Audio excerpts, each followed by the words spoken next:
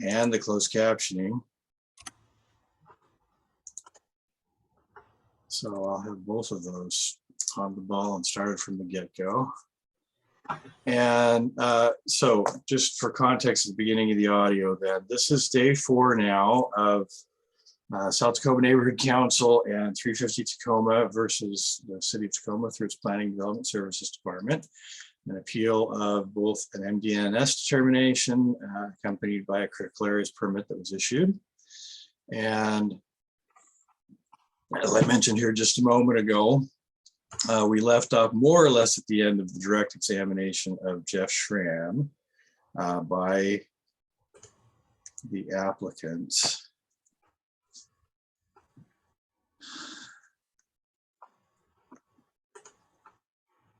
And we have, I guess, 1 or 2 more questions for him from the applicant, and then maybe an item that I asked be addressed. And we'll address that, and then we'll move to the city and then to cross by the appellant. So go ahead, Ms. Taylor. Thank you. Good morning, Mr. Schramm. Good morning. In your testimony yesterday, you provided a list of 8 projects that have similar characteristics to the project we're discussing in this appeal, and were also reviewed under ITE Land Use Category 130. One of those projects was located in the city of Lakewood, and I'd like to follow up on that project. Is that a project that you would like to remove from your list of examples? Yeah, I'm happy to remove it, but maybe before we decide to remove or not, I just wanted to clarify that particular project. I went back and looked in more detail. My testimony yesterday was that that project was one that was evaluated as an industrial park as well as a high cube fulfillment sort facility. And my testimony was that it's because the city of Lakewood asked for both scenarios. I was wrong on 2 accounts. Number one is we did not evaluate it as an industrial park. It was a single building. We evaluated as a light industrial use. Light industrial is land use category 110, not industrial park. The other error, and I'd like to clarify, is that the reason both scenarios were evaluated was not on the city's request. It was on the request of the applicant, KG Investment. KG is also an industrial developer. And the purpose for them evaluating both is because at the time they wanted the flexibility to evaluate what the traffic impacts were if they were to have the building become or be built and constructed and operated as a high cube fulfillment center sort. So we ran through all the analysis using both scenarios at their request. So the city had that documentation as part of the SEPA determination. Thank you, Mr. Schramm. And so based on that, this would not be an example of a prior project using ITE category 130, correct? Correct. And because of that, it is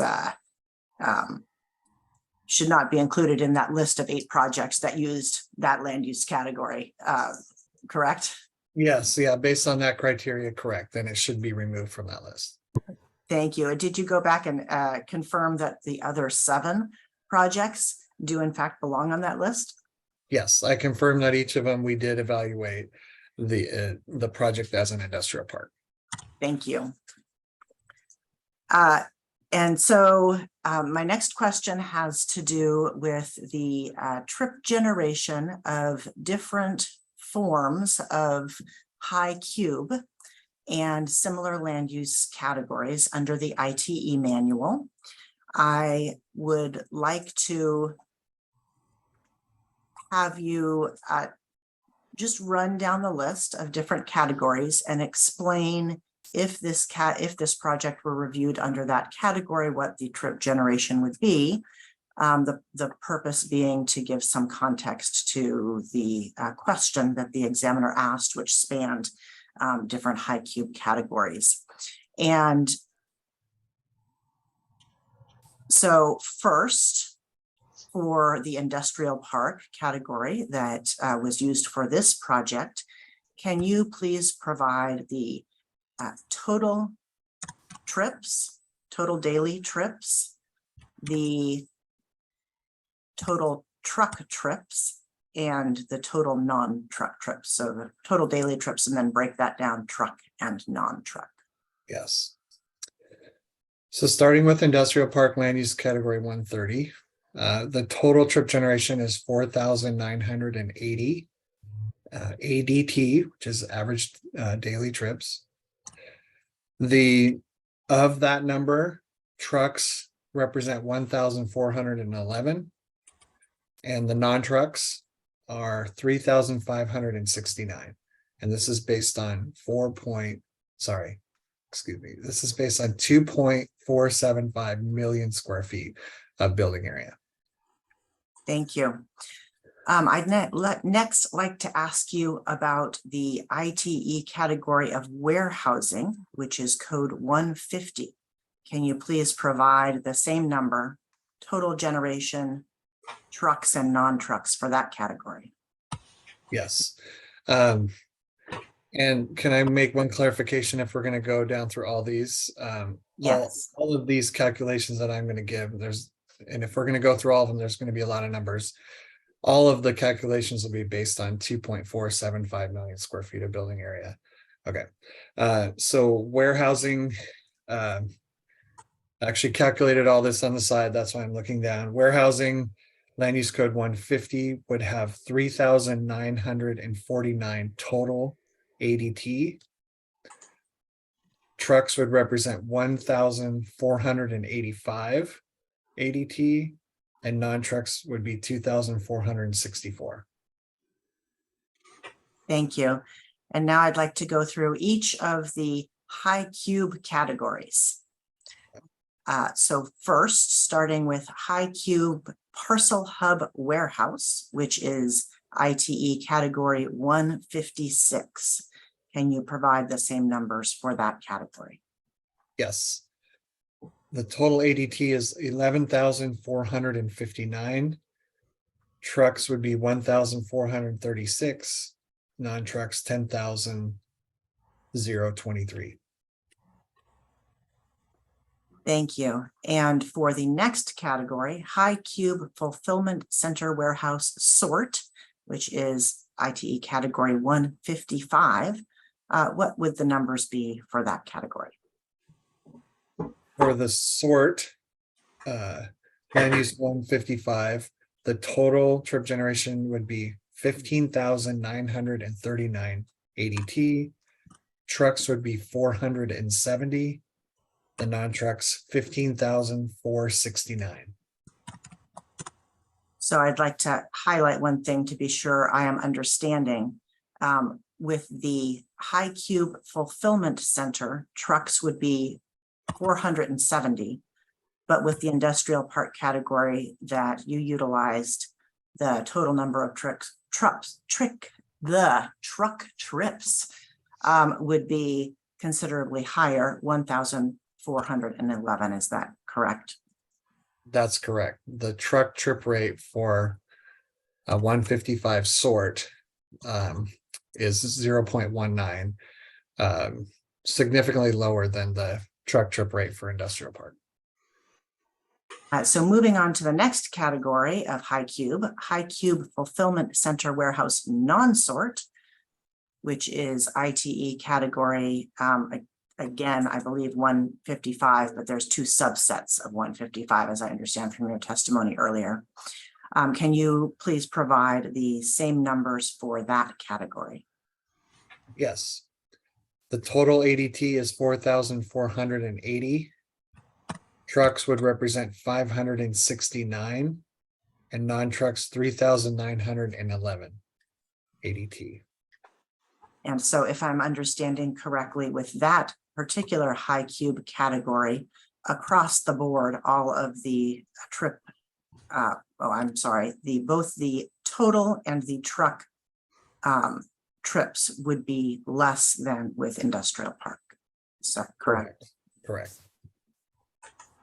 Moving on to the next high cube category, and we only have 2 left, so we'll be done here soon. High cube transload and short-term storage, which is ITE category 154. Can you provide the same numbers for that category?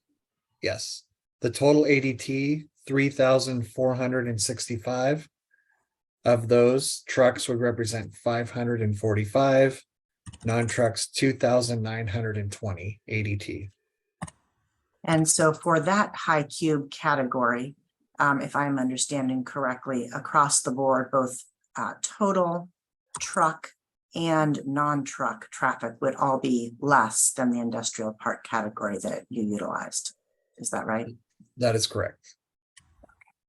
And then finally, the high cube cold storage category, ITE 157. Can you please provide the numbers for that use category? Yes.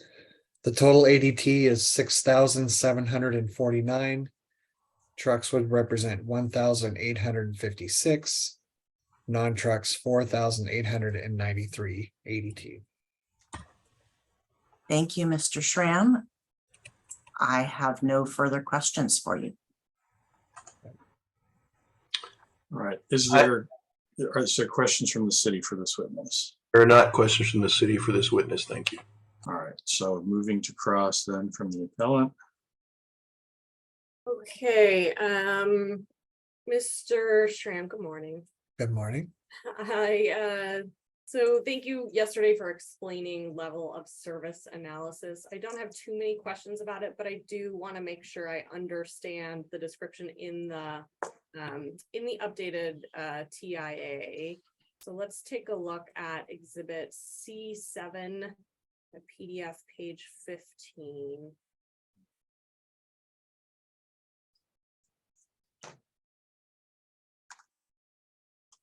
So if I'm reading that right, it says LOS generally refers to the degree of congestion on a roadway or intersection. It is a measure of vehicle operating speed, travel time, travel delays, and driving comfort. And then some more things. Is that an accurate description of what you were looking at in your level of service analyses for this project in Tacoma? Yes, it is. Okay. And then I had one clarifying question about the Knutson Farm trip cap. I want to, as I understood your testimony, I think you were saying that in Puyallup, high traffic levels associated with the trip generation analysis caused concern about intersections falling below Puyallup standards for level of service. But because Tacoma does not have the same high level of service standards, the same concern would not apply here. Is that correct?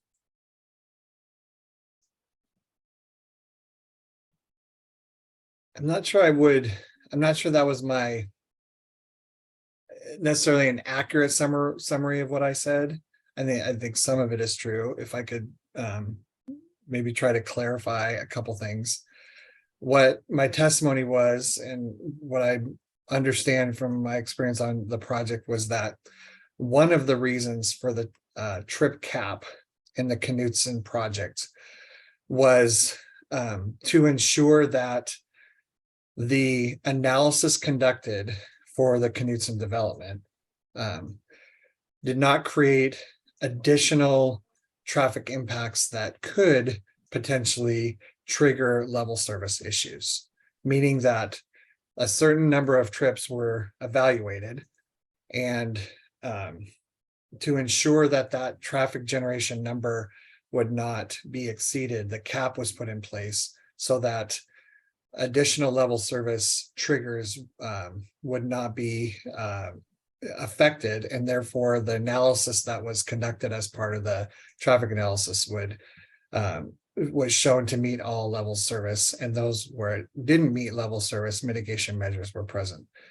In comparison to what we're evaluating here in Tacoma, is that the same level of, or the same evaluation criteria. I'm sorry, I'm going to say that again. There's a different evaluation criteria.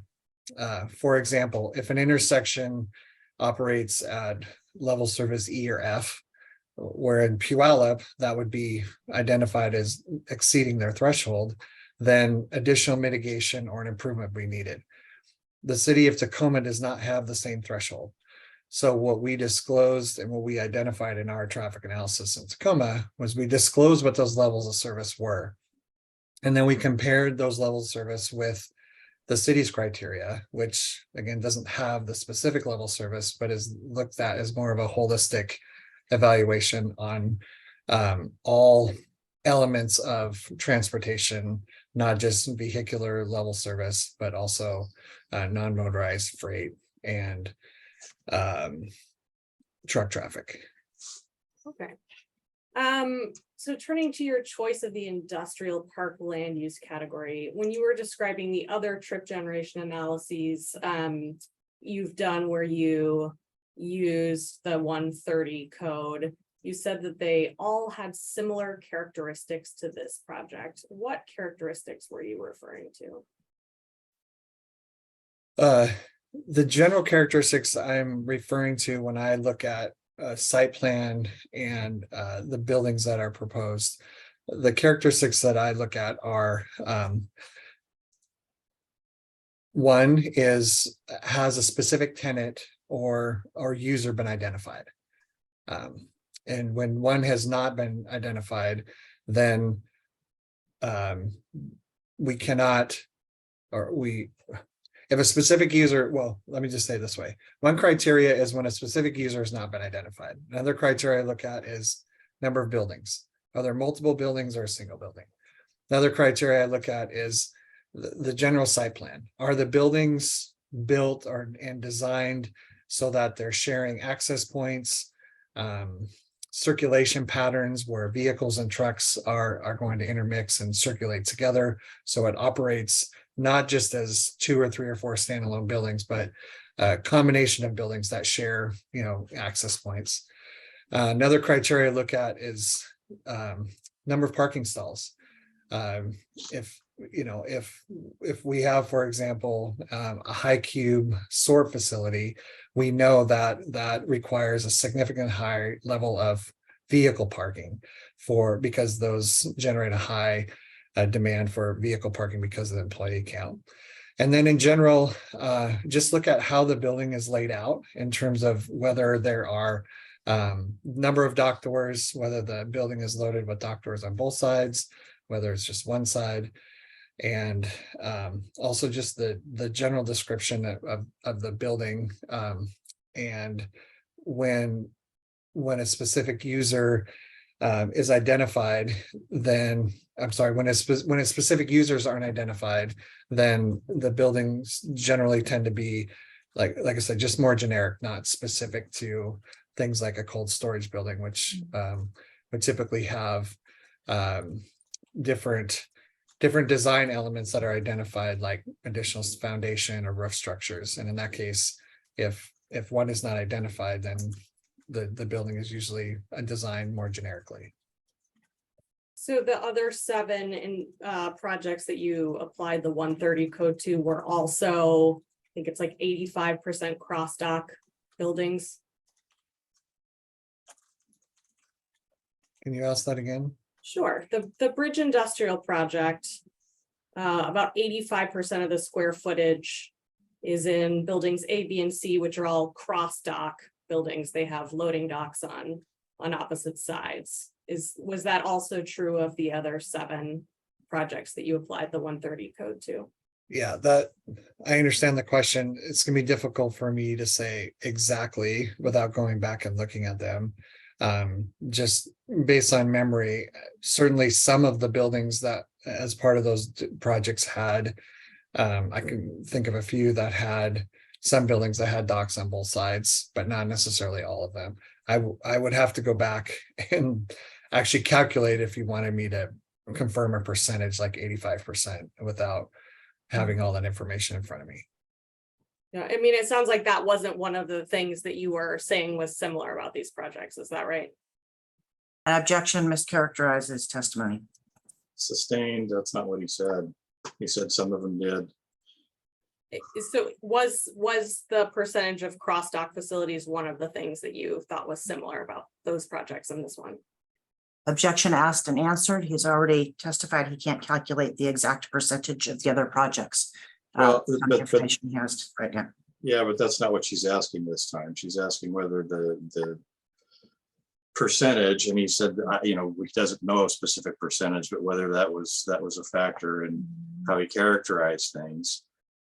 I think it's a fair question. I'm not sure it has been answered in that form yet. So let's go ahead and answer the question. But can you repeat the question again? Make sure I That have would it. probably be a good idea at this point. Sure. So you're listing the similar characteristics to you that make something an industrial park. I know you've mentioned multiple tenants, or sorry, no identified tenants, multiple buildings. I'm going to ask you a follow-up question in a minute about the shared access points, number of parking stalls. This isn't the same question now. I'm Are we abandoning that one and going on to something else then? No, I'm laying some context to help make it a little more intelligible. All right. I don't think I heard in your list that whether the buildings are cross-dock or not is one of the things you consider. Is that something that you consider? I would say that when you asked me a few minutes ago, my list, I did not say a percentage or the amount of cross docks was part of my criteria. But I would say that while I didn't list it before, considering in the context of evaluating what the right land use category to choose is, the amount and presence of cross docks is a criteria that I would add to that list of things I would consider. Let me interject with a quick question then, because I'm curious about something on this. Dr. McCarthy's testimony was these buildings that have docks on both sides, if I recall correctly, are more suitable for a high cube transload center because you've got stuff coming in on one side and going out on the other side. Does the presence of docks on two sides of the building of necessity mean that that's how they're going to be used, with loading on one side, with receiving on one side and shipping out on the other? I would say, Mr. Examiner, in general, yes. A building that has docks on both sides is purposeful because it's intended to bring goods in on one side and transload them across and have them sent out on the other side. Because that cross dock element is an important function of a high cube transload facility.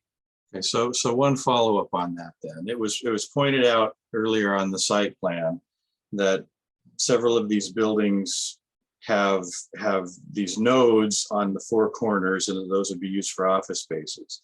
And it seemed like the insinuation at the time was, hey, we could have 4 different users in here, and the space would be essentially divided in 4.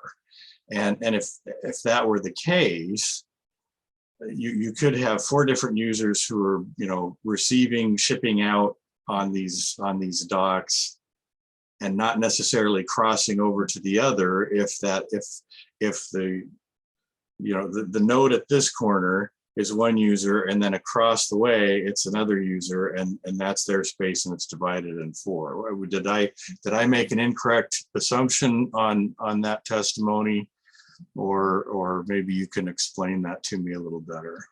Yeah, I understand your question, Mr. Examiner, and I would say yes.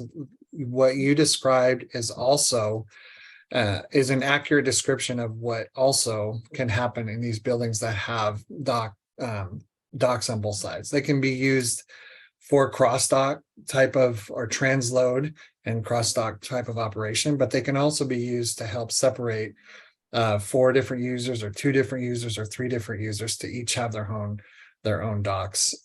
It can be used interchangeably. It can be used any and always. In fact, in my experience, these buildings are built when you don't have a tenant.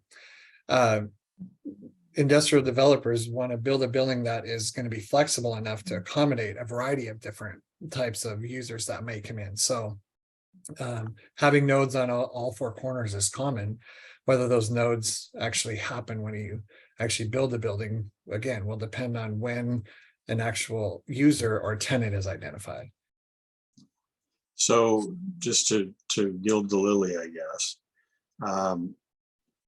No known tenants here. The building is being built to accommodate a whole bunch of different uses. You've explained why industrial park was used for this particular location. I'm guessing Ms. Tech Cooper is going to follow up on that a little bit more.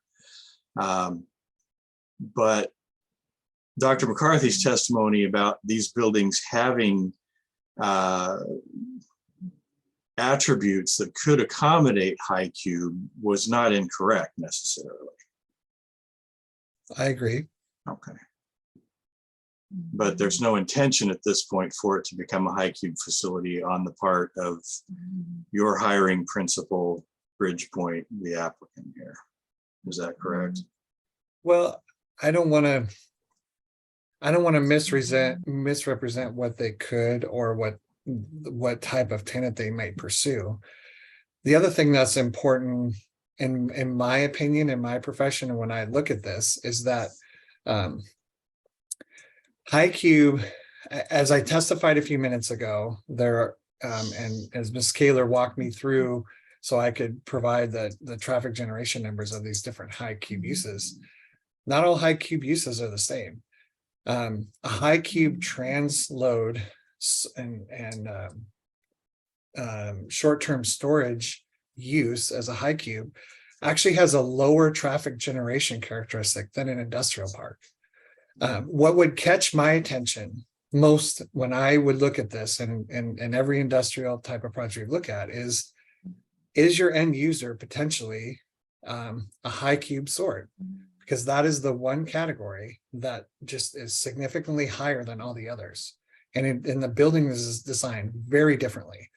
And so when you see buildings like A, B, and C that have these, multiple docks and multiple nodes, that does not cause me concern about a traffic generation, because the developer could easily and may in fact seek a high cube transload user. But that traffic generation characteristic falls within an industrial park, and especially the traffic generation characteristics. Whereas if I saw a big building, 500,000 square feet with an 80-foot height, right, and multiple mezzanines, and I'd say that's a SOAR facility, or more likely is we should evaluate the traffic impacts of that. That's not what's being proposed. That's not what's designed. That's not what the site plan includes. So that's a very important distinction for me when identifying what needs to be evaluated from a traffic analysis and SEPA perspective. All right, that was a lot more than I actually asked, but still helpful. So, okay. Anyway, Ms. Tech Cooper, back to you. Your witness. Okay, Mr. Schramm, if project documents refer to the facility as catering to warehouse uses, would that make you more likely to choose a high cube warehouse category to analyze?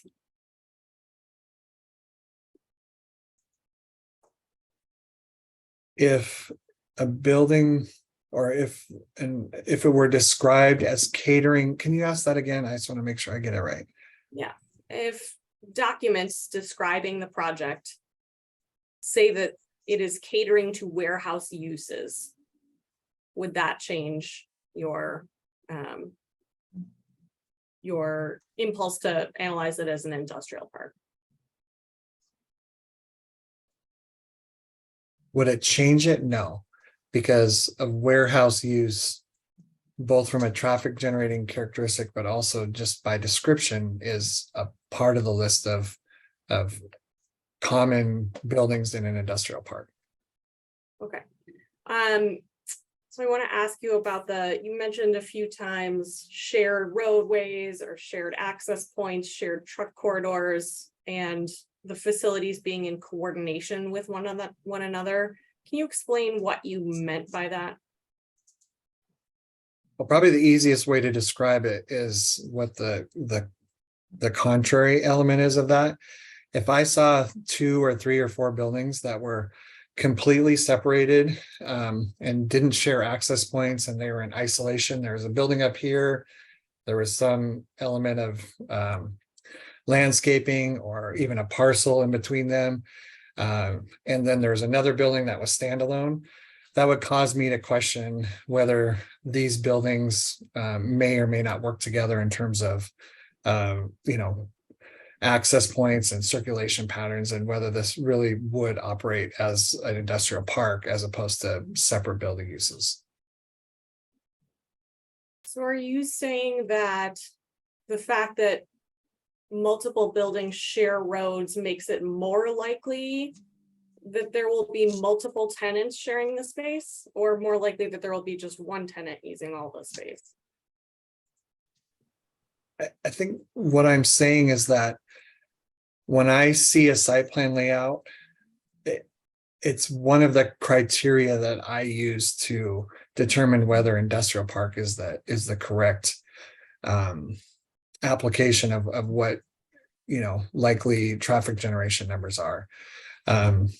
I've seen industrial parks and worked on warehouse projects and with multiple buildings where tenants will take multiple buildings. And so whether or not there's one tenant or multiple tenants is to me a separate criteria than when I first evaluate the layout of an industrial park project. Right, is this in the ITE manual anywhere? This consideration about whether there are shared roadways between the buildings? No, I don't believe it is. Okay. You also mentioned that you didn't think the Bridge Industrial Project site had a high enough parking ratio to be a fulfillment center. Does the trip generation manual say anything about the parking ratios associated with any of the land use categories we've talked about? No, it does not.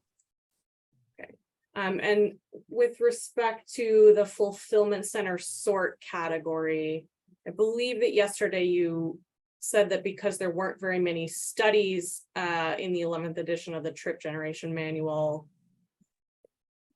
do I understand that you pretty much only use that if the developer tells you it's going to be a fulfillment center or it's very tall?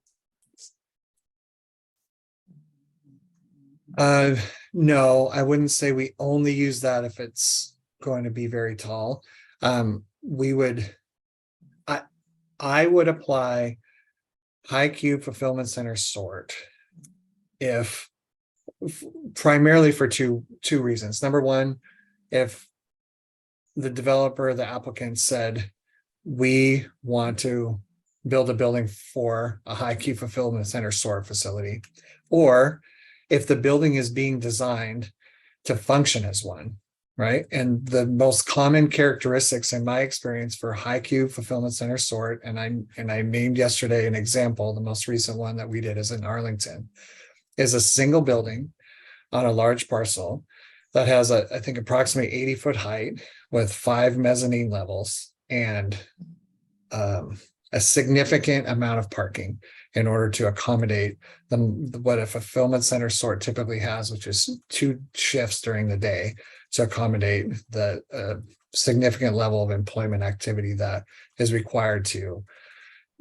serve and for that fulfillment center sort to function.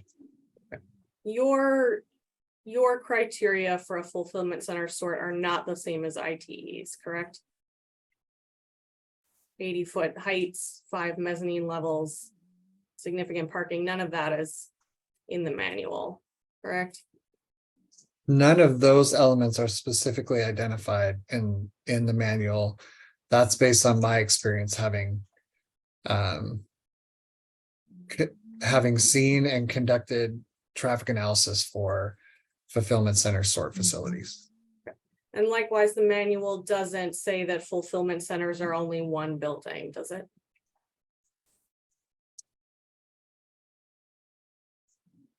I believe what it says is, and I'm looking at it, says a high cube warehouse is a building that typically has at least 200,000 square feet. It doesn't say it can only be one building, it just defines it as a building.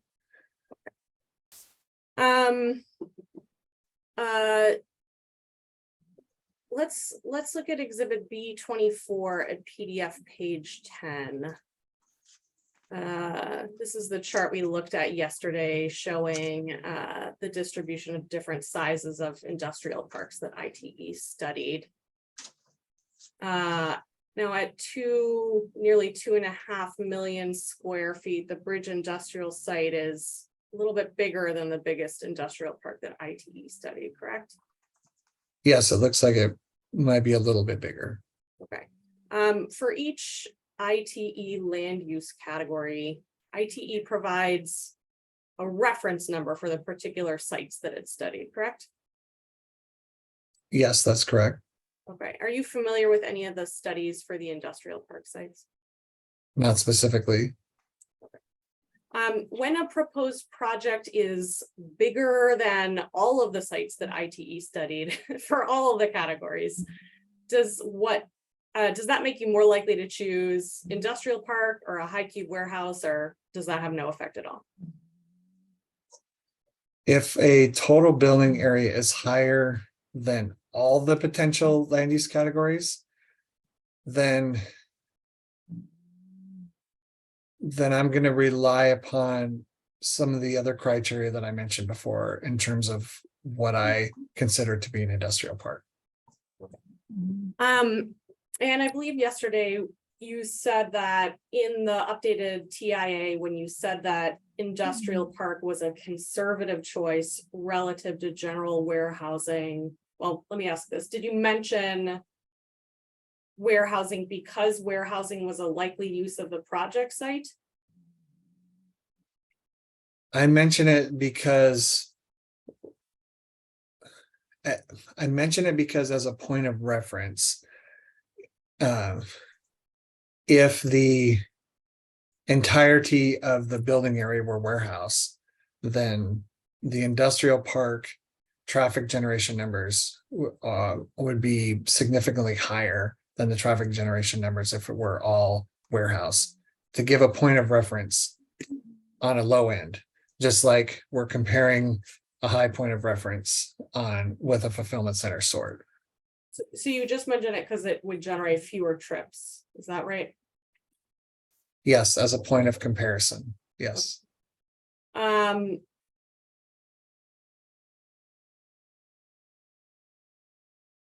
see. And you mentioned in the updated TIA that additional analysis would be needed if the site was used as a high cube fulfillment center or a parcel hub. Did you mention those land use categories? Because those were likely uses of the project site. I mentioned that not because those are likely, but because the traffic generation characteristics of those two categories are noticeably, if not significantly higher than what was evaluated for an industrial park. It was my way of saying, if the entirety or even some portion of it were either one of those categories, then the traffic generation numbers would be higher and additional analysis may be required. Okay. One question about Exhibit B24. There's some red boxes in it and some highlighting. Is that stuff you added? These are excerpts. This was the excerpts from the manual. Yes, that's our exhibit, and I highlight both the red boxes and the yellow highlighting are my work. Okay. And I want to make sure I understand your position on using the regression fit calculation methodology for industrial parks. Is it your understanding that the only correct way to calculate an industrial park is to use a regression fit because there are more than 20 studies for industrial park in the manual? If I understand your question, it's not the only way. I would say that it is the way that the IT trip generation manual guidance would indicate is the proper way, or the most let me write When the data has at least 20 points and the fitted curve equation are provided, the fitted curve equation should be used. That's the guidance right from the manual. Okay, and was that guidance new to the 11th edition of the trip generation manual? No, I believe it's in both. Okay.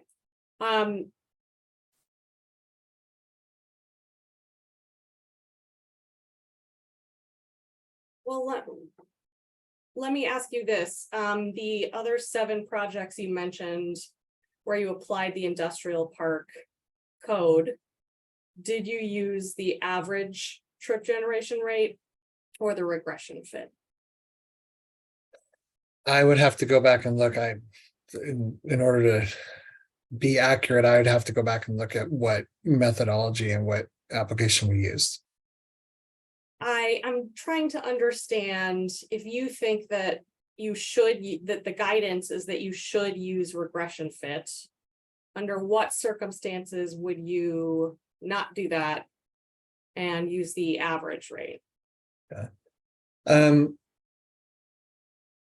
One circumstance that has happened, I can't say that it has happened on industrial park, but it has happened on other land use categories that I've used on other projects, is that sometimes guidance and or requirements from a particular agency might indicate that use of the rate is only allowed.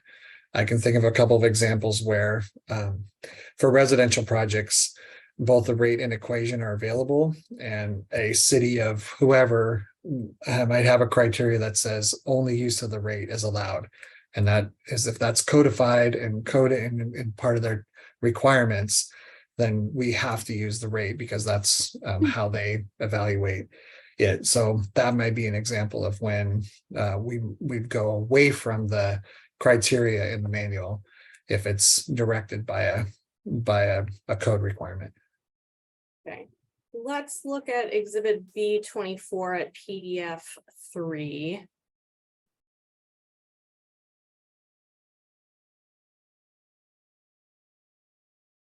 The manual, and I'm going to ask you to read something on it, but first I'll tell you my understanding and then you can tell me if I understand it correctly. My understanding of the text that we're about to look at is that we're going to look at the bottom paragraph on that page, which says, within the data plots, there are several instances when the regression curve results in an equation with a large y-intercept.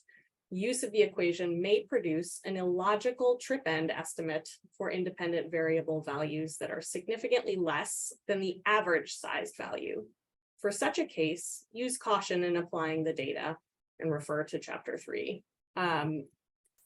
Does this mean that you should proceed with caution if the regression fit calculation methodology is going to produce a trip generation value that's substantially below what you would get applying the average?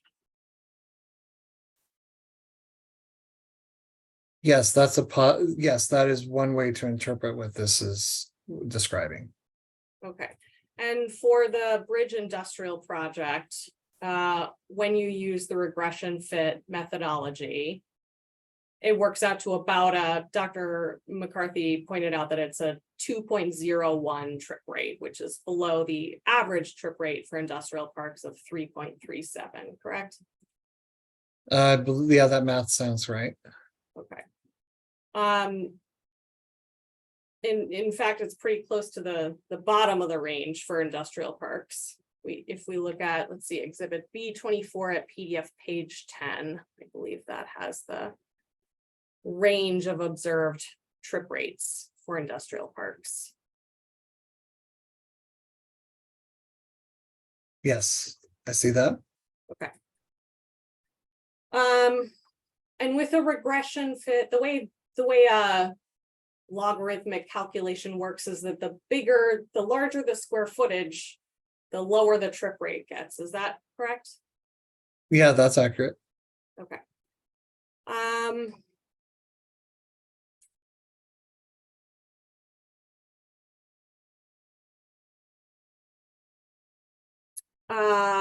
You also mentioned,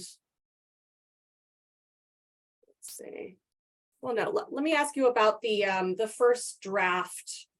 Well, not a draft, the first version of 10W's TIA for this project. I saw your name listed as the project contact in that version as well, right? Yep. Okay. And in that May 2021 study, you use the average trip rate for industrial park, correct? Yes, And then in the updated version, you switched to using the log fit version, correct? correct. All right, and let's look at exhibit C7. This is a stipulated exhibit at PDF 4, the first paragraph. This is the updated one. And we're going to look at the text explaining the updates. So the first paragraph says, this updated traffic impact analysis TIA, oh wait, yes, has been prepared for the proposed Bridgepoint Tacoma development, yada, yada. The part I'm looking for is, that is not it, I'm sorry, give me a moment. I think this is not the right page. Can we zoom that up a bit? The print's a little light and it's a little small. It'll make the video a whole lot better and it'll make it easier for me to see right now. I apologize. I think that's not the correct page that I was looking for. Let me see if I can find the right page.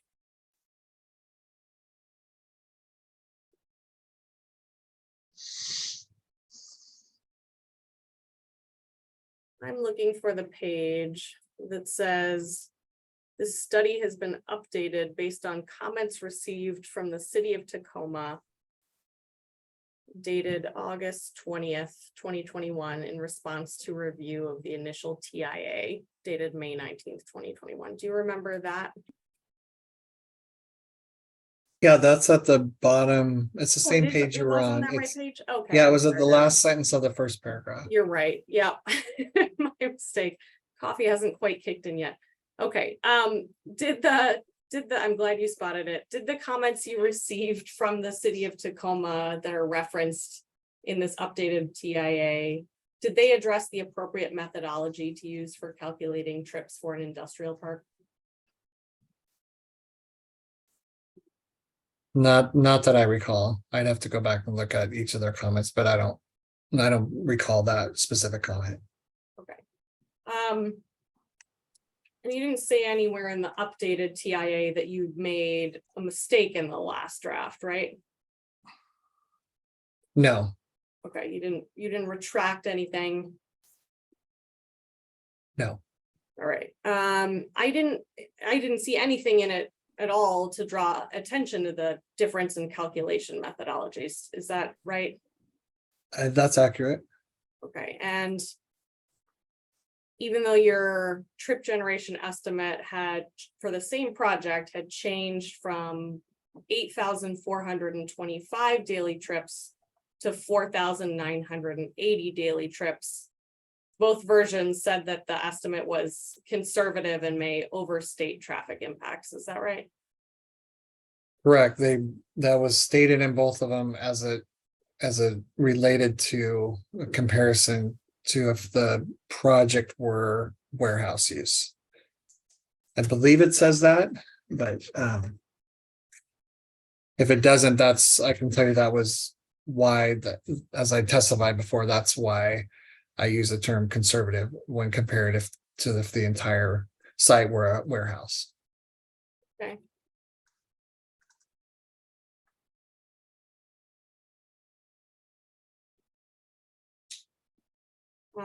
Nothing further. Okay, so let me interject there then. And maybe I missed it, and if I have, I apologize. It seems like we've kind of been dancing around it a bit. So what was the reason for the change from the May to December reports? Why did you change methodologies there? Yeah. It's because we recognize as part of our own internal QC process, when we went back through the trip generation manual and its guidance, recognize that the appropriate way, consistent with the manual guidelines, is to evaluate trip generation using the regression fitted curve equation. And is that again, because in this instance, you mentioned there's 20 or more data points, and when there is, it's regression as opposed to the average? That's correct. Okay. It's nice when I actually grasp these things, but got to make sure sometimes there's additional questioning. So is there redirect for this witness based on the cross, both mine and the appellant's? Yes, Mr. Examiner, I just have a couple of questions for you, Mr. Schramm, and I will go through my notes. At the beginning of cross-examination, Ms. Tack Hooper showed you a page in Exhibit C7, your traffic study that related to the description of LOS. And if you will bear with me for a minute, I do want to pull up that same section so that we can be accurate here in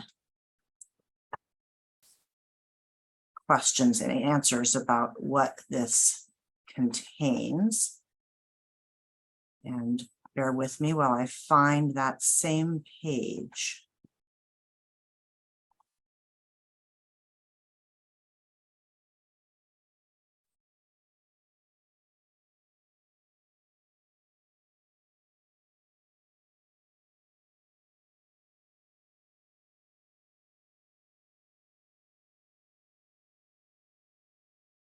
I will ask you, Mr. Schramm, do you recall the specific page in your traffic study? Well, I don't have the PDF page, but I have the page in our report. C7 is on the bottom right is page 12. Thank you. Let me Which see if means I that- can.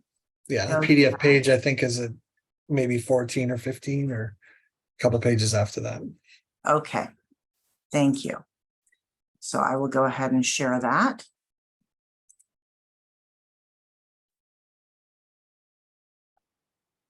So this is the page C7 and PDF page 15. Thank you, Mr. Schramm, for helping me find that, that Ms. Tack Cooper referred you to. And she specifically referred you to this second paragraph that describes level of service generally. Did you calculate the level of service represented by A through F in your traffic study? Yes, that was done at 16 intersections. Thank you. And so when you responded to Ms. Tack Hooper and said, yes, that was the LOS this is the LOS description that you used, were you referring to the analysis that follows in your report that does calculate LOS A to F? Yes. Okay. I'm then gonna show you one of the documents that we referred to in your testimony yesterday.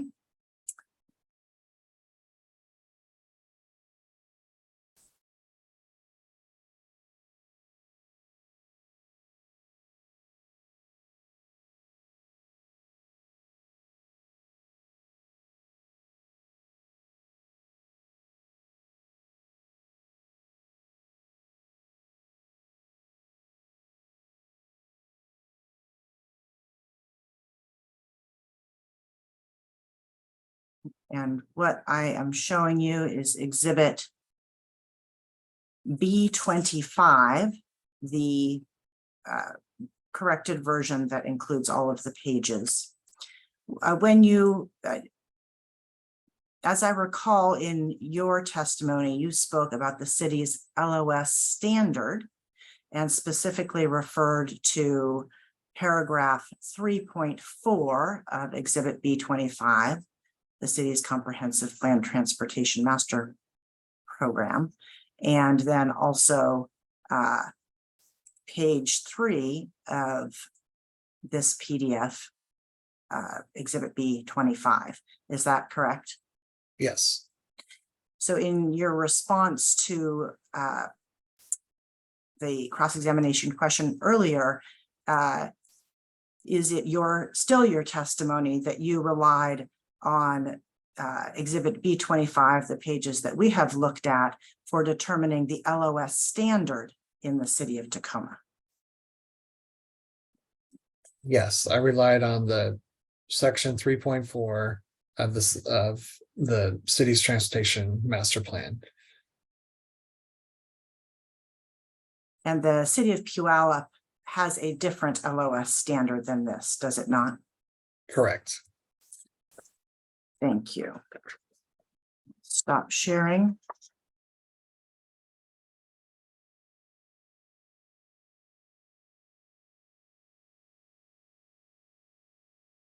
There were some cross-examination questions relating to the presence of cross docks in the project. And I just want to be sure I'm clear about your testimony. Can a building with cross docks be located and in an industrial park? In my opinion, yes. In your response to the examiner's question along these lines relating to cross docks, you referred to transload facilities. And is a transload facility a type of project that might use a cross dock?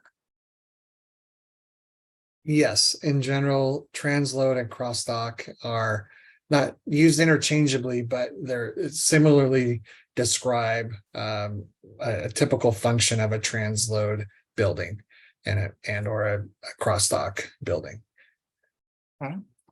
And then recalling your testimony at the beginning of the day about the different trip generation rates for different types of high cube categories, was it your testimony, and you could go back and refer if you had notes regarding the specific numbers here, but do I recall correctly that it was your testimony that high cube transload facilities, the category 154, would actually have a lower both total trip generation, a lower truck trip generation, and a lower non-truck trip generation than the industrial park category for this project? That is correct. So if in fact those cross docks were used for transload purposes, and I'm just going to first acknowledge in my question, this is not what is proposed. But hypothetically, if that were to happen, the trip generation from that use would not increase the overall trip generation that you calculated, correct? Correct.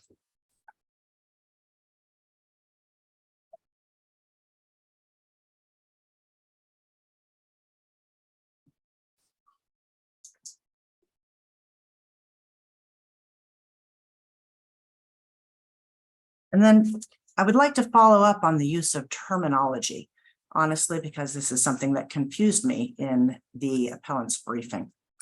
You had a question about whether a reference to warehouse uses would affect your impulse to use the industrial park category. And so I just want to be clear. If the project is described as a warehouse, does that indicate to you that it's appropriate to include it in the industrial park category as you did?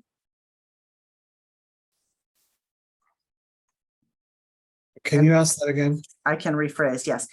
If, for example, a document as part of this project application referred to industrial warehouses or referred to the project as a warehouse project, would that mean to you, oh no, this is an industrial park, this is high cube? Or would that be consistent with the land use category that you did choose, industrial park? Would say that if the project were described as warehouse or warehousing, then it would be appropriate to consider in as an industrial park as well, because warehouse use is part of the description and understanding of an industrial park. There is in fact a separate ITE category for straight warehousing, which you described earlier, correct? That's correct. And so just to refine my question, the use of the term warehouse would not indicate, is it true that the use of the term warehouse would not indicate high cube to you? That's accurate. Okay.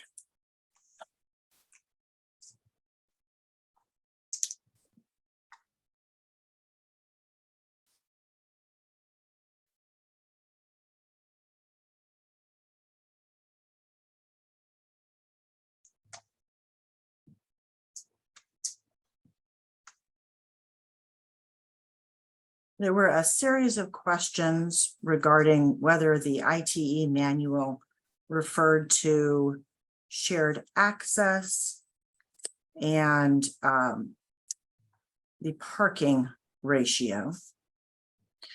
Does the ITE manual prohibit a transportation engineer from exercising their professional judgment?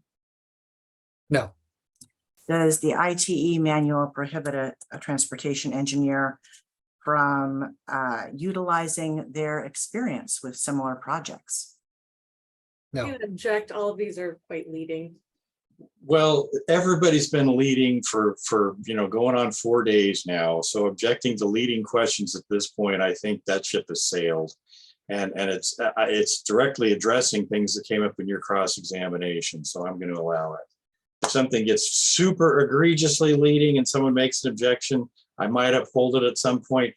Everybody's been leading every day with the quantity of leading questions has not gone unnoticed by me to this point. I'll just say that. So I think that ship has sailed. It's relevant. It addresses stuff in cross. It's allowed, objection overruled.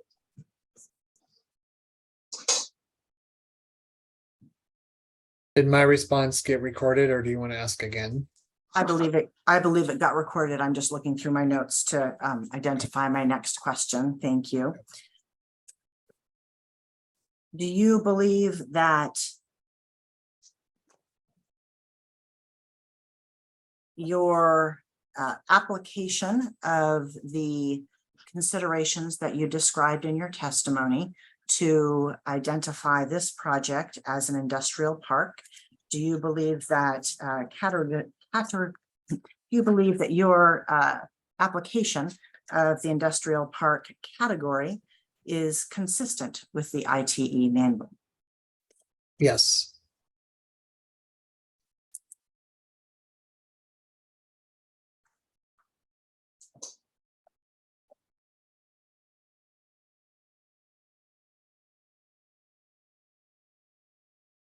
Do you believe that use of the regression curve to calculate trip generation for the industrial park use was appropriate?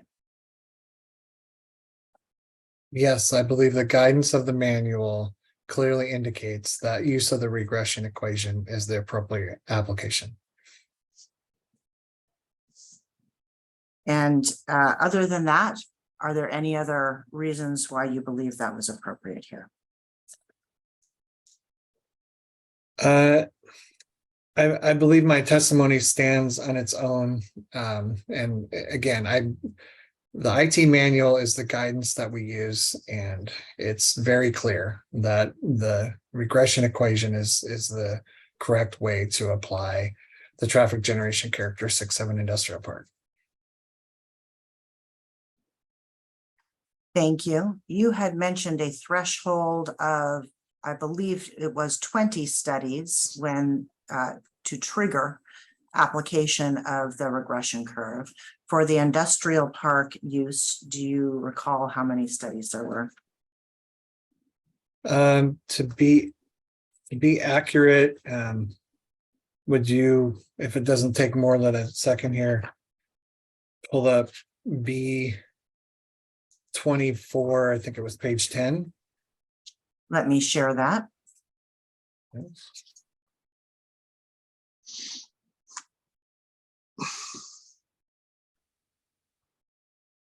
So I am sharing exhibit B24, page 10.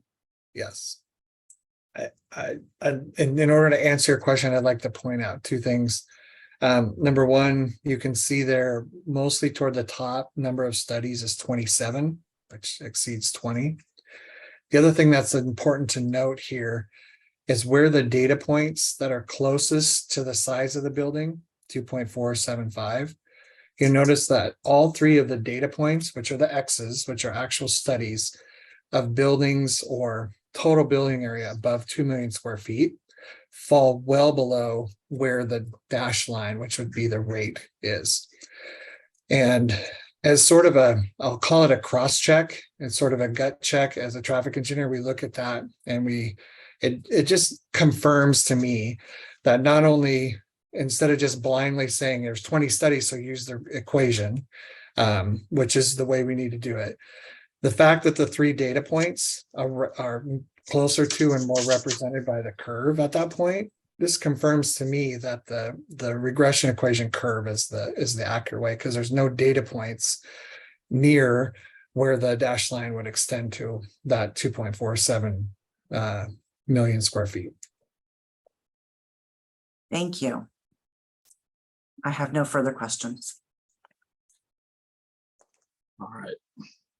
So it is 9:38. I just want to give you what my expectation of the time is here for how we're going to do things this morning.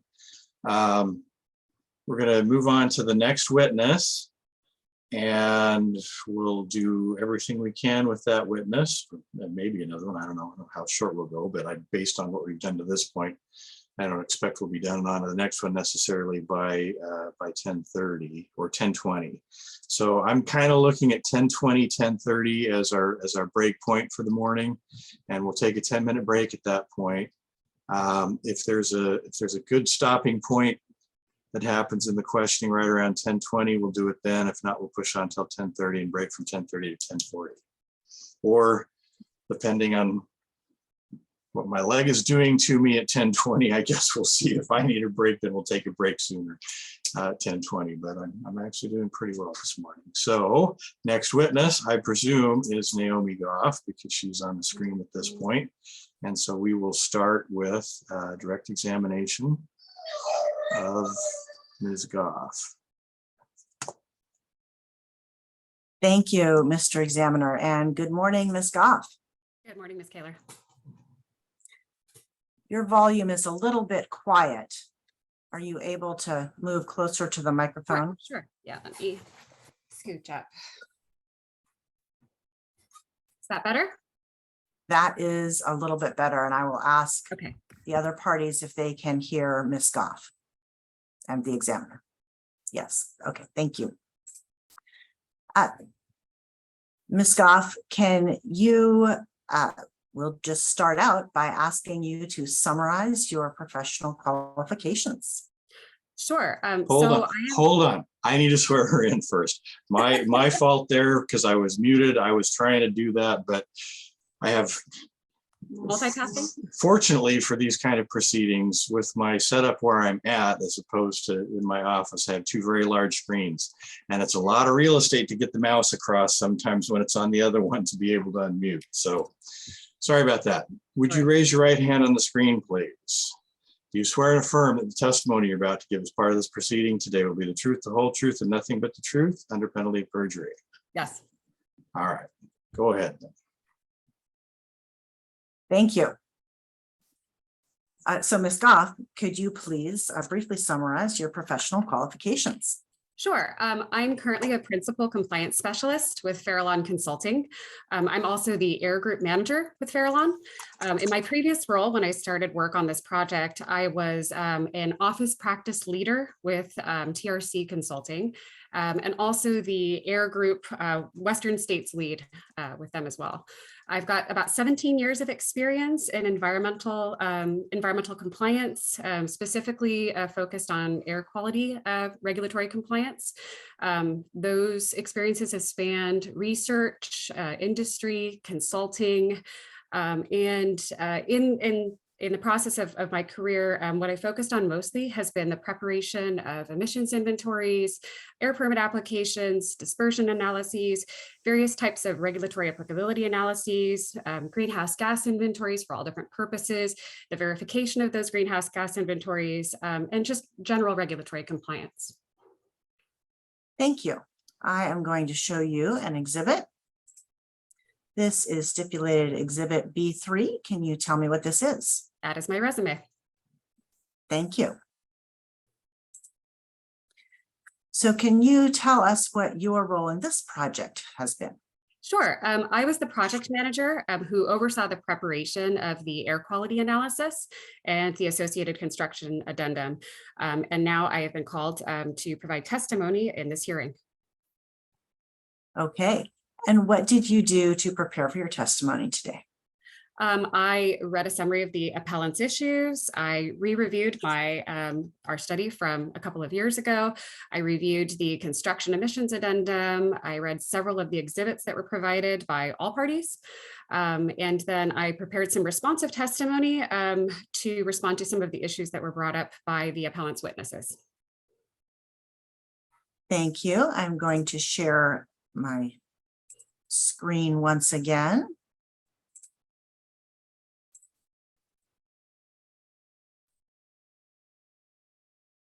I am showing you stipulated exhibit C13. Can you tell me what this is? That was the air quality study that was prepared for the project. And now I am showing you stipulated exhibit C32. Can you tell me what this is? That was an addendum to the air quality study to present construction emissions. Thank you. So to get started, I'd just like to ask you some general questions before we dive into your specific analysis. In what context are air quality studies usually prepared? Typically, an air quality study is prepared in the context of a permit application or for environmental review purposes like NEPA, CEQA, or SEPA. And so by permit application, do you mean a land use permit like this, or are there other types of permits that you're referring to? Yeah, so there are different types of permits. There are stationary source permits that are issued at the federal and state level and in some local jurisdictions as well. And so those are specifically air permits, correct? Correct. Those are air permits that are specific to the issuance of stationary sources. So not to cars, not to trucks, just stationary sources. And those are jurisdiction by jurisdiction, specifically for air emissions. Thank you. So does this project need an air permit? No, this project does not need an air permit. So in the state of Washington, ecology and a handful of local agencies are delegated authority to issue air permits. And the regulations in Washington are structured so that, again, stationary sources are the only sources that require air permits. In this project, the only true stationary sources that are present are natural gas heaters that are being used to keep temperatures in those warehouses or buildings. I guess we're going to interchangeably call them that because I'm not a builder, but to keep them above freezing temperatures. And specifically, ecology has called out the need for an air permit for sources that have a high firing rates, so greater than 10 million BTUs per hour. These heaters are much smaller, and so they don't require an air permit. Thank you. So in Washington, are there any permits that are required, air permits that are required for emissions from mobile sources like cars and trucks? No, so there are no regulations that require the permitting of mobile sources like cars and trucks or any other mobile sources in the state of Washington. They are excluded specifically from permitting. Are there other methods that the state uses to reduce air emissions from mobile sources? Sure. So the state has various sorts of requirements that apply, like at the tailpipe of vehicles. So emission standards for vehicles. They've also got different types of fleet electrification or clean fleet requirements. So those require the sales of clean vehicles by a certain year. At the federal level, there are analogous standards as well. So there's fleet requirements, electrification things that are in place, and then average fuel economy standards that I think everybody's familiar with here. Thank you. So if there are no permit requirements or permit standards for mobile sources, what other sources did you look to as reference points in evaluating mobile sources under SEPA? Yeah, so Let me back up and just say, in evaluating generally both non-mobile and mobile sources for this project under SEPA. yeah, sure. So since there's not a direct regulatory correlation there to evaluate significance, I'm an engineer by education and an engineer in the way that I think, and my background is regulatory analysis. So I like to think of things in terms of if something is significant, it must exceed some threshold. So I don't like to use my own personal biases in determining whether or not something's significant. So what I did for this project is that I looked at state and federal regulatory standards that I could apply to the project in various sorts of mechanisms to kind of objectively determine whether or not I thought emissions from the project would be significant. So if I'm understanding you correctly, you're applying these standards kind of by analogy. Correct. Yeah. They're by analogy so that I have some sort of black and white sort of means to be able to contextualize whether something is significant or not. Thank you. So specifically looking at emissions that come from the project site itself that are occurring on site, how did you contextualize those emissions? Yeah, so under ecology's framework for stationary sources, and again, if Mr. Examiner, if there are terms that I use that you need me to back up on, please let me know, because this is kind of dense. But for stationary sources that require a permit in the state of Washington, there is a mechanism for the evaluation of toxic air pollutants from a permitted source.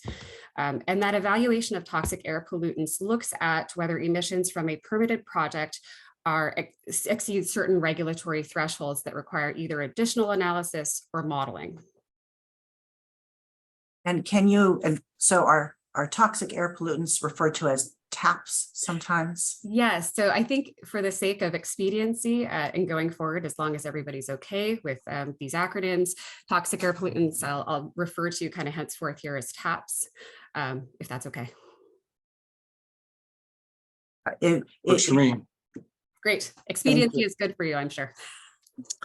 And so can you explain which TAPs you looked at and why? Yeah, so I looked at a subset of 9 TAPs. Those 9 TAPs, without introducing another acronym, I'm going to try my best to avoid those today. But those 9 TAPs are actually identified by the EPA as being priority mobile source air toxics. I won't use that term again until later, but I won't abbreviate it. So those 9 priority air toxics are the primary drivers of long-term impacts, long-term health impacts, including cancer and chronic health impacts in the country from mobile sources. Additionally, there are a couple of criteria pollutants, which I'll define a little bit later, but these are more common pollutants like NOx or oxides of nitrogen and carbon monoxide and particulate matter. So we looked at a subset of those criteria pollutants because they're also on the Washington list for toxic air pollutants. just to be able to make that analogy. Are those also pollutants that might be most commonly associated with the sources of emissions that you're looking at here? Correct. Yes, from combustion. Yeah. So we've talked about what you did to contextualize emissions coming from the project site itself. What did you do to contextualize emissions coming from mobile sources off the site? So cars and trucks as they're driving to and from the site. Yeah, for cars and trucks, it's a little bit trickier because the ecology standards for toxic air pollutant evaluation are intended only to apply to a stationary source of air pollution. So, and more so, even more than the stationary source piece. So of course, excluding mobile sources, it's intended to apply to an isolated site, not like dispersed emissions across like a county or a region. Nevertheless, we did go ahead and calculate numbers, but those are presented only for information. They're not for contextualization because that standard doesn't apply. But what we did instead in terms of being able to look at those and to contextualize them is I actually looked at a higher level. I looked to the United States Environmental Protection Agency and looked at something that would be more regionally applicable.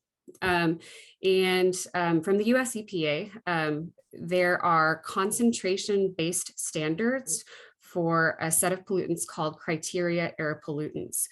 So I just mentioned those and kind of in context, and those are carbon monoxide, oxides of nitrogen, sulfur dioxide, particulate matter, ozone, and lead.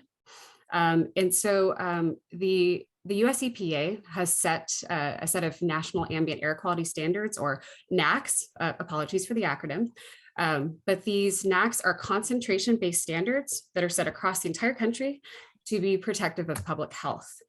And so instead of looking at things that are inappropriate for the scope of this project, we opted to look for something that's more regionally applicable. Thank you.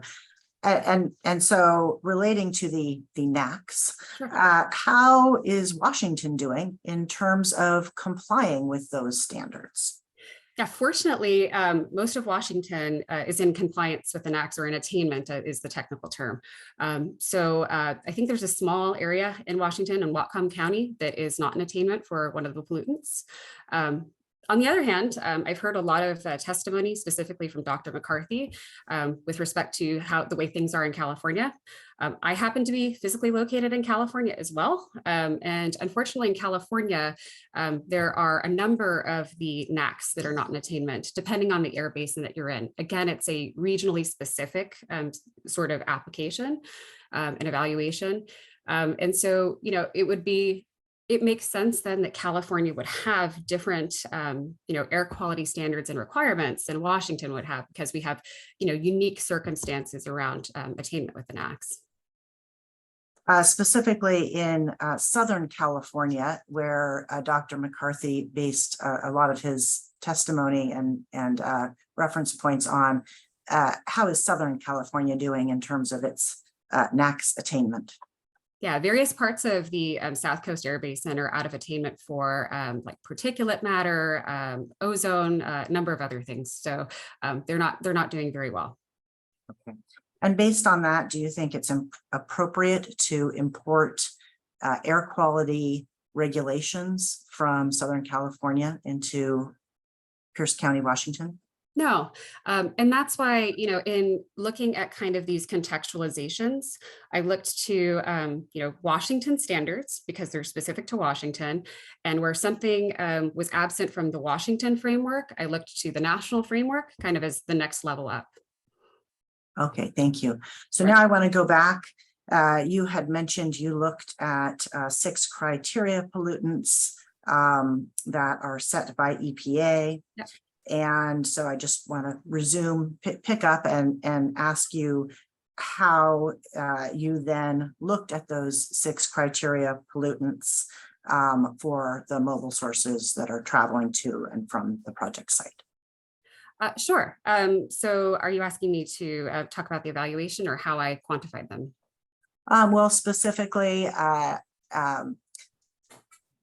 can you please describe the prevention of significant deterioration standards? The way that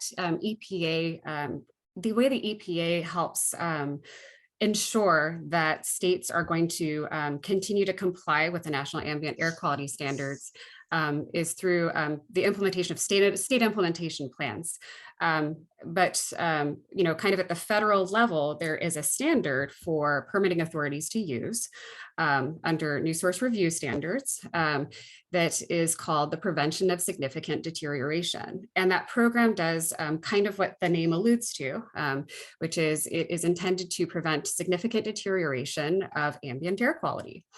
And so that requirement at the federal level sets in like a quantitative threshold for various criteria pollutants or criteria pollutant precursors that past that threshold would require a PSD permit or evaluation. But in the absence of of looking at those in areas where they're in conformance with the National Ambient Air Quality Standards, that threshold's higher. In areas where you're not in attainment with National Ambient Air Quality Standards, that threshold is lower. Okay. And just to be sure I'm clear, your consideration of the prevention of significant deterioration standards is by analogy as well. Is that right? That's correct. So prevention of significant deterioration standards apply to permitted facilities or facilities that would require an air permit. As I mentioned before, the only stationary sources at this facility are natural gas heaters, and they're quite small, and they don't require a permit because of their size. And so PSD is intended to apply to major stationary sources of air pollution. So we had to aggregate some emissions and aggregate some various things to be able to make those comparisons. And I'll talk about kind of the conservatism of those aggregations in a little bit. Thank you. And so before we then move on to specifics, in response specifically to Dr. McCarthy's testimony, did you also look at standards promulgated by the Federal Highway Administration? I did, yeah, specifically in response to Dr. McCarthy's testimony around looking at toxic air pollutant emissions from mobile sources. I did look to the Federal Highway Administration's interim guidance for the evaluation of mobile source air toxics. And generally, what are those used for? Generally, those are used for projects, highway improvement projects, or modifications or additions under the National Environmental Policy Act, under NEPA. So this project, of course, isn't a highway project. It's not subject to NEPA, but Washington State DOT does apply the same standard, of course. And so I thought it was suitable to take that project or take that standard and apply it to this project. Thank you. And so just generally, you've mentioned a number of different standards. How did using those standards help you in your analysis? Sure. So again, I'm a regulatory professional. I'm an engineer. I like to have specific numeric thresholds beyond which I'm able to determine whether or not something is significant or unacceptable or requires a permit or whatever. Instead of coming up here and providing a bunch of numbers and then, saying with my own personal opinion and my years of biases and, whatever other sort of influences I may have, that those numbers are significant or not significant, I like to look at things in the context of, under existing regulatory frameworks, would that be an acceptable or a significant risk? Thank you. Okay, so we've talked about the standards that you've been applying by analogy to air pollutants generally. Now let's move to greenhouse gases, particularly. Were there standards that you looked at in evaluating greenhouse gas emissions? Greenhouse gases are a little bit tricky because there's no specific limit at the state level or at the federal level for the amount or quantity of greenhouse gases. There are a couple of reporting programs. There's a state reporting program that's just just mandatory reporting of numbers, and that's for 10,000 metric tons of carbon dioxide equivalents, or that's like including the global warming potential of all of the other greenhouse gases and kind of summing those up. But that is just that's just a reporting provision, and it only applies to direct emissions. So those are emissions that are like associated with stationary sources from combustion. So they don't apply to cars and things that are leaving and exiting the project. They don't apply to electricity either that's used by the project. Likewise, there is a cap and invest program in Washington that applies at 25,000 metric tons of carbon dioxide equivalent. And again, that's not a limit or a hard limit on carbon dioxide equivalent, but it is it's a programmatic sort of element. So it's a little bit different with respect to looking at greenhouse gases. So in the case of GHGs, sorry for the acronym, Mr. Hearing Examiner, but in the case of GHGs, we wanted to, at the very least, contextualize the project's greenhouse gases against other inventories of greenhouse gases. So I know the city of Tacoma has a sum of greenhouse gases, the state has reported greenhouse gases, and the federal government's reported greenhouse gases. So I looked at project emissions in the context of state numbers and federal numbers, since there will be vehicles as well that'll be traveling outside of the city. Thank you. And I just wanted to clarify, when you say there's no limits on greenhouse gas emissions, do you mean that there are no regulatory limits on greenhouse gas emissions from any particular project? That's correct. Yeah, there are no project limits, no source limits, no project limits. That's correct. Thank you. So I appreciate all that background about the standards that you utilized in your analysis. And so now I want to ask you, just generally, what did you do for this project in your air quality analysis? Sure. So I guess I'll start with, kind of how we look at, looking at inventories and how we put them together. Generally, we identify the different sources of air pollution that will be associated with some kind of activity. So in this case, there are obviously trucks, and those heavy duty trucks are going to be, locomoting on site. They'll be idling for a period of time. There are passenger vehicles going to and from the site. There are also natural gas heaters. And so we identify sources of emissions. Then we identify an appropriate way of calculating those emissions, and often those are expressed in emission factors that are, like pounds of pollutant per activity unit, like per miles driven, or per million BTUs of gas combusted. Or we'll use like computer programs to be able to generate either those emission factors or to generate emissions totals. And so what categories of emissions did you look at for your study? Yeah, so to perform those analogy comparisons, I guess I'll go through kind of, the categories that we used. So to be able to make that stationary source comparison with toxic air pollutants from ecology, because the emissions from the natural gas heaters are so small that they wouldn't trigger permitting, and so wouldn't be able to apply that framework.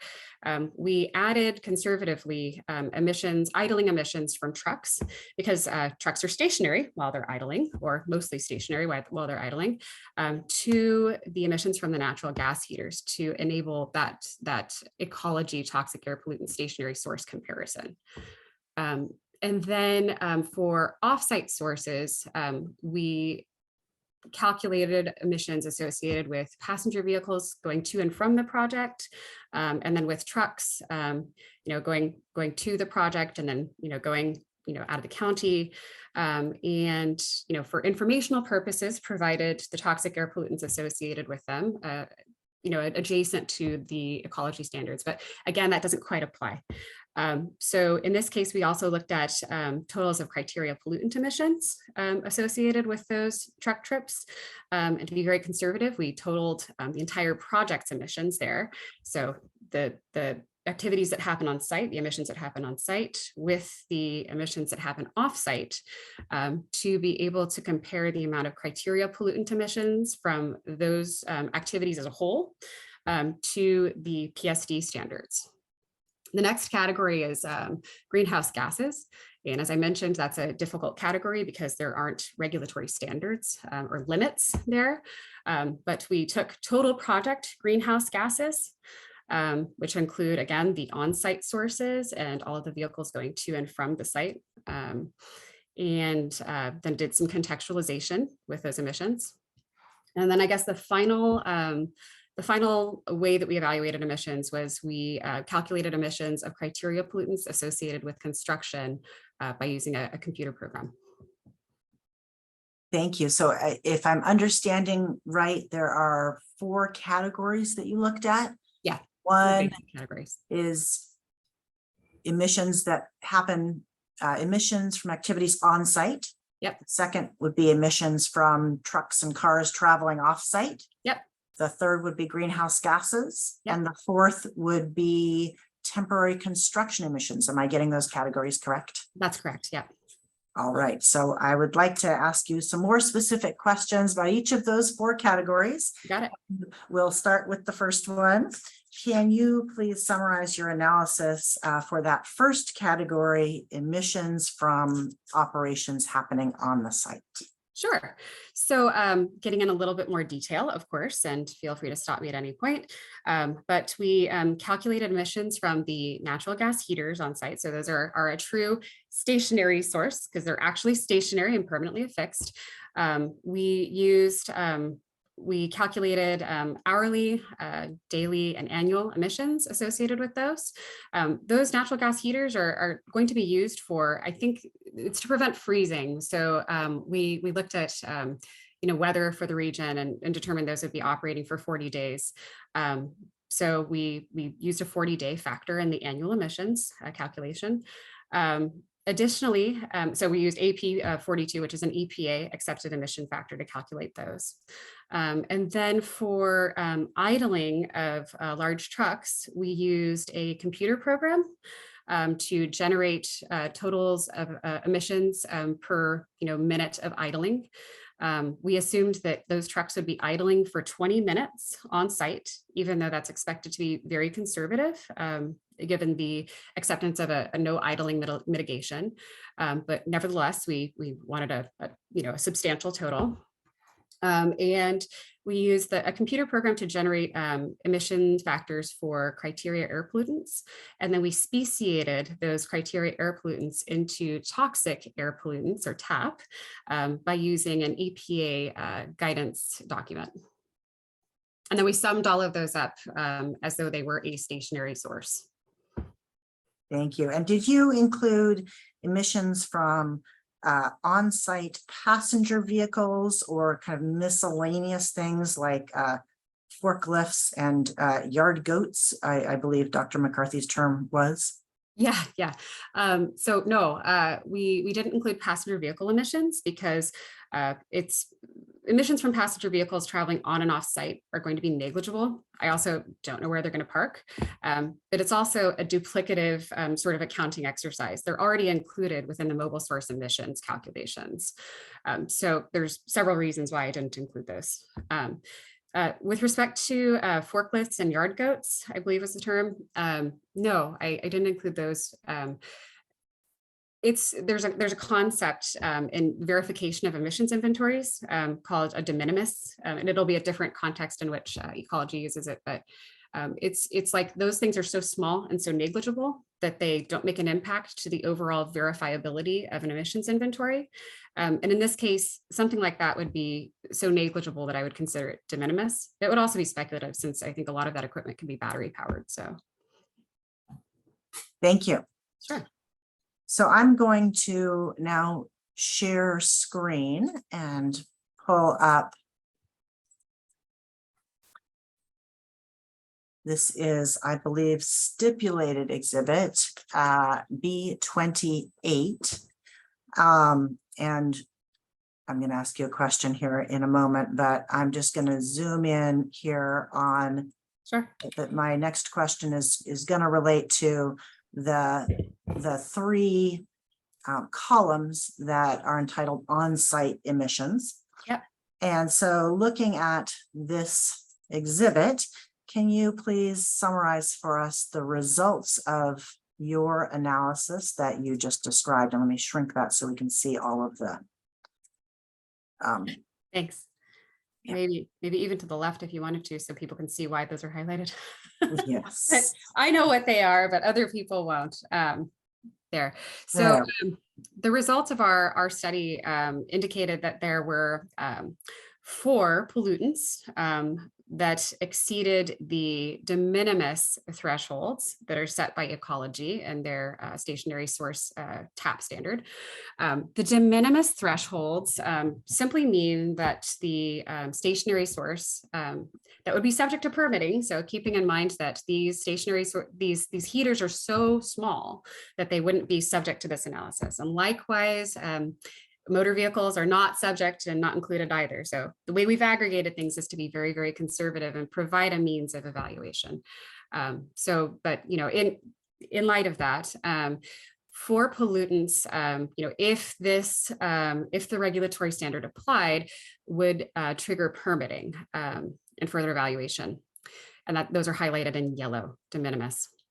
The red highlights for on-site emissions. There are 2 pollutants, diesel engine exhaust, or DPM is what we frequently call it, or diesel particulate matter, and then nitrogen dioxide. Those 2 pollutants exceed something called the small quantity emission rate, which unfortunately Mr. Hearing Examiner I'll refer to as SQUR. And so those are a pound per averaging period. You'll notice that some of the averaging periods are like an hour, 24 hours, or a year, depending on the type of health consequence associated with them. And so for those 2 pollutants, the SQUR was exceeded. Exceeding of the SQUR simply means that a first tier health impact review is needed under the ecology framework. The first tier health impact review, it basically is a requirement to generate maximum offsite concentrations associated with those chemicals that exceed the SQUR. And then those maximum offsite concentrations that are determined through a process called dispersion modeling are compared against a threshold called the acceptable source impact level that I think Dr. Fanning discussed a little bit, which is actually in table A1, but we'll stay on table A3. So we performed that dispersion modeling to verify that various pollutants were below those acceptable source impact levels for ASILs. Another acronym, my apologies.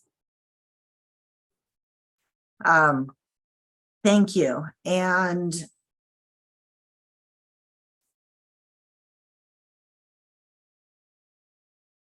so then I appreciate your summary of the process there that you used. And so for these 2 pollutants on site in red that you performed that first tier health impact review on, can you describe the results of that analysis with regard to that ASIL standard? Yeah, so for DPM, the maximum offsite concentration was like less than 10% of the ASIL. So, even considering the fact that we're idling for 20 minutes at a time, we also made some other kind of weighted assumptions to in our analysis, but the 20 minutes of idling indicated that the maximum offsite concentration would be less than 10% of the ASIL. And an exceedance of the ASIL, just as an aside, because I've heard a lot of different things from Dr. Fanning and others, but exceedance of the ASIL doesn't mean that the risks are unacceptable. it means that a second tier health impact assessment is performed under the ecology framework. So just to make that amply clear.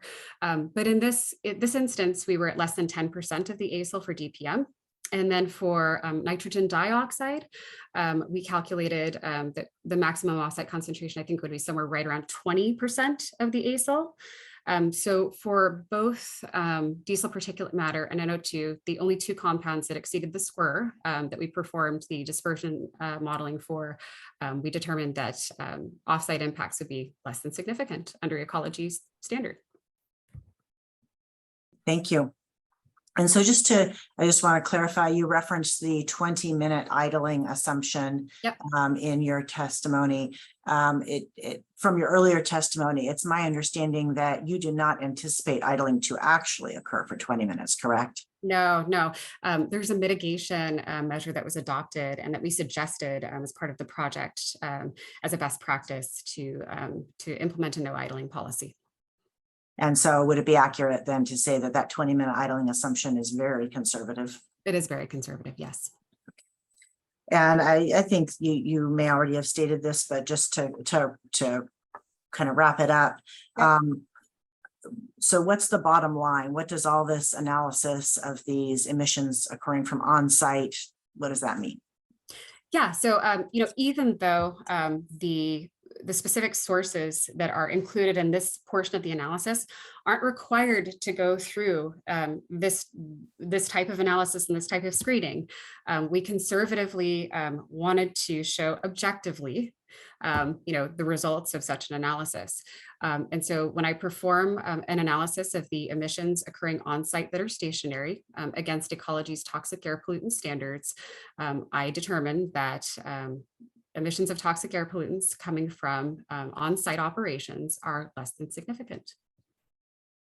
Thank you. Okay, so we've talked about the first category, which are emissions coming from off-site. Now I would like to move to the second category, emissions coming from mobile sources, cars and trucks that are traveling to and from the project site.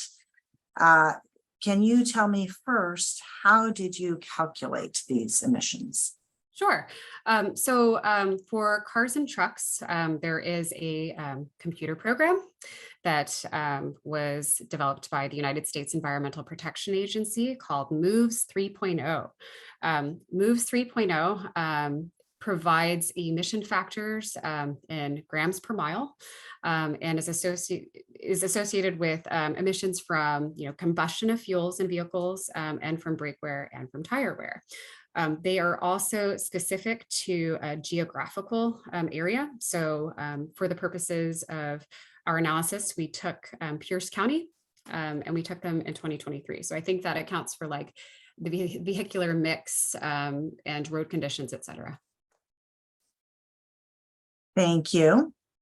So I'd like to ask you about the results of that study. And first, I will once again show you this same exhibit that we were just looking at, stipulated exhibit B28. And so can you tell me the results of that study in relation to well, the taps and the squirrers? Sure. So, as I mentioned, and I wanted to clarify, and I'll continue to clarify, we calculated toxic air pollutant emissions or TAP emissions for the mobile sources as well that are occurring offsite, right? All of the stuff that's occurring offsite. And there's some distance incorporated in that, of course. Passenger vehicles are going to be, commuting to and from the site. I think we took a average commute time and associated distance from the U.S. Census Bureau. And then, to be very conservative, we assumed that trucks would be going the longest route out of the county on I-5, which I believe is south. And then, added some surface street distance as well to kind of add into the distance there. So, those emissions are occurring out over like the county and potentially beyond the county for passenger vehicles. But here, the TAP standard is intended to be applied specifically to a stationary source, that's concentrated at a facility. So we presented the total project emissions, which is the sum of those offsite mobile source emissions dispersed throughout the county and beyond, with the stationary source emissions. In the presentation of this table, it's purely for informational purposes, since you obviously can't apply a stationary source standard that is intended for modeling. It's intended to model that concentrated amount of pollutant associated with that stationary source for offsite impact. So it would be inappropriate for me to discern from this table, from the exceedances of the scorers, that those chemicals should be modeled for some reason, because this standard is not intended to be used for dispersed sources across a large area. They're presented for informational purposes. I think we struggled a lot with whether we wanted to include this, but in our report initially, but for like full transparency and to show like the full impact from the project, we wanted to at least present all of the TAP emissions for at least the priority TAPs associated with the project. And so just to give us a little bit of an idea of the scale here that we're talking about, do you have any idea of the size of the project site? So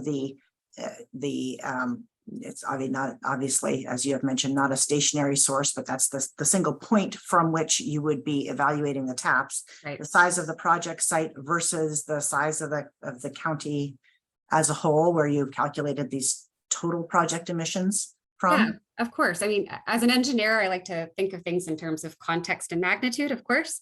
And so, out of curiosity, I of course looked that up. And I think the 150-ish acre site is equivalent to roughly 0.24 square miles. And the area of the county, if Google is correct, and if Google's conversions are correct, is about 1,800 square miles. So again, to apply a standard that is meant to apply to emissions coming from a quarter square mile to 1,800 square miles isn't appropriate. So, yeah. Thank you.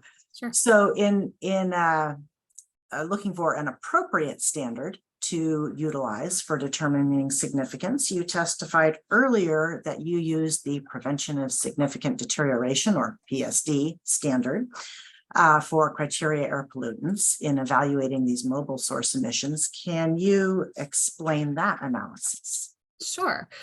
So PSD is a complicated program, but the application here is very simple, luckily. The federal government has set basically a threshold of 250 tons per year per criteria pollutant or precursors to criteria pollutant. For areas that are in attainment with the National Ambient Air Quality Standards.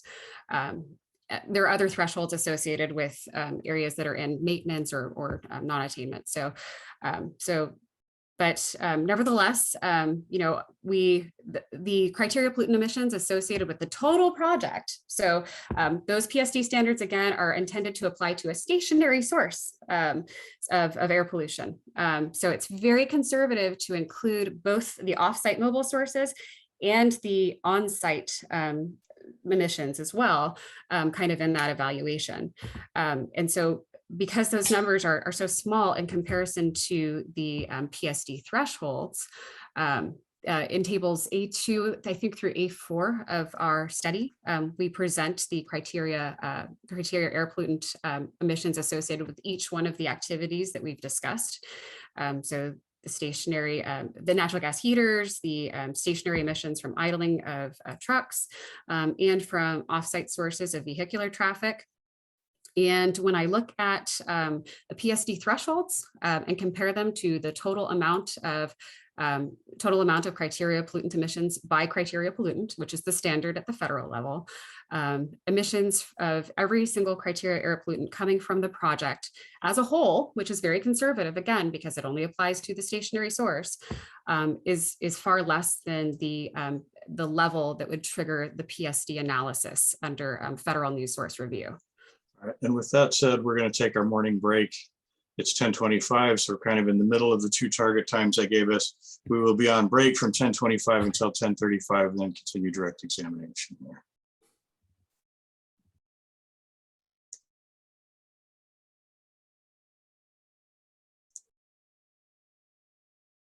Let's continue. Direct examination of Ms. Naomi Goff. Thank you, Mr. Examiner. Ms. Goff, when we left off before the break, I believe we had just concluded discussing your analysis of the prevention of significant deterioration standards. Right. And so I believe we finished that discussion, and I would now like to ask you but we're still in our discussion of impacts of the off-site mobile sources of emissions, the cars and trucks going to and from the project site. Sure. My next question, in response to Dr. McCarthy's testimony, did you also analyze Federal Highway Administration standards to contextualize these emissions? Yes, I did. And specifically, what standards did you utilize? Is there a document that you utilized? Yes, the Federal Highway Administration has an interim guidance memorandum that was published in 2023. And then there are a series of appendices associated with that memorandum. Okay, I'm just going to share that memorandum so that you can refer to it. Sure. Is this the updated interim guidance that you were just referring to? That's correct. Okay. And so first, I would like to direct your attention to statements made on PDF page 4 of that document. I'm gonna interject here. This is not a document you have shared with us before. I'd love to be able to read it before you put it up and ask about particular pieces of it. This was not on your exhibit list. Sure, this was analysis, as was stated, that was done specifically in response to Dr. McCarthy's testimony. And at this point, I'm just asking the witness for a narrative response about the analysis that she performed and why she utilized this standard. Then does the document need to be up? Yes, I believe it's appropriate for her to discuss a document that she relied on in forming her expert testimony. Are you formally objecting to its use, Ms. Cooper? I am, yes. And the grounds for it is just that you haven't seen it to this point? That's correct. Okay, so I think we can take care of that. Presume Ms. Kaler would have no problem providing that. Absolutely happy to do that. And the objection is noted. I'm going to table it for now. If it needs to be renewed at some point later, if there's a motion for that to be admitted and made part of the record, then we'll address it again at that time. Thank you. And I will note this document, there's the main document, and then there are appendices, and we're intending to refer to one of the appendices as well. So Ms. Goff, just taking a look at the 2 paragraphs, particularly the first paragraph under that heading MSAT research, and any other portion of this document that you utilized and believe was helpful in your analysis. Can you please explain to me why these Federal Highway Administration standards were relevant and helpful to you? Yeah, so the Federal Highway Administration standards are helpful to me because they're in the context of highway projects with large amounts, or presumably large amounts, of average annual daily trips associated with them. So the area of focus is with respect to mobile sources of air toxics, which is unfortunately, sorry, Mr. Hearing Examiner, MSAT is mobile sources of air toxics. And it's because it is a federal guidance document and it's used under NEPA, and it's also used for Washington State DOT. I believe that it is relevant for the purposes of evaluation of this project in Tacoma. And so with regard to this first paragraph, can you explain how the information in that first paragraph was relevant to you? Or generally, if there's other locations in this document you'd like me to turn to, I can do that as well. Sure. So, you know, within our report, we speak qualitatively about the limitations of performing dispersion modeling associated with, you know, vehicular traffic in general for projects. Some of the limitations with respect to the uncertainty and, you know, how long an individual receptor is exposed to the pollution, specifically for chronic and cancer impacts, which are evaluated over a 70-year exposure period in modeling. So there's a lot of uncertainty, you know, depending on how long a vehicle, you know, idles, or traffic considerations, congestion considerations. The exposure period itself can be on the order of seconds or fractions of a second. The type of modeling, is it modeled as a volume source, a line source? All of these are very, very technical kind of superfluous things, I'm sure, Mr. Hearing Examiner, but there's a lot of uncertainty with respect to how those models are set up and how they're run, and the results that come out of those models. So yes, go ahead. And so, Ms. Goff, I'd like to, I will show actually a different document as well relating to that topic, but go ahead and finish your thought. Yeah, so you know, intuitively, that's kind of the qualitative statement that we put in our report, but it's reiterated here and helps, you know, confirm what we were intuiting, of course. But this actually provides a standard. And again, as I mentioned before, I like to have something concrete to which I can point, and something where I can contextualize things meaningfully.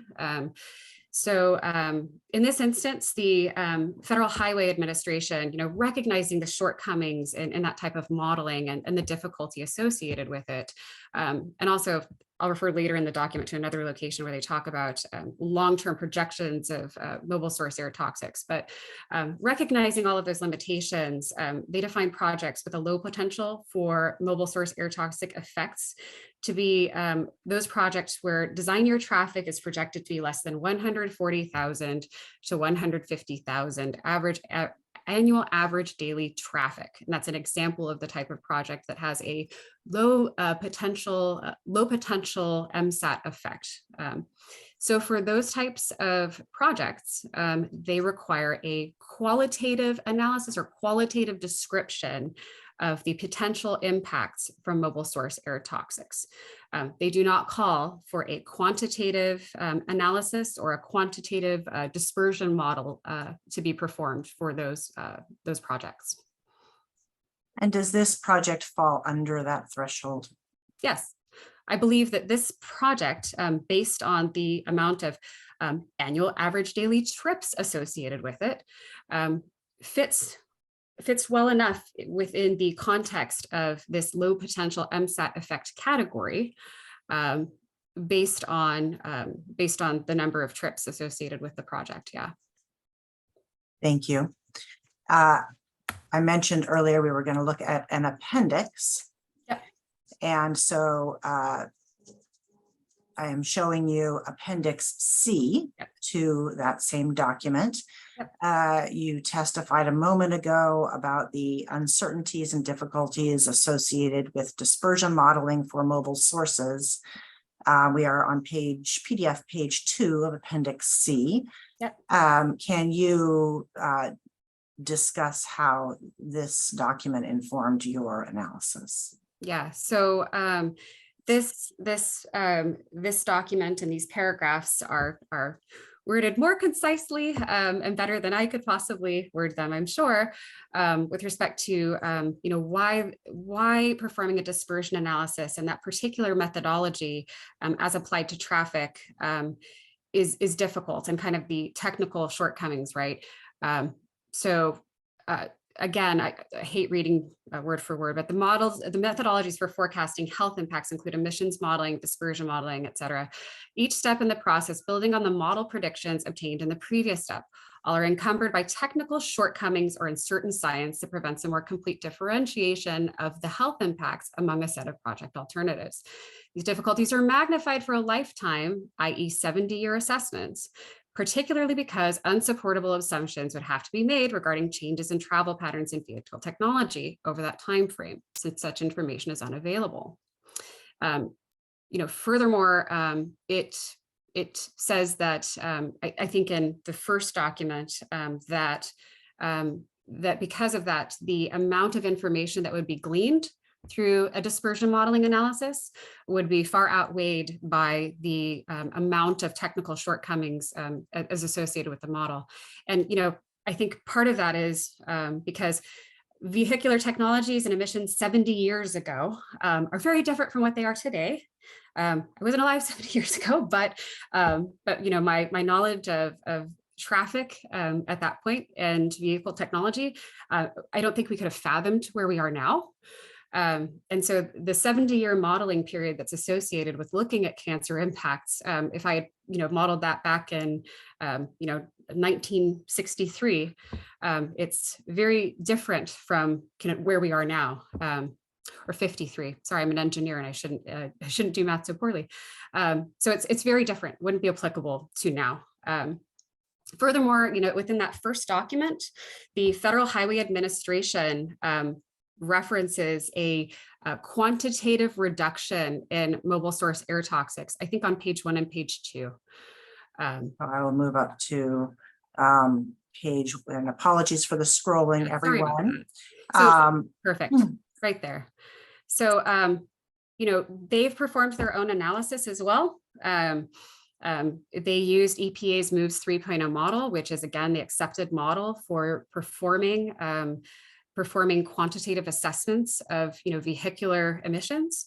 And the FHWA estimated that even if vehicle miles traveled increased 31%, which is their forecast from 2020 to 2060, which is a 40-year period, not a 70-year period, but within the next 30-something years, a combined reduction of 76% in total annual emissions for those priority air toxics that we looked at are projected for the same time period. So, as a result, as a corollary to that, looking at emissions right now from mobile sources and trying to extrapolate that to a 70-year exposure period doesn't yield a lot of particularly insightful information and accurate information as it portrays to future vehicle emissions. Thank you. And at this point, in anticipating an objection, I would like to offer these two documents, happy to email them around.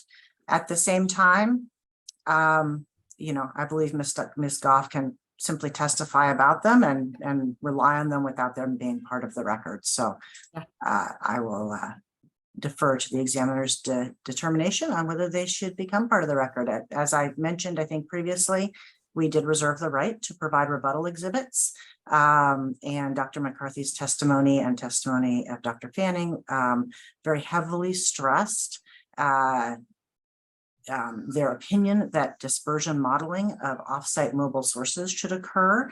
And this testimony and these two documents are in direct response to that particular point that was made in their testimony. So here's a question for you then. If you knew you're going to be using it today, why didn't you give that to the other parties before we got underway and brought it out first during testimony? I will say that this was a analysis that was relatively recently conducted because it was in response to testimony that we heard. I know that, but yes. If you knew you were going to use it today, you could have disseminated it to the parties this morning before we got underway. That's my question. Having it come out in the course of testimony during a day, as opposed to letting the parties know it was coming and disseminating it out, is essentially the basis of the appellant's objection to it at this point, because they haven't seen it. It seems like bad form, or at least an oversight, to have that show up for the first time during the testimony. I mean, you knew you were going to be using it when the day began, correct? Certainly I did, and I can explain, as previously discussed, we'd reserved the right to provide rebuttal exhibits, and there. Yeah, that has nothing to do with not getting it out this morning before we got started, though. Sure, and I can provide two explanations. The first one being that. Apologies for the background noise here. My bulldog is having a bit of a meltdown right now. So go ahead. Yes, the first one being that. Stop it. The first one being that we, while we had discussed rebuttal exhibits, there had been no particular deadline established for exchange of rebuttal exhibits first. And then secondly, the examiner had also asked us a question that we devoted substantial time to trying to answer. In regard to that, I haven't got the answer yet, and maybe I phrased the question poorly yesterday, and we can address that maybe right before we break for lunch. And Mr. Examiner, we did this morning circulate to everybody the declaration in response to your question. Okay. Okay. I haven't seen it yet, so that may well take care of it. But appellants haven't seen this document yet. I'm not going to admit it at this point. The cure for having not seen it is to see it. So get it to them. And I'm going to reserve ruling on whether it comes in and is made part of the record until after they've seen it. And if there's a cognizable objection based on the rules of evidence after the appellants have had the opportunity to see it and familiarize with it, then we'll take it up then. So it's not being admitted yet. I'm not omitting it yet either. We'll take it up at a later point after it's been disseminated to appellants, and I presume the city will want to see it too. And we'll go from there after it's been seen and reviewed. Thank you. I'll circulate that as soon as we conclude with this testimony. Great.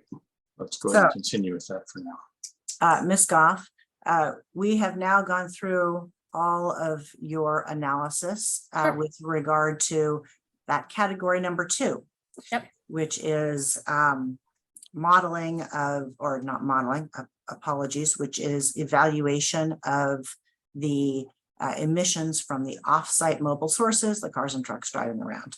Right. And so based on all of those things that you just described, what did you conclude about the significance or lack of significance of impacts from off-site mobile sources? Yeah, consistent with my qualitative statement in our air quality study, and consistent with the Federal Highway Administration's conclusion around low potential mobile source air toxic effects. I've concluded that, in my opinion, the impacts from offsite mobile sources are going to be the emissions impacts and associated health impacts are going to be less than significant. And is that conclusion also based on the prevention of significant deterioration standards you discussed a little earlier in your testimony? Correct, because those criteria pollutants or the criteria pollutant surrogates are, again, protective of public health. That's the purpose of the National Ambient Air Quality Standards. Thank you.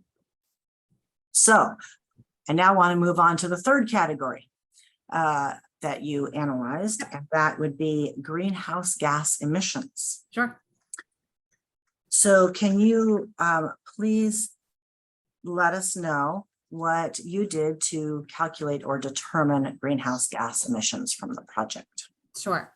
Without belaboring the point, we calculated greenhouse gas emissions for the various sources and categories. First, for the natural gas heaters, we used an activity factor again, which was from the US EPA's mandatory greenhouse gas reporting rule. So I think that's 40 CFR 98. Then for idling, truck idling emissions, we used a program, we used a California-based program to calculate greenhouse gases from those emissions as well. And then for offsite mobile sources, we used another computer modeling program to calculate greenhouse gases from those. Thank you. And what were the results of that study? Yes, I should also mention that we included indirect emissions, and this is kind of a weird concept in greenhouse gases. Indirect emissions of electricity. And so, obviously plugging into the wall doesn't create emissions, but there are emissions associated on the electricity suppliers side, of course, as they generate the electricity. So we included those as well. The emission factor that we used for those was, in hindsight, very, very conservative. Again, those aren't emissions that are coming directly from the project site, but the emission factor that we used was from an EPA emission factor from their eGrid tool, which I won't even go into the acronym there, for the Northwest Power Profiler region. And that region consists of several different states. So it's Washington, Oregon, a tiny chunk of Northern California, Utah, Montana, Wyoming, I think. Probably Nevada, I think it's Nevada as well. So from many states that have, different sorts of electric generation portfolios, right? So they have different amounts of clean energy within their portfolio. We use that Northwest Power Profiler emission factor for the calculation of greenhouse gases. Washington State has a substantial amount of hydroelectric power, which is carbon free. And then I understand that Tacoma Public Utilities has 98% carbon free. So shout out to them for having a great great clean electricity supply. So the emission factors used to calculate the indirect emissions from electricity are very, very, very conservative and very much an overstatement. So going ahead again to the results from that analysis, we calculated that associated with the project, and this includes the electricity, which are not occurring at the site, and it includes the passenger vehicle trips, and includes the trucks, going to and from the site, that our totals would come out to about 24,000 short tons per year of CO2 equivalent. Thank you. So of that, approximately 24,000 tons a year, about how much is attributable to those off-site moving vehicle emissions, mobile vehicle emissions? About 18,000 tons. So based on these calculations and this analysis, what did you conclude about greenhouse gas emissions? Yeah, so as I mentioned before, I like lines, standards, thresholds to be able to draw conclusions and opinions. And this is a difficult area because, as I mentioned before, there is not a limit per se on greenhouse gases. There's not a regulatory limit. I can't contextualize in that frame. It's kind of an uncomfortable space for me as an engineer. I can tell you, though, that in terms of like the mandatory reporting programs, that those programs only include direct combustion emissions from the actual project. They exclude the cars and trucks going to and from projects because they say that those emissions are something called scope 3. It's a very weird concept, but those emissions would be occurring anyway. So people will be going to work in passenger vehicles, and people would be operating, heavy trucks and going to a different project site. So our 24,000 tons is very conservative for those reasons. That said, in terms of contextualization, because I don't have a standard or limit against which to measure that, I did contextualize it against the state's greenhouse gas inventory. And for 2019, the state's greenhouse gas inventory, as a percentage of total, we calculated the total project emissions, which again, we went above what is required for calculating greenhouse gases. There actually is nothing required, but we went above what would be directly attributable to the emissions from the project. But we're at 0.02% of the 2019 state total for Washington State's greenhouse gas inventory. Project emissions are, let me make sure I get the zeros right, 0.0004% of the United States' greenhouse gases for that same reporting year.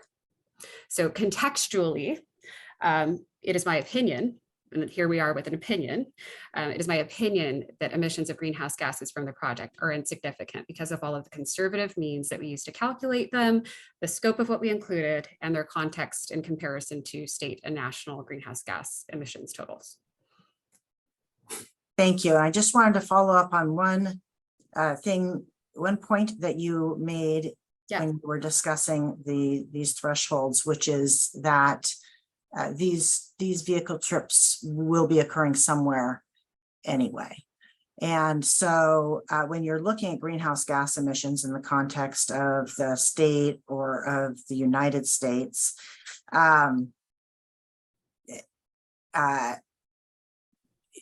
do you believe this project will this project actually cause there to be more total cars or trucks in the state? No, absolutely not. It's this is not an automobile manufacturing plant. So they're not actually putting more cars physically on the road. You know, likewise, it's not a fuel manufacturing facility, it's not a refinery.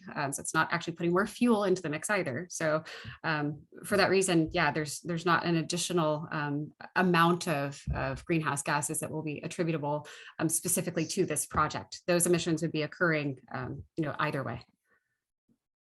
And if I'm understanding you correctly, that's one additional reason why your analysis is conservative. Is that correct? That's correct, yeah. So that was the third category that you evaluated. We are now on to category number 4. Sure. The temporary emissions from construction. Sure. So can you please summarize how you calculated those temporary emissions? Sure.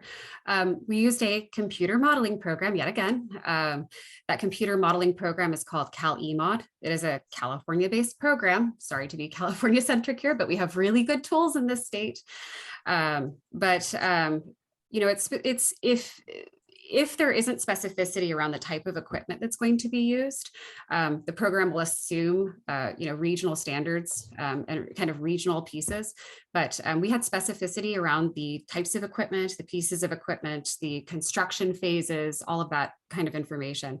So the use of that tool in this case, because we were able to input all of that specificity, means that the output from the tool was accurate and representative.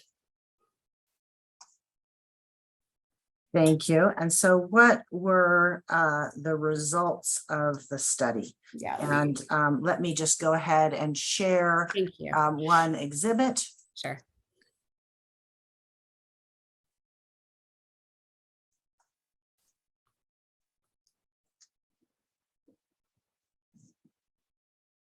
So I am sharing it is a stipulated exhibit. I believe it is B28, but let me just confirm that since we don't have the number at the top of it. It says C32 at the top of what's on the screen. It does. There we go. Thank you. All right. That's blocked by the boxes showing everybody on my Zoom. Thank you. Exhibit C32, which is a stipulated exhibit. And I am going to turn to table 3 in this document, which is on PDF page 4. And ask you again, can you please summarize the results of your analysis? Sure. So the total projected construction period is over 2 years. And the we calculated criteria pollutant emissions associated with that 2-year period. And over the 2-year total period, the project total construction emissions, as you can see from this table, are all each below PSD thresholds yet again. All right. Thank you. And it is, again, to note, just to reemphasize and drive it home, this is for the entire construction period. So the 760 days, that's what you're seeing in that total, that project total column. So again, you would divide, of course, by the appropriate number of years. And my apologies for not doing that math for you. But yes, it's much, much, much less than the PSD threshold for each year. Thank you.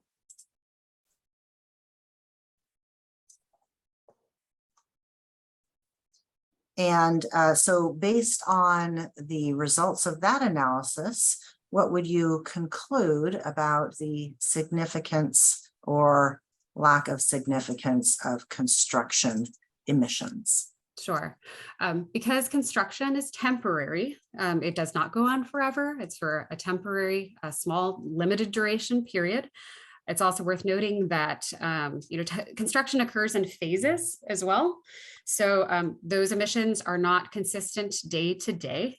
They'll depend on the construction phase, of course, and which equipment are operating during which specific construction phase. But based on the same emissions logic that I presented before, and the fact that construction emissions are temporary and only a one-time event, it is my opinion that those impacts are less than significant under SEPA. Thank you. And now I'm going to show you one more document. Sure. This is the MDNS for the project. It's stipulated Exhibit C1, and we're looking at PDF page 13. Does the MDNS impose mitigation relating to air quality and greenhouse gases? It does. All right. And I'm not going to ask you to read the whole thing. We can all read it, but just briefly, can you summarize what is required? Yep. And some of these are, aligned with some of those California best practices that we've been hearing so much about, but construction equipment will meet Tier 4 standards. I think it was covered before, but just to drive home, engine standards are associated with the stringency of emissions and emissions controls. So Tier 4 is the most stringent. So construction equipment will meet Tier 4 standards. The applicant will meet or exceed best practices for fugitive dust management, which tends to be a very large concern with construction practices. So, like watering down piles, et cetera. The site shall have signage and tenant agreements with the no idling policy that we discussed before, which is why the 20-minute idling period is extremely conservative. And then additionally, natural gas combustion for heaters is not, we're not vested to that for the project. If the city of Tacoma chooses to implement an electric only policy for heating to help meet their 2030 climate plan objectives, the applicant will of course comply. Thank you. And in your opinion, is there any additional mitigation required to reduce impacts to a level that's below significance? Impacts from the project without mitigation are less than significant. And so with mitigation, with these mitigation, they're also not significant. And so again, as a corollary, there is no additional mitigation that would be required to mitigate impacts to less than significant since they're already not significant. Thank you. Sure. So that concludes our review of your study. And I'd just like to ask you some questions about Dr. McCarthy's testimony and get your responses to a few of the points that he made. So first, were you here or did you listen to the testimony of Dr. McCarthy? I did. Okay. So did you hear his testimony that your air study should have considered a higher vehicle trip generation numbers from different uses than the ones that are proposed? I did. And can you respond? Yeah, I evaluated the trip generation numbers that were associated with the use that was provided in the traffic study and that Mr. Schramm testified to.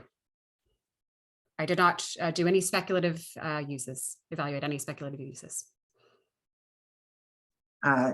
Thank you. And did you hear his testimony that the air study should have considered the impacts of refrigeration trucks associated with a cold storage use? I did.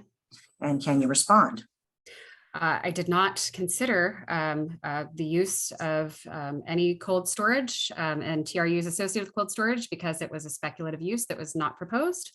And I, again, relied on the information provided in the traffic study. Did you hear his testimony that you should have modeled off-site mobile emissions? And I'm going to ask you to respond, but in recognition of the fact that you have already covered this quite extensively in testimony to date, is there anything you would add to that, or would you simply rely on that, your prior testimony for your response? I would rely on my prior testimony, yeah. Okay.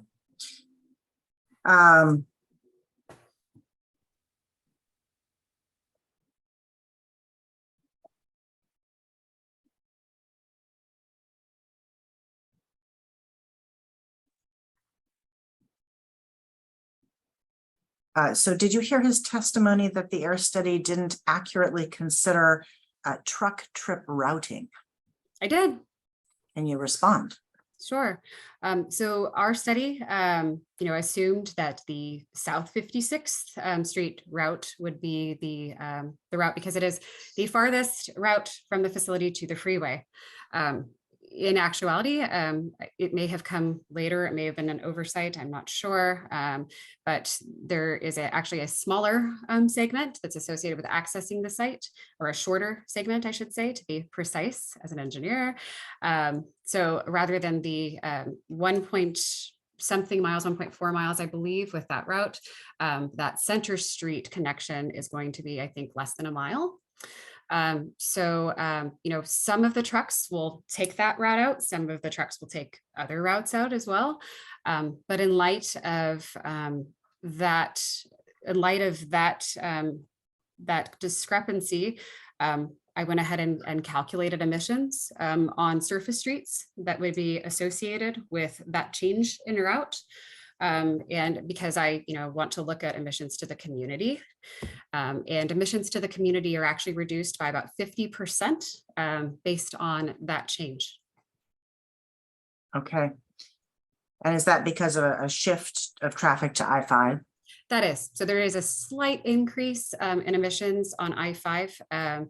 So there's a overall increase in about 7% associated with that, but it doesn't change any of the conclusions that I've made before with respect to the significance of criteria, air pollutant emissions, et cetera. Thank you. And did you hear his testimony that truck mileage should have been based on the Puget Sound Regional Council average? I did. Can you respond? Sure. My understanding from the read of the Puget Sound Regional Council average is that it is an average for all types of uses. So including all of the speculative uses, all of the possible uses, and is for the entire 4-county Puget Sound area. We thought it was reasonable and conservative to produce a one-way trip length that included the over 17 miles that we provided. Given the project's proximity to the port, it's 11 miles to the port. Additionally, national ambient air quality standards are looked at the county level. So that enables an analysis at that level as well. But in terms of trip length, yeah, I think it's reasonable and conservative to look at our 17-mile one-way, trip length and say that would be reasonable for the project. Thank you. Did you hear his testimony that the study should have evaluated 6 days of operation a week or the equivalent of 6 days of operation rather than 5? I did. And can you respond? Sure. We calculated emissions for, and it's the only emissions that are impacted are annual emissions, of course, for the project based on a 5-day period. I did the calculations again to look at that 20% increase, because of course 6 over 5 is 1.2. If I adjust my calculations, even if I assume a 6-day operation period, the emissions from all of the toxic air pollutants change such that the small quantity, there are no additional compounds that exceed that small quantity emission rate. So the analysis, the dispersion analysis is not warranted for any additional compounds. It's still DPM and NO2. Okay, I'm going to object right now. All of this is new analysis. None of this has been produced to us.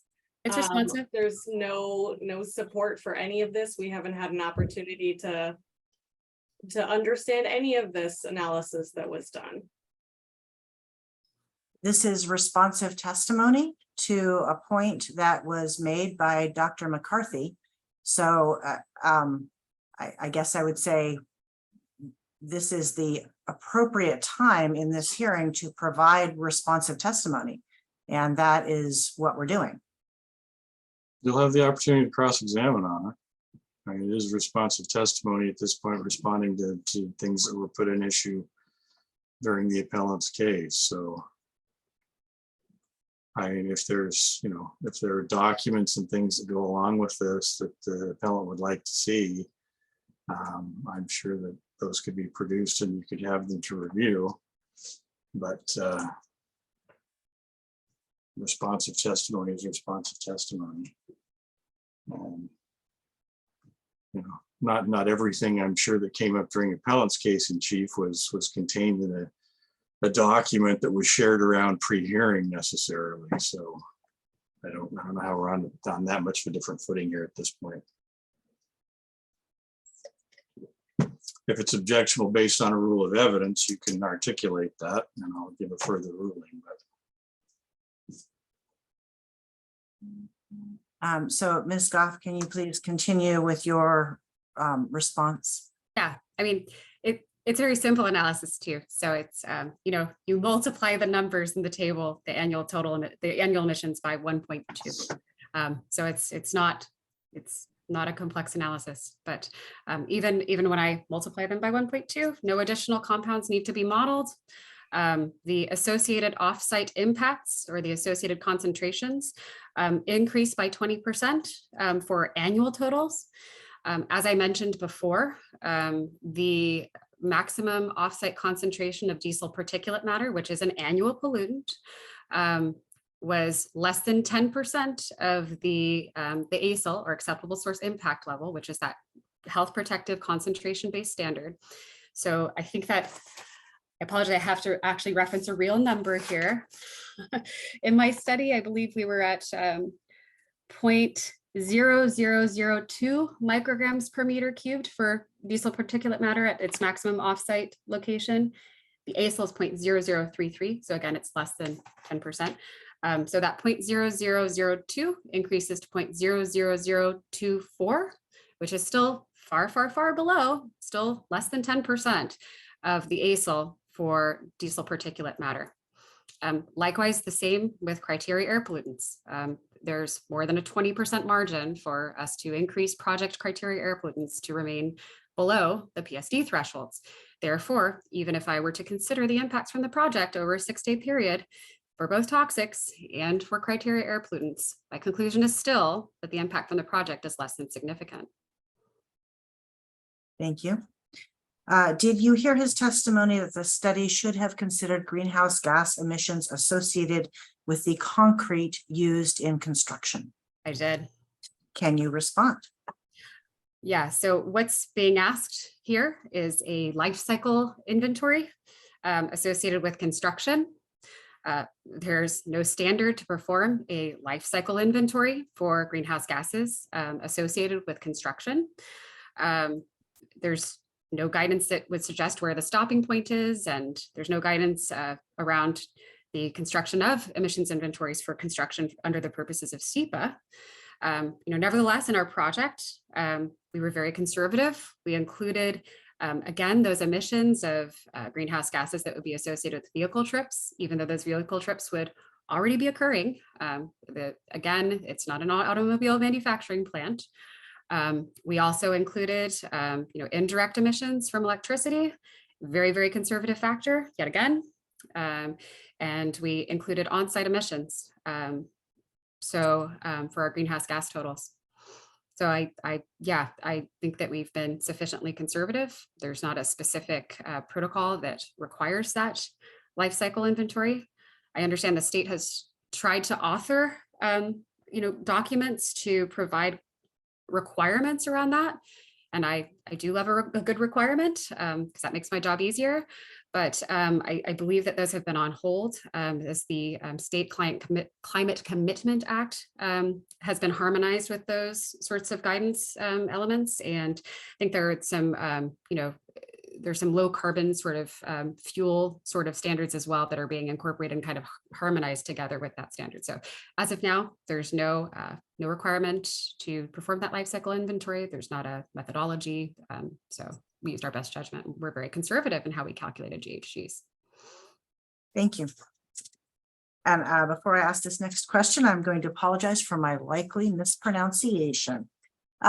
Did you hear Dr. McCarthy's testimony that you should have considered acetaldehyde and you can just acetal?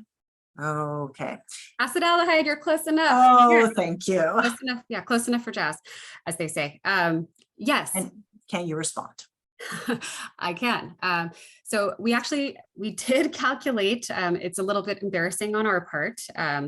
We did calculate on-site emissions associated with acetaldehyde in our analysis initially. Unfortunately, we limited our analysis, as you can see in our report. It's hidden in there, deep in there. We limited our analysis to the TAP that are, in the Washington Ecology Standard. And I believe in the process of sorting through which were TAP and which weren't TAP that we calculated, because we used emission factors sort of for all kinds of compounds. I think we accidentally hid that column, unfortunately, or that row. I'm not going to confuse column and row. We hid that row. And so it didn't make it into the other summary table. But nevertheless, they're in the calculations, they were in our original spreadsheet, and emissions that were calculated for on-site emissions of acetaldehyde were 13.4 pounds per year. And the small quantity emission rate is 60 pounds per year. Again, that square, or short small quantity emission rate, is the trigger to perform dispersion modeling. Since our emissions were at 13.4 pounds per year, and the trigger is 60, it does not warrant dispersion modeling for acetaldehyde, and therefore under the ecology standards for toxic air pollutants would not be considered to be significant. Thank you. Did you review Dr. McCarthy's analysis, including the calculations that were present in his Excel spreadsheet? I did. And do you agree with his calculations? No. So just broadly, I'm not going to ask you to critique in any level of detail, Sure. But just broadly, what are some of the main reasons why you disagree? There was the distance that was used was the Puget Sound Regional Council's 42 miles each way, so 84 miles. Again, our opinion was that it was not reasonable to do an 84-mile round trip. We were different there. He also included a number of speculative uses that weren't considered. The high cube, the sorting, the refrigeration, all of those things. Additionally, there were some calculations that were done for transportation refrigeration units. We obviously don't agree with those. And those calculations, I think, assumed some 3-hour TRU operation. So I obviously don't have the context to agree with that assumption, because we didn't consider TRU emissions, but I don't think they're appropriate in the context of the study. And there are probably a number of other things associated with those calculations, but those are the most obvious. Thank you. And just to be clear, I'm not asking you for an exhaustive discussion of all of your disagreements. I just wanted you to hit the high points. Sure. And so did you hear the testimony of Dr. Fanning that you omitted, that you didn't look at some pollutants you should have, essentially? Are those pollutants actually present in a table of your study? Yeah, so there are more pollutants that I apologize, Mr. Hearing Examiner, I have an analogous issue. My pet was now howling. I medicated her with gabapentin and put her in another room, but she wants to see me. Anyway, can you restate the question, please? That was rather distracting. Yes, absolutely. Thank you. Did you hear the testimony of Dr. Fanning and that you didn't look at some pollutants you should have? And can you respond? Yes.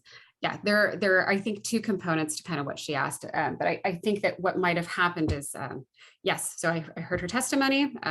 There are additional pollutants that were considered in table A1 of our appendix. So it goes beyond those 9 priority MSATs or priority TAPs, sorry. I guess they're priority MSATs, but those 9 TAP plus the criteria air pollutants in table A1. So there are a bunch of compounds back there, and the evaluations against the ASILs are contained in that table as well. I think the other assertion was to look at metals from breakware and tire wear, but there's, again, we've talked about, those are for offsite emissions. And again, we've talked about why for mobile sources that, why I think that as a whole, that the toxics from mobile sources are less than significant based on the FHWA guidance. But so I think that addresses that comment as well. Thank you. Sure. And I have just a couple more brief questions for you. The first one, I just want to go back to our discussion of the Federal Highway Administration guidance. Yep. And their 140 to 150,000 annual daily trip threshold or guidance. I don't think I actually asked you how you evaluated the project against that standard or threshold. Sure. The project is not going to be adding 140,000 average annual daily trips. That is, of course, a kind of a guidance threshold as well from the FHWA. There are other examples of like, percentage increases on freeways. Of course, freeways go through communities too. There are residences on both sides. So it's not unreasonable by any means to apply that guidance and those standards for consideration to this project, since of course, elements of the project go on freeways as well, and freeways go through communities. Thank you. And I think what I was looking for is a little bit more of a discussion of the numbers and how you thought about the numbers of trips traveling on different roadways. So in determining that the volumes are under that threshold, can you just explain a little bit how you determined that would be the case? Sure. So the total number of vehicles or total number of trips associated with the project, I have to look down at my notes because I'm not great at memorizing all numbers, believe it or not. I've got 4,980 round trip individual trips. So that would be associated with about 1,411 truck trips, which is obviously much less than 140,000. Additionally, not all of those trips are going to be going on the same roads. So they're going to be split between different roads. So the evaluation from the FHWA looks at a single interchange and looks at the 140,000 number. So we're far below that. Okay, thank you. And in addition, in your testimony, I just wanted to clarify one point. Yeah. You, from time to time, have referred to not modeling, but computer programs that are developed in California for the purpose of making specific calculations. Sure. By utilizing those computer programs, you're not saying that regulatory standards from California should be applied here. Is that No, right? absolutely not. Yeah, no. Even looking through, bits of Dr. McCarthy's research, he's also used some California computer programs for the analysis of emissions in other states. It's just a way of me being able to generate those emission totals because California has good computer programs. I am not intending at all to mean that California's regulatory standards should apply. I mean, we've discussed how different California's air quality is in Washington. And so by no means am I insinuating that California's regulatory or implying that California's regulatory standards should apply in Washington state. Washington state has its own concerns and their own requirements as well. Thank you. And I have no further questions. Are there questions for this witness from the city so we can get full respondent scope for cross-examination for the appellant? Just one quick question. I'm Steve Victor, Deputy City Attorney. Earlier in your testimony, you talked about a threshold that would lead to a health impact assessment or HIA. And could you describe what you meant by an HIA? Yeah, I think this is a really important point. So I'm glad you've asked that question. Yes, so HIA in the air world and under ecology standard that is codified at Washington Administrative Code 173-460. That's a number that stands out. I'll never forget, unfortunately. But that definition of an HIA is actually, or health impact assessment, is basically a term of art in the air quality field. That means to do a dispersion modeling analysis that is associated with specific numbers that are associated with acute, chronic, and cancer health impacts. I've seen some comments from individuals that are confusing that specific dispersion modeling, and it's an analytic numeric dispersion modeling exercise that takes into consideration concentrations and those concentrations relationships with acute, chronic, and cancer health impacts. I've seen some confusion with that numeric dispersion modeling mechanism, which is, it's also referred to as a second tier modeling under the ecology standard. Seen some confusion with that numeric modeling, conflating it with a largely environmental justice sort of holistic perspective of looking at things, which is a secondary definition of an HIA. So we're talking about two very different things there. So in the context of our HIA, as air quality practitioners, we are talking specifically about that second tier review that is codified at WAC 173-460. Thank you for clarifying. Thank you very much. I have no further questions. All right, so before I turn you over to the appellants for cross-examination, I will just note again that we are going to break at 12, from 12 to 1 for lunch. And I will also note when we come back from lunch today, before we go back into testimony, wherever we're at that point, we are going to need to figure out how much time we have remaining, how much time we still need, and what the scheduling for that is going to look like. I don't want to do that at the close of the day today because I am down one staff person today because of vacation that was scheduled before this hearing was scheduled. And that person has other commitments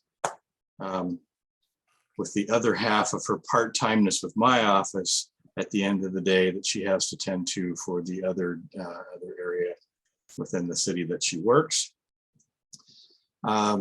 So we will need to, when we get to 4:30 today, we'll need to just cut things off and not continue to talk about housekeeping matters.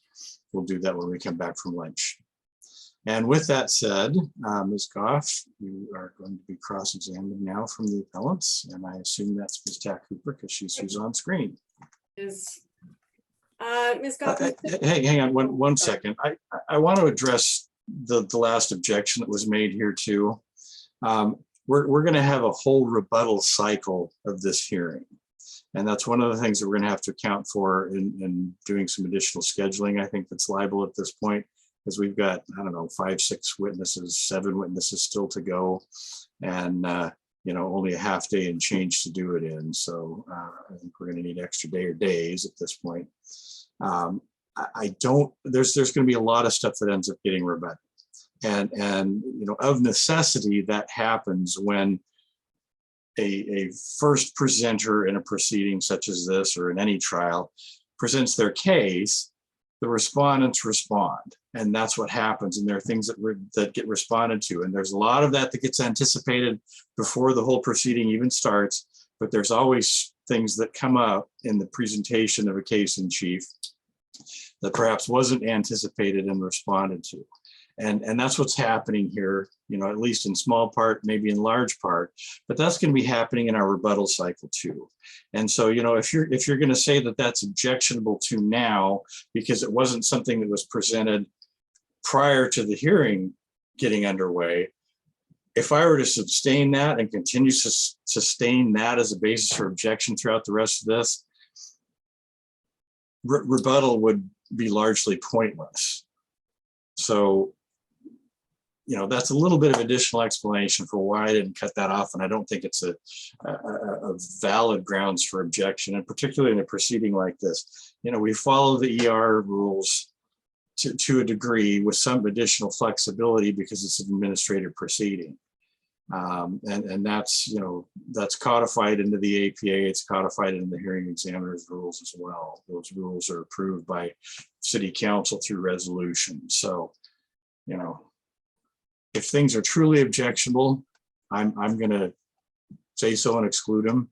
But as you've seen through the course of nearly 4 days now, I err on the side of inclusivity and on the side of you all having to rely on me for what weight I give to those things.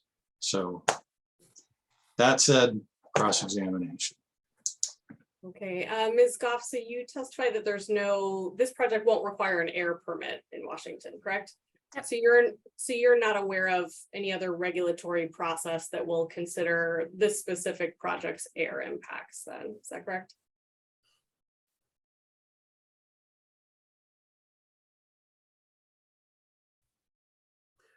Well, obviously we're here because of SEPA.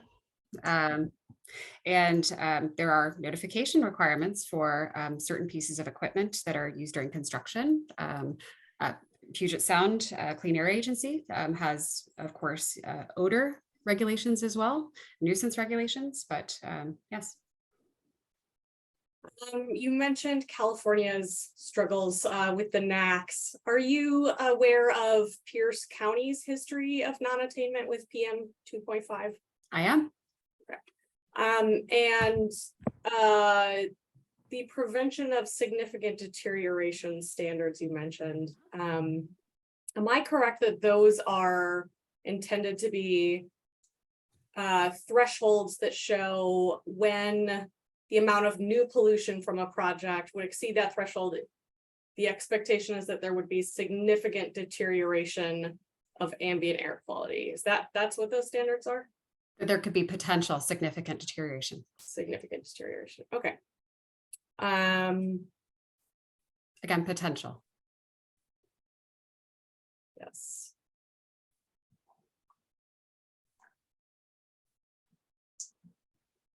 Let's see, you would agree that the overwhelming majority of this project's emissions are from vehicles traveling to and from the site? Yes.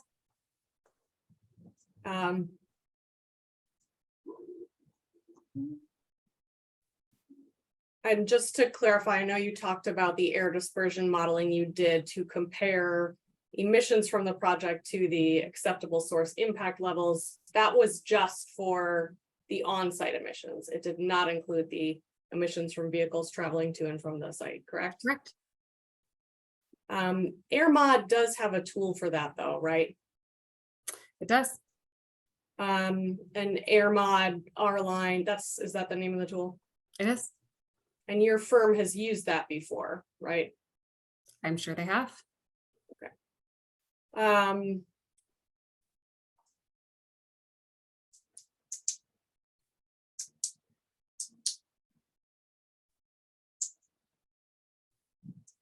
I want to ask you about, Ms. Brechtel, can we please pull up Exhibit C1 at PDF 4? I'd like to ask you about a statement in the MDNS. Sure.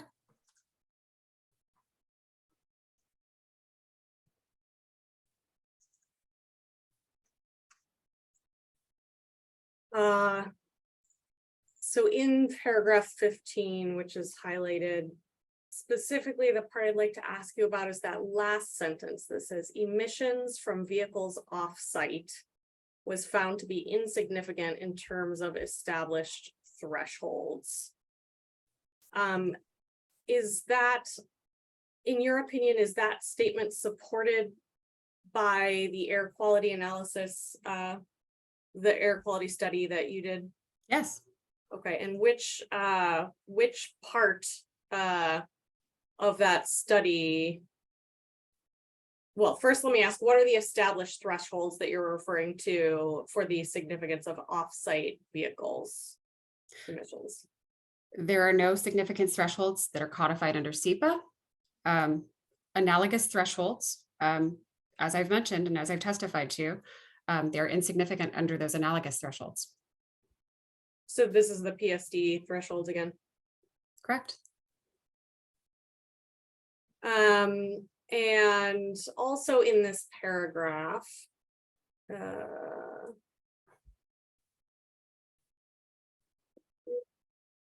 I'm sorry, it's the next paragraph. At the bottom of paragraph 16, it says the city of Tacoma and Puget Sound Clean Air Agency retain full authority under applicable regulations to review and mitigate proposed tenant improvements for emissions and odor impacts beyond those analyzed in this MDNS.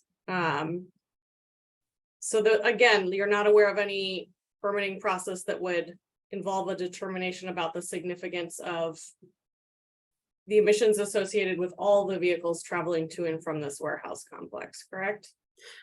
As I mentioned before, the Puget Sound Clean Air Agency, or PSCA, sorry again for another acronym, but PSCA has, broad odor and nuisance regulations. Okay.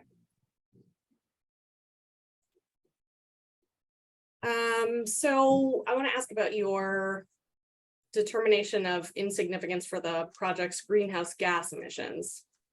So am I right that when deciding whether 24,000 tons of CO2e per year was significant, you compared that to the inventory of greenhouse gases for the whole state? Yes. Okay. You did not compare that 24,000 ton number to either of the state reporting thresholds you mentioned that apply to individual sources? I can, but those are not limitations on the amount of greenhouse gas. Those are reporting thresholds. But interesting that you bring up that point. The reporting thresholds apply to direct emissions, which are the combustion of fuel from a stationary source. The combustion of fuel from this stationary source, the only stationary sources here are natural gas heaters. And the total amount of greenhouse gas emissions associated with combustion from those from those natural gas heaters is less than 1,000 short tons, which is far less than all of those thresholds for even reporting.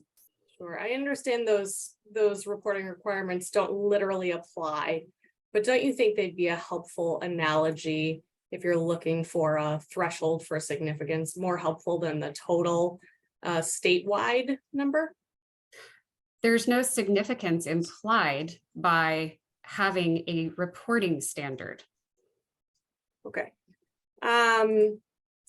Let's see. So if there's no applicable threshold Is it your view that there's no level of greenhouse gas emissions from this project that you would be willing to say would have a more than moderate impact on climate? I'd have to make a subjective opinion there. And as an engineer, under SEPA, I understand that there is a lack of specific criteria for establishment of significance. But again, looking at this contextually, I think I just reiterated that, even if I were to look at that 25,000 metric ton is, it's larger than a short ton. If I was to look at that, even as a reporting guideline for the Cap and Invest program, this project's total emissions, which are not part of that Cap and Invest program, don't even reach that on an annual basis. So Right. again, it's a subjective call, but looking at that contextually, it's very small. Okay. I want to ask about your testimony that this project will absolutely not put more vehicles on the road because it's not a car manufacturing facility, and that the emissions from And again, I'm just going to object to the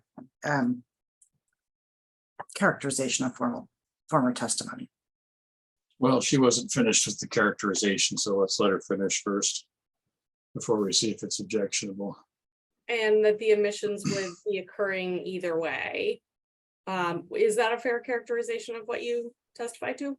So just to close the loop on the objection there, I heard testimony that was similar to those lines too. I'm sure it's not a direct quote, but I think it's fair game to inquire on. So I'm going to overrule the objection. Thank you. And I'll just clarify, my only objection really was to the word absolutely, which I didn't hear specifically in the testimony. I wasn't objecting to the rest of the question. Understood. Yeah. Modifiers such as absolutely are kind of dangerous, and we use them to make points that sometimes are valid and sometimes are not. But with the objection noted to the wording, I'm still going to let the testimony go forward. And if I choose to disregard the modifier and how I consider everything that comes after in the answer, we'll do that. But I'm sure the witness can also qualify that as well. Go ahead and answer, please. Yeah, I thought I heard an absolutely, but I may have been wrong. All right, so you are not an economist, correct? I'm not an economist. You're not here as an expert on supply and demand. I'm not. You haven't studied induced demand. I'm not. You haven't studied the correlation between building a large warehouse and the demand for delivery vehicles. I'm not. Okay, is there something in your training? Is there something that's not on your resume that would qualify you to talk about the supply and demand correlation here? No. Okay. I also want to ask about one of the reasons you identified for your opinion that construction emissions aren't significant, specifically that they are temporary. Is it your understanding that SEPA is only concerned with long-term impacts? No. On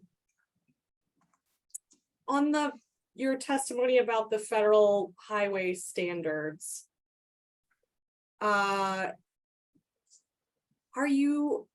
didn't follow all of it. I'm very bad at reading and listening at the same time. Are you saying that, are you just comparing the number of vehicles that this project will generate to 140,000 and saying it's lower and therefore not significant? That's a piece of it. Yes. The FHWA has other, other qualitative sort of measures, which are kind of an addition to freeway traffic as a percentage. Nevertheless, those are intended for large projects. They provide examples of large projects. And this project would not be considered a large project under that framework. Right. Did you perform any kind of quantitative or qualitative analysis to reach the conclusion that you shared with us? Other than comparing the number to 140,000 number of trips? No. And the analysis you shared of how the numbers in the air quality study would change if you applied some different assumptions. Yeah. One of them, I believe you said numbers would be reduced by about 50%. First of all, can you clarify what that testimony was? Yeah, so I think we were talking about trucks accessing that South 56th route versus trucks accessing that the proposed Center Street sort of bridge. And so the distance difference between those two, and the 50% is associated with emissions reductions in the community. And by the community, I mean bound by the freeways. So everything that is within the confines of 5 and 16, emissions in the community would be reduced by 50%. And are you still you're still only calculating truck travel to the county line? Is that correct? Yes. Okay. You haven't produced any kind of technical analysis containing these numbers to the parties, correct? No. And did you do these calculations in your head or did you write them down? Wrote them down. Okay, and when did you conduct that analysis? As Dr. McCarthy was testifying, and responsively when I looked at his testimony. Okay, I would lodge a request to see that analysis so that I can see what the numbers are that you were explaining to us. And I'm going to object to that. We're not offering any exhibits, and we did not ask Ms. Goff to prepare any written documentation.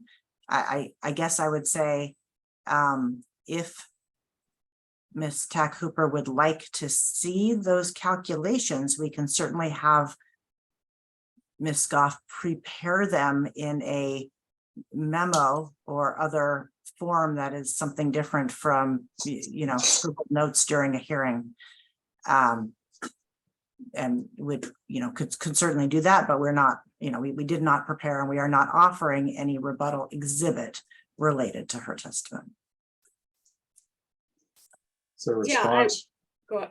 I certainly would appreciate a written summary, whether or not it goes into the record. Just to allow me to see the numbers the way Ms. Goff sees them.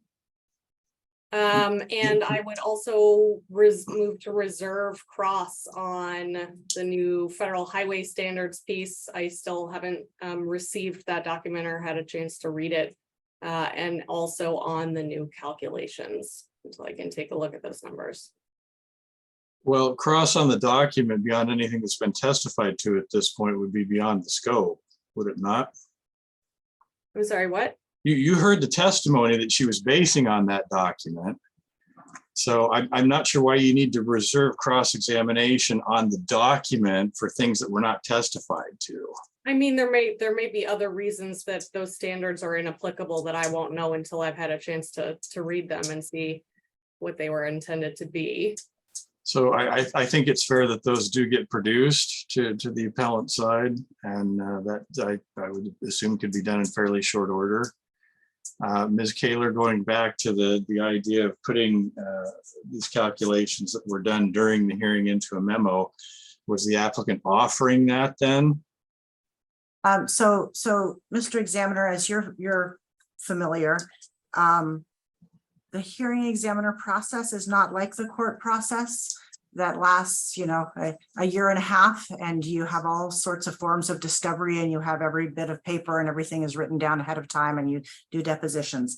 It's a little bit more in the moment than that. And this is our opportunity to provide rebuttal. We have done that. We've done it in an appropriate way. There is no requirement that we do it in writing. And so no, I'm actually not offering that. And in particular, I am not offering to prepare something in writing and then allow or consent to Ms. Tack Hooper reserving cross. I think that's just inconsistent with the structure of the hearing examiner process. Yeah, and I've not offered that at this point either. I think the testimony based on the document was the testimony based on the document. If the appellant wants to bring it up again at some point, I guess they can do that and reconsider. But for the moment, the testimony was based on that document. The testimony is what the testimony is. You have the opportunity to cross-examine on that now. You can't cross-examine a document. That would be a very one-sided proposition because the document's just going to sit there and not going to answer anything. So if you want to raise that again, I am requiring the applicants to provide that document to you. And if you want to raise the issue again, you can raise the issue again, but the document didn't testify, Ms. Goff did, and she's here now. As far as her notes go, I don't think her notes are really discoverable. And again, the testimony is what the testimony is. You heard it, you can cross-examine on it now. And so let's do that, unless the applicant's offering to put that into a memo form and submit it. I don't see how it's really required. The testimony is what the testimony is. Yeah, sorry. And so, Mr. Examiner, I will say it is almost noon. My intent was when we broke for lunch to email the 2 Federal Highway Administration documents to Ms. Tack Hooper, since she's in the middle of cross. She will have an opportunity to review them and ask Ms. Goff any questions she wants to about them. And again, we're certainly not offering to produce any additional written material. And if I could just explain why it's difficult to cross-examine testimony that Ms. Goff calculated some numbers and is telling us that they are below the small quantity emission rate. I can't test that at all without actually seeing what the numbers are, seeing how she calculated them. There was not enough in the testimony for me to understand what she did and whether her conclusions are supported. But if that may just go to the weight of the testimony rather than anything else. It may indeed, because you don't have that information. I don't have it either. So it is 11:56 at this point. I'm kind of inclined at this point, rather than to say, hey, let's go back into some additional questioning for 4 minutes, and think we're going to be able to cut that off right at 12 o'clock. Unless there's a question you have that you may have a brief answer, Ms. Tack Cooper. No. I'm leaning towards lunch at this point. Sounds good. And we'll pick up with additional cross-examination once we're done with that. And after we reconvene again, we're going to take up housekeeping matters and scheduling for the future first, and then we will resume with the cross-examination of Ms. Goff by the appellant. So unless there's anything else that's a procedural matter or question that we have that can be addressed now before we break, I think we're ready to break. Is there anything from the appellants that we need to address procedurally before we break? No. Applicants? No. City? No. All right, so we will be on lunch break until 1 p.m. We will see you back then. Thank you.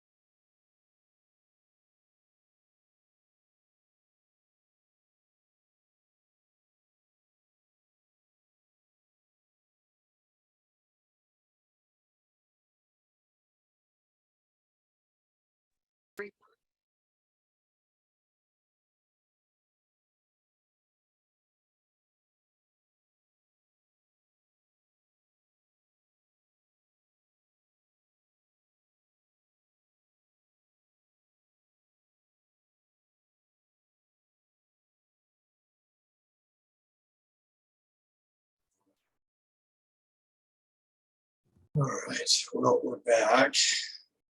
Start the record. Wow. It's easy to fast forward by an hour. All right, just takes longer to convert at the end of the day, unfortunately. Next, I'll probably just go in and edit it out before we're done with it. All right, so I said when we got back from lunch, we were going to talk about logistics here. And bear with me because I'm going to have to flip through a couple of screens.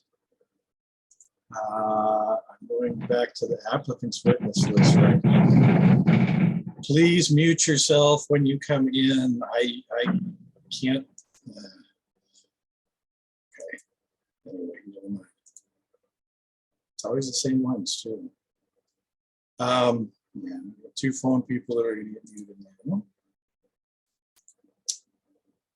And that's everybody, but I'm sure we're going to have much more people coming back after lunch. Just a few. So I am looking at the applicant's witness list, and it looks like we still have 2 more to go. Is that correct, Ms. Kaler? No, that is correct. We have our witnesses on noise and on health impacts. I will say I expect them to be substantially shorter than the 2 witnesses we have had already today. And I do expect us to finish with our witnesses today and hopefully have some time to move on to the beginning of city witnesses. Well, there's still cross to be had though of each of those witnesses, and at the pace we're moving currently, I like your optimism. I'm not sure I completely share it. So then we have the city's witnesses, and we've taken a couple of them out of turn, but we still have 1, 2, 3, 4, 5. Is that correct, Mr. Victor? Examiner, we are not going to call Shauna Hansen. There was nothing for her to respond to. And so it will be 4 more. So 4. All right.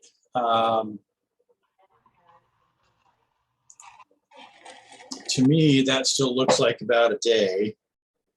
And then we have rebuttal and closings and all of that fun wrapping up to deal with. So, in my estimation, and I was the one who, kept lobbying for, I don't know, hoping for something for, that we would end in the 3 principal days we had scheduled and not need the overflow day, but here we are.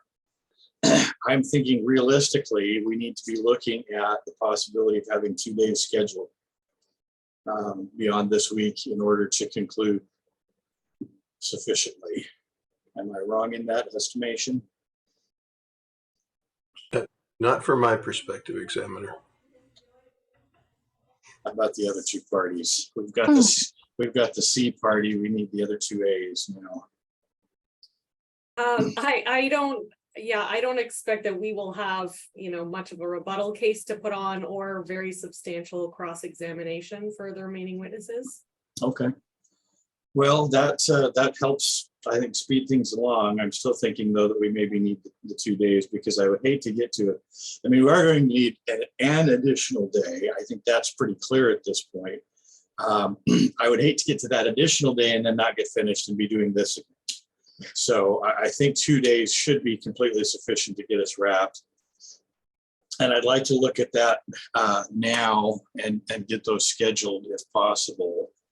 If it's not possible, it's not. That just means we'll have to reconvene at some point for scheduling because if it's not possible now, I don't know. I can't imagine that would be possible in the 4 o'clock hour necessarily.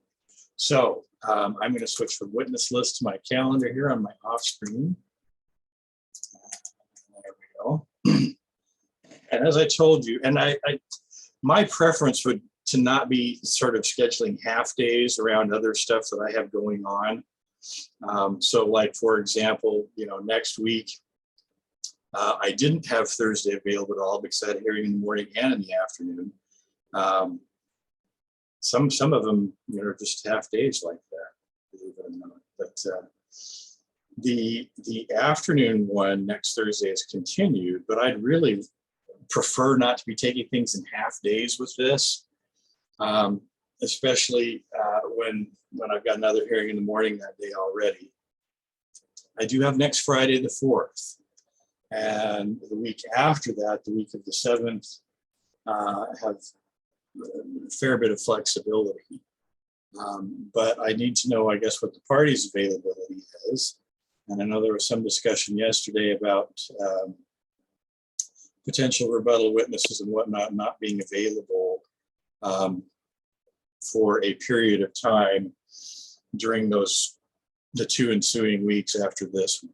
So as we've been doing to this point, let's hear from appellants and applicants, then the city, in terms of availability and when you think would be good to have our extended days here.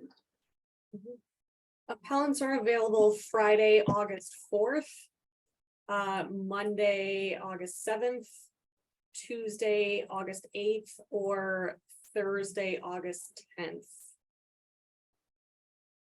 As well as next Wednesday, the 2nd, but I gather that day is no good for the hearing examiner. Not particularly, and I hate to rely on. I mean, I have the afternoon that day. I don't have the full day, but I hate to rely on. Well, I don't know.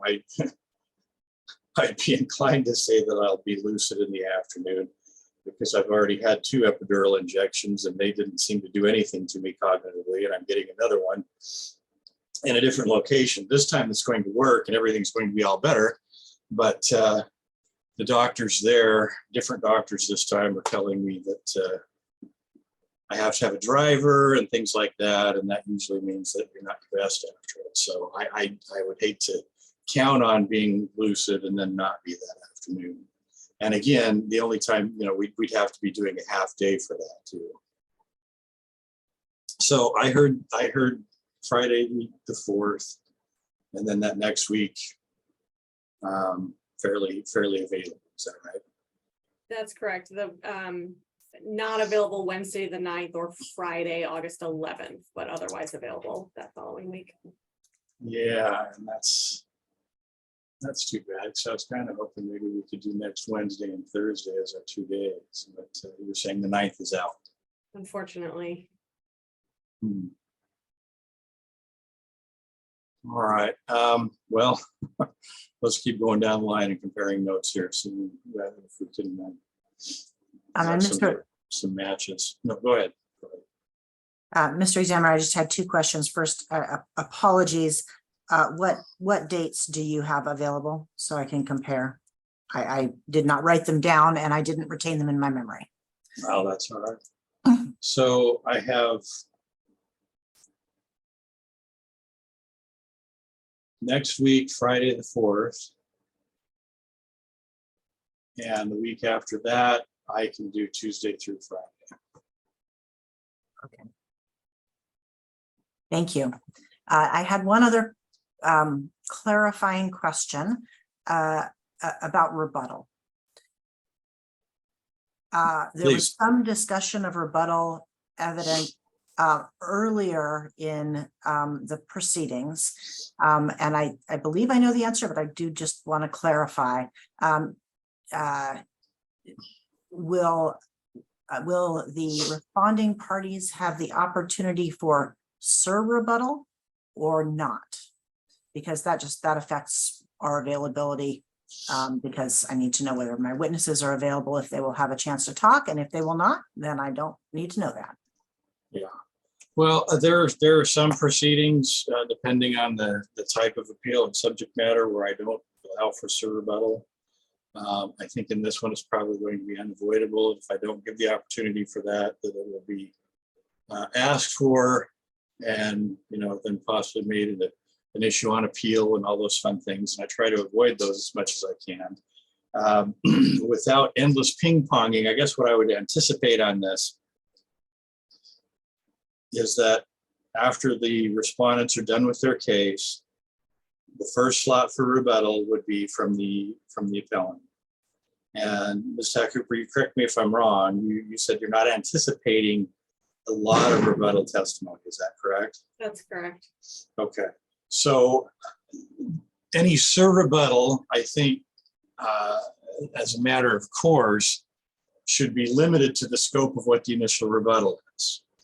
And so if that is the case, that as Ms. Tucker has represented, that the appellant's rebuttal will not be particularly lengthy, then that means that the surrebuttal from the applicants would be likewise. Now, the appellant bears the burden of proof here. So rebuttal, surrebuttal, again, you know, it seems like the scope should be narrowing as we go down through that, right? So if the initial rebuttal is fairly limited in scope, the things that actually need to be rebutted within that by the applicants would maybe be even a smaller subset. And then the final rebuttal, rebuttal, or I don't know what you call it when you got to the third level. Appellants would get to go last because they bear the burden of proof. And that's you know, par for the course. But I would expect that to be even shorter. The things that need to be triple rebutted by the time we get to that level would be even shorter. So that is what I'm anticipating. Rebuttal, rebuttal from the respondents, and then last word from the appellants because they bear that burden of proof, and then closings. And that's it. And we talked about this in the status conference on the Friday before. If you choose to waive closing and opt for doing that in post-hearing briefs, that's perfectly fine. If you feel like you need to do a closing argument plus the post-hearing briefs, we can do that too. But again, you know, I look at closing the way I look at a good appellant argument or a good opening statement too. It should be around 10 minutes and not, you know, a lengthy play-by-play of every bit of evidence that's come in front of me, because that's what the recordings are for, in my view. So does that help? And what to anticipate? It does. Thank you, Mr. Examiner. And I will just let you know the scheduling constraint that I'm operating around is Ms. Goff is not available August 3rd to 9th. And so one, I don't anticipate we're going to have any rebuttal unless there is some substantial new piece of information that comes out in appellant's rebuttal. I would be very sparing on rebuttal, but without having heard the rebuttal evidence, I don't want to 100% preclude that. Mr. Schramm is also out the week of the 7th through 11th, but has indicated to me that he could make himself available if needed for the hearing, but I believe Ms. Goff's situation is different. So that's the constraint I'm operating around. And so I guess what I would suggest, given everyone's availability, is that we schedule some dates. But here would be my suggestion, is that we, contingent on the city's schedule, of course. I don't know the availability of city witnesses, but we could schedule August 4th. And if we don't need any air quality rebuttal, and if everyone gets done at that time, then we'll be done. But we could reserve the 10th in case we do need air quality rebuttal. And rebuttal, I suppose. All right, so the 4th and the 10th, I think those are days that work for everyone. I was going to just suggest the 10th and the 11th so they're together, but there's nothing magical about having the 2 days in succession with each other necessarily. Mr. Victor, how are you on all of this? We haven't heard from you yet at all. Well, unfortunately, I'm going to be the bearer of bad news, although not necessarily the author. Unless we get to 2 of my witnesses today, then I have significant witness availability problems until the week of August 14th. And within the week of August 14th, I would not have full availability until beginning on Wednesday the 16th. Thereafter, I have my full complement of witnesses so far. Wednesday the 16th, I don't have available. That's we have an omnibus monthly code enforcement calendar, and that's that day. So the rest of that week also Thursday and Friday, I would have all witnesses. And I will just interject, and apologies for not thinking about this earlier, but we could certainly take some city witnesses out of order today to accommodate that, because the 2 witnesses I have left on noise and health don't have schedule constraints. God bless them. Huh? All right. No, not meaning any offense to you, Ms. Goff. Schedules are what schedules are. I make flippant remarks from time to time, and I didn't mean anything to you by stating that. So, all right. So, well, we need to settle this now then. So I think we're, Ms. Tack Cooper, how much cross-examination do you have left for Ms. Goff at this point? Done. You're done? Yes. Ah, okay. How are we looking on redirect then, Ms. Kaler? Less than 5 minutes. Less than 5 minutes. Oh, see, that's what happens with these things. You get towards the end and people's schedules start pinching them and we start speeding up. All right. So after Ms. Goff, do we want to take those 2 city witnesses then? In order to try to not be out to the 3rd week of August? Are you positioned to do that, Mr. Victor? I am. would presume so. I have my witnesses. Are you okay with that, Ms. Kate? I am. Okay. I'm sorry, may I just ask which 2 they are so we can make sure we're prepared on our end as well? Yes. So they are Trevor Perkins, my stormwater witness, and Scott Hallenberg, my water quality witness. Great, thanks. All right. The other 2, just to close the loop, Mr. Examiner, the other 2 city witnesses can be available Friday the 4th. All right. See, if we schedule 2 days, we're not going to need the 2nd day. If we only schedule 1 day to conclude this, we're going to need the 2nd day. That's just how it works. So Friday the 4th. Friday the 4th works for everything, correct? If we get Mr. Victor's 2 witnesses out. And then the next day we would have available, that everyone has available. We're out to the 10th and the 11th, I think, aren't we? And I will say Friday the 4th certainly works for me. And for the 2 witnesses I would have left, again, with the rebuttal or rebuttal piece, Mr. Schramm is also out and unavailable on the 4th. So, but if we reserve the 10th in case there's rebuttal needed, that will be that will work schedule wise. And again, I do not anticipate rebuttal at this point in time. Well, that's what I was thinking at this point. Can we do that then? Can we say August 4th and August 10th? All right. Do we need to start at 8:30 those days, or will 9 o'clock be sufficient? Do you think? I don't really care either way. It's whatever your preference is. 9 o'clock is sufficient for the applicant.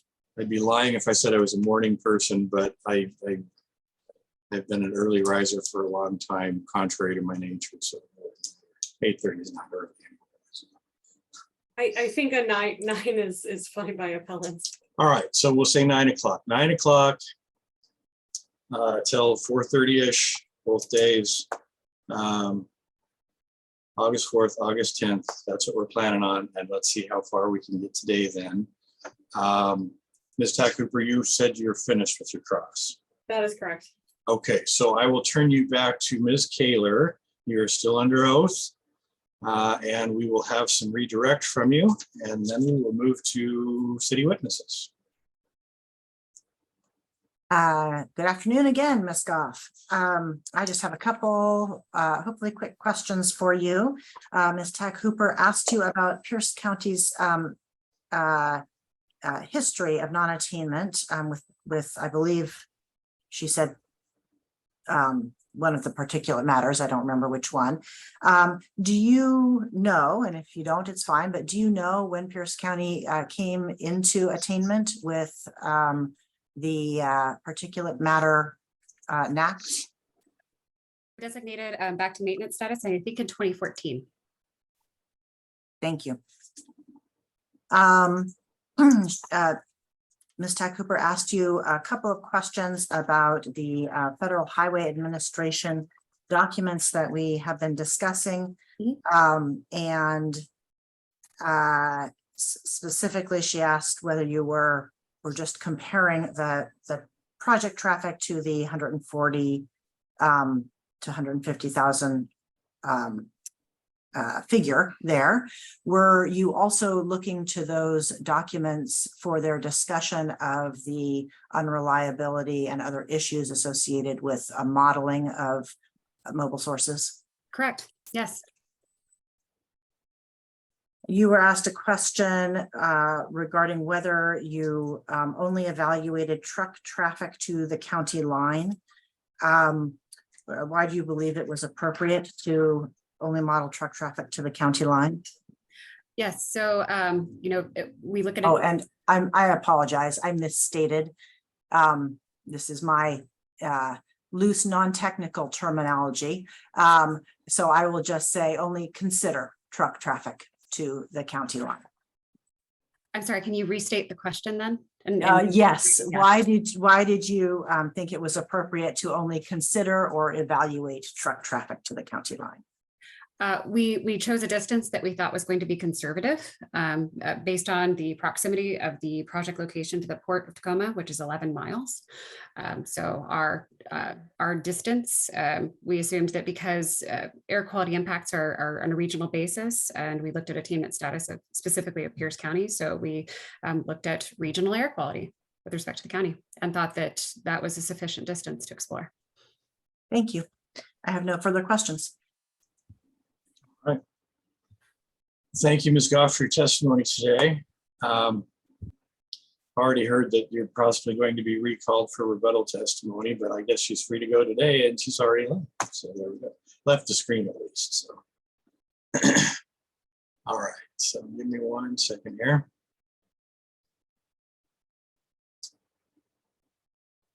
So we're moving to city witnesses. Somewhat out of order, and we said Trevor Perkins is our next witness. Mr. Victor, is that correct? That is correct, Mr. Examiner. So, Mr. Perkins, if you are, well, let's see, I don't think I've muted him. You should be able to join us. Yep, I just need my video to be allowed. Okay. We should have your audio at the top of the screen then, so I'll just go back up there. Should be cleared. There we go. 1 second. Mr. Perkins, if you raise your right hand on the screen, please. You swear and affirm the testimony you're about to give as part of this hearing today will be the truth, the whole truth, and nothing but the truth under penalty of perjury. I do. Mr. Victor, you may inquire. Good afternoon, Mr. Perkins. Can you give your name and position with the city of Tacoma for the record? Yep. My name is Trevor Perkins, last name spelled Perkins, and I am official title Associate Civil Engineer Principal for the city of Tacoma.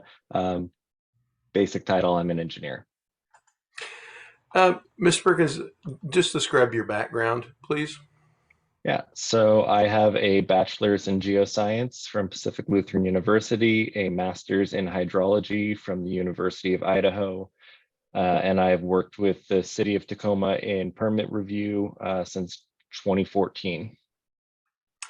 Can you describe your role in the bridge application review, meaning the SEPA review and the CAPO permit, if you participated in both?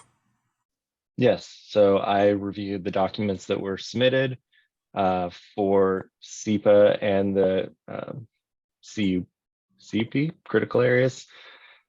The other one that's important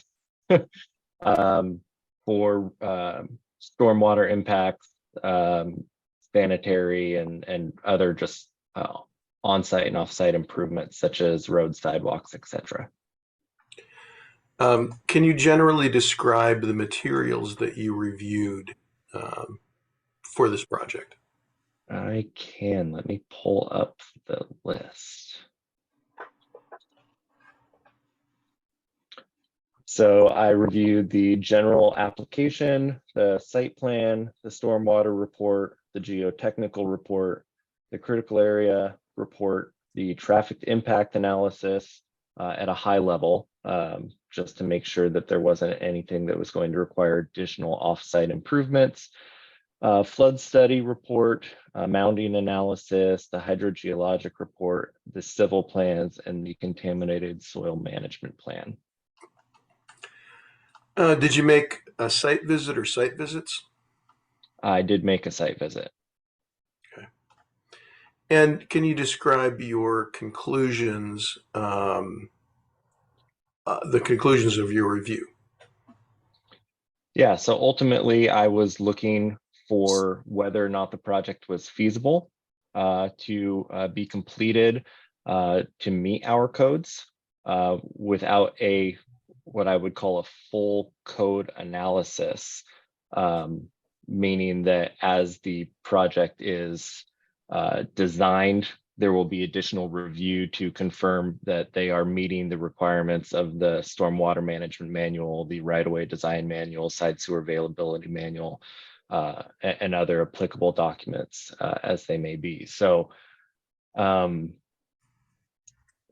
ultimately, the result was that we felt there was enough information to move forward with allowing for design that because they would be required to meet the requirements of the stormwater management manual and our design manual, that there would not be any significant impacts to the project other than any impact that any project has on a city. So the review that was completed, that's under appeal, will not be the last review as this project is developed?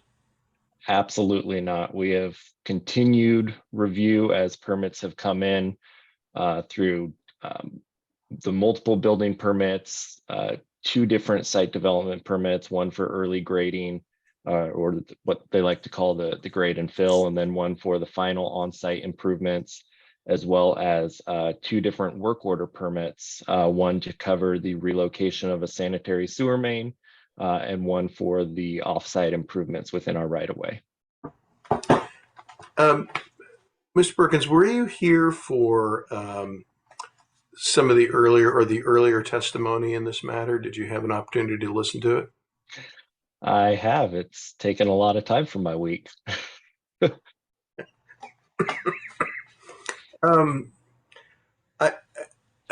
There was some testimony that I found a little bit confusing about how much stormwater is treated, how it's treated. Is there any information that you can give about the design and how much stormwater is treated? Yeah, absolutely. So Mr. Eldridge was not incorrect in anything that he said, but I think people got caught up on the 15% of stormwater being treated. What is required to be treated is the water quality event, and that is established by the Department of Ecology through multiple, lots of research. In which they have investigated that first flush phenomenon that we keep hearing about and determined that the majority of all pollution is removed during that first flush, and that any remnant pollution beyond that point, at that point, they felt wasn't necessary or significant enough to require continued treatment of that stormwater. Okay. That comes from directly from ecology. Okay. That is not a city of Tacoma specific thing. Can you give us a little more understanding of what the event is that ecology is talking about? If I understand your question correctly, as Mr. Eldridge testified, it would be that 50% of the 2-year storm event Okay. is the first flush. Okay. Okay. And then can you help describe or delineate the difference between on-site stormwater management and off-site stormwater management? Yeah, so on-site stormwater management is going to be anything within the property boundary, not the project boundary, which can extend beyond the property lines, but within the property itself that is specific to the development of the project. So paving, constructing buildings, that type of stuff. Offsite is going to be anything beyond those property lines within the city of Tacoma right of way, or coming onto the site from city of Tacoma right of way or pipe systems would be considered or viewed as off-site stormwater. And would off-site stormwater be covered under Tacoma's National Pollutant Discharge Elimination System, acronym NPDES permit?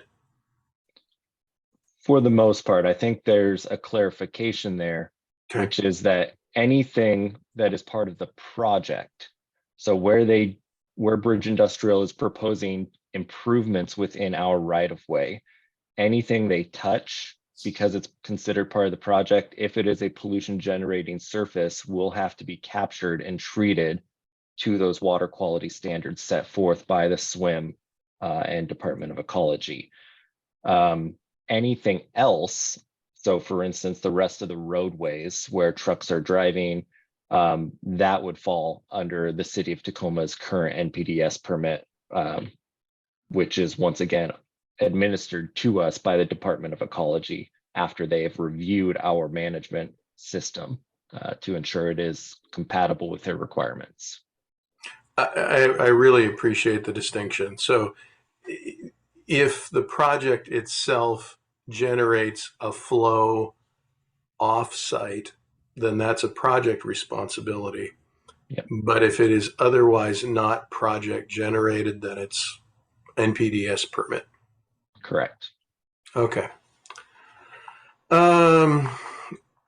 Because you listened to the rest of the testimony, is there anything you would like to say, any comments, any clarifications on any of the testimony that you heard with respect to Tacoma's stormwater management? Yeah, I think there are a few things. One thing that was brought up was the language within the MDNS that said all stormwater and the confusion around that. Admittedly, probably not written well, but the intent was not to say that they had requirements to go above and beyond what the SWIM requires and Department of Ecology requires for treatment, or beyond what Tacoma Pierce County Health Department requires for treatment. It is purely just to say that any water that falls on their site that requires treatment will be required to comply with that. So it probably should have been written differently. And you're referring to a statement in the MDNS? Yes, I believe it was in the MDNS that it was brought up. Okay. Another piece was there was testimony on the site being downstream of adjacent properties. That comment is not incorrect, but there is clarification I think that is warranted. As far as the entire site goes, I think it's been fairly well established now that you have water flowing onto the site into what is noted as Stream Z. And so in that sense, there is upstream water coming onto the site that has to be accounted for, and it has to be accounted for in their floodplain analysis to ensure that their site is not flooding and to ensure that they are not passing any flood waters downstream that would cause flooding to our city system. And that was then analyzed through their model to meet infrastructure protection requirements for the city. The other half of the site, or the project site, that comment is more of a CYA. I'm not gonna speak out the acronym there, but in which case, it's a large site at the time of conditions. To say that I have a perfect idea of where every single drop of water might come to the site, I think is unrealistic. And so it is a reminder within the conditions to the engineer that if they identify water coming onto their property from another parcel, that they will have to manage that. The fact that they noted that there is none, I would rely on their expertise there. It does seem fairly well bounded, but I have not walked the entire perimeter of the site, done, received an entire survey with 1 foot intervals or anything. It's so that's the intent of that comment. Great, thank you. I have no further questions for Mr. Perkins. All right, so just as we've been doing kind of on the reverse side, let's see if there are questions from Mr. Carpman on the respondent side so that the appellants can be able to cross on the full scope of what respondents had for this witness. Do you have questions, Mr. Carpman? I do have a few questions. All right. Thank you. Mr. Perkins, probably unsurprisingly, I'd like to ask just a couple more questions about that issue that you were talking about earlier, and I appreciate the clarification, and I hope I will not make it worse. I wanted to ask actually specifically about a question that the hearing examiner asked Mr. Eldridge, and I will represent to you that when I heard the question, I heard the hearing examiner use the word escape and ask something to the effect of how much stormwater will escape from the site without being treated. I'm not sure that was the exact words, but to the extent that I'm right about the word escape, can you say, did you understand Mr. Eldridge to be saying that water will inadvertently leave the site without passing through the water quality treatment program as you've described it, or that it will be unintentionally not going through the system that Mr. Eldridge designed? I think the point of clarification there is that, once again, the water quality design rate established through research by the Department of Ecology is to capture that first flush, which they feel is the most polluted, and that beyond that, it is de minimis, essentially, that there's not significant enough pollution to become an issue. And so this idea of, well, 85% of the water, then isn't getting treatment, that's talking about an entire volume of water that falls on the site. The site is still complying with the Stormwater Management Manual and Department of Ecology's criteria for water quality treatment. And it is furthermore supported by Tacoma Pierce County Health Department through the policy memo, which references back to follow the stormwater manual for the purposes of treating water prior to infiltrating in the South Tacoma Groundwater Protection District. Thank you.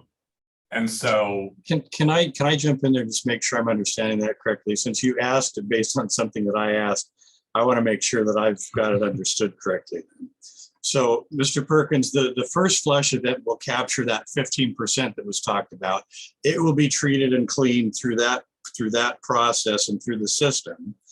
And so beyond that, then the remaining 85%, if we want to make a whole pie of 100% here that we're talking about, that remainder would be presumed clean. And so whether it flows downstream or escapes the site boundaries, based on the Department of Ecology standards, it's not of concern because it's presumed to be clean, or at least clean enough that it's not going to be causing any problems anywhere. Is that a correct characterization?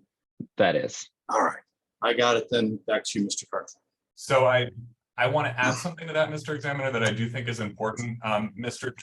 Perkins, I understood that 15% versus 85% figure to have arisen in the context of Mr. Eldridge's answer about what would happen in a 100-year event, and that level of water of a 100-year event, which I'm not sure exactly what that would be, perhaps a 3-day rainstorm, that 85% of that volume would not be treated in the way, or would not pass through the biopod filters in the way that the examiner was just describing, but that's, I guess I'll stop the question there. Is that consistent with your understanding?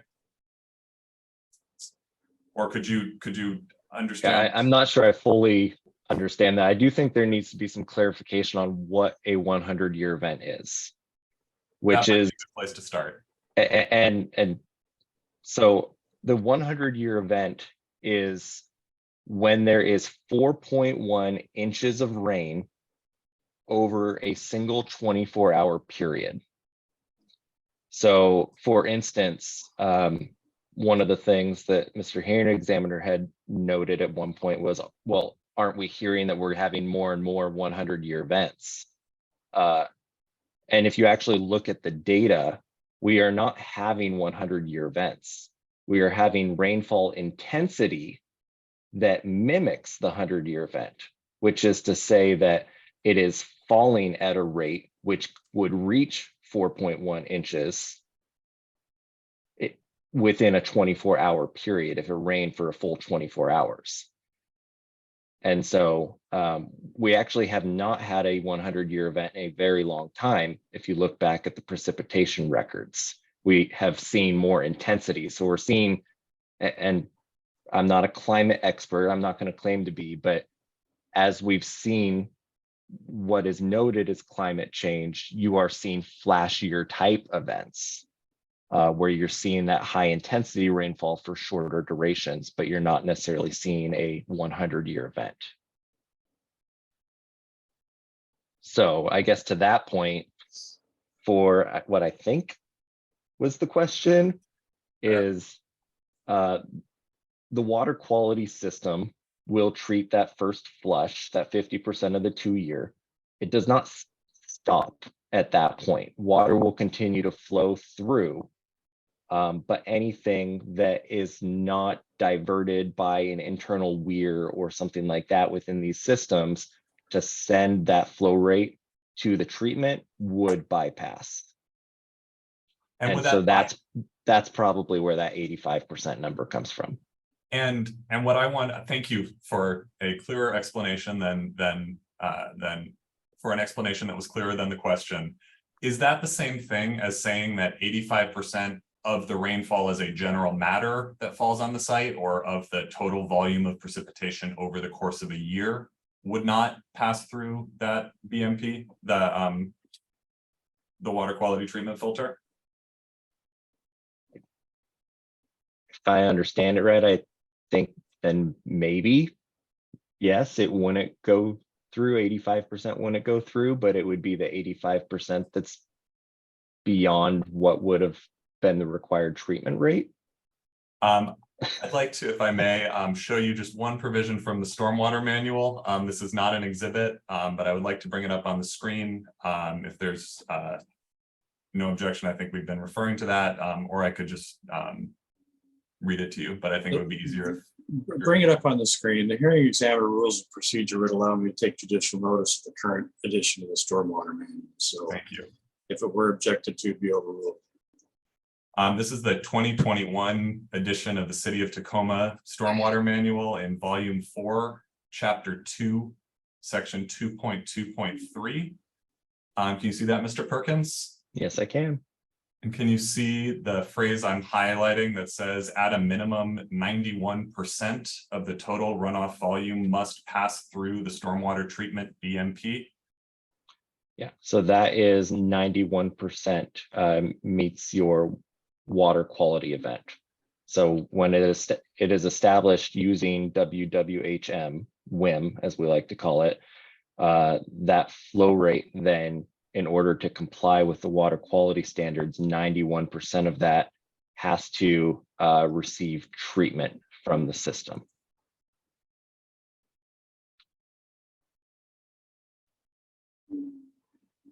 And can you explain how that relates to the 15 versus 85% distinction that we were discussing? Because I do just want to make sure that's clear. Honestly, I have never broken it down into this 15 and 85% thing. That's not how the water quality is enforced under the manual.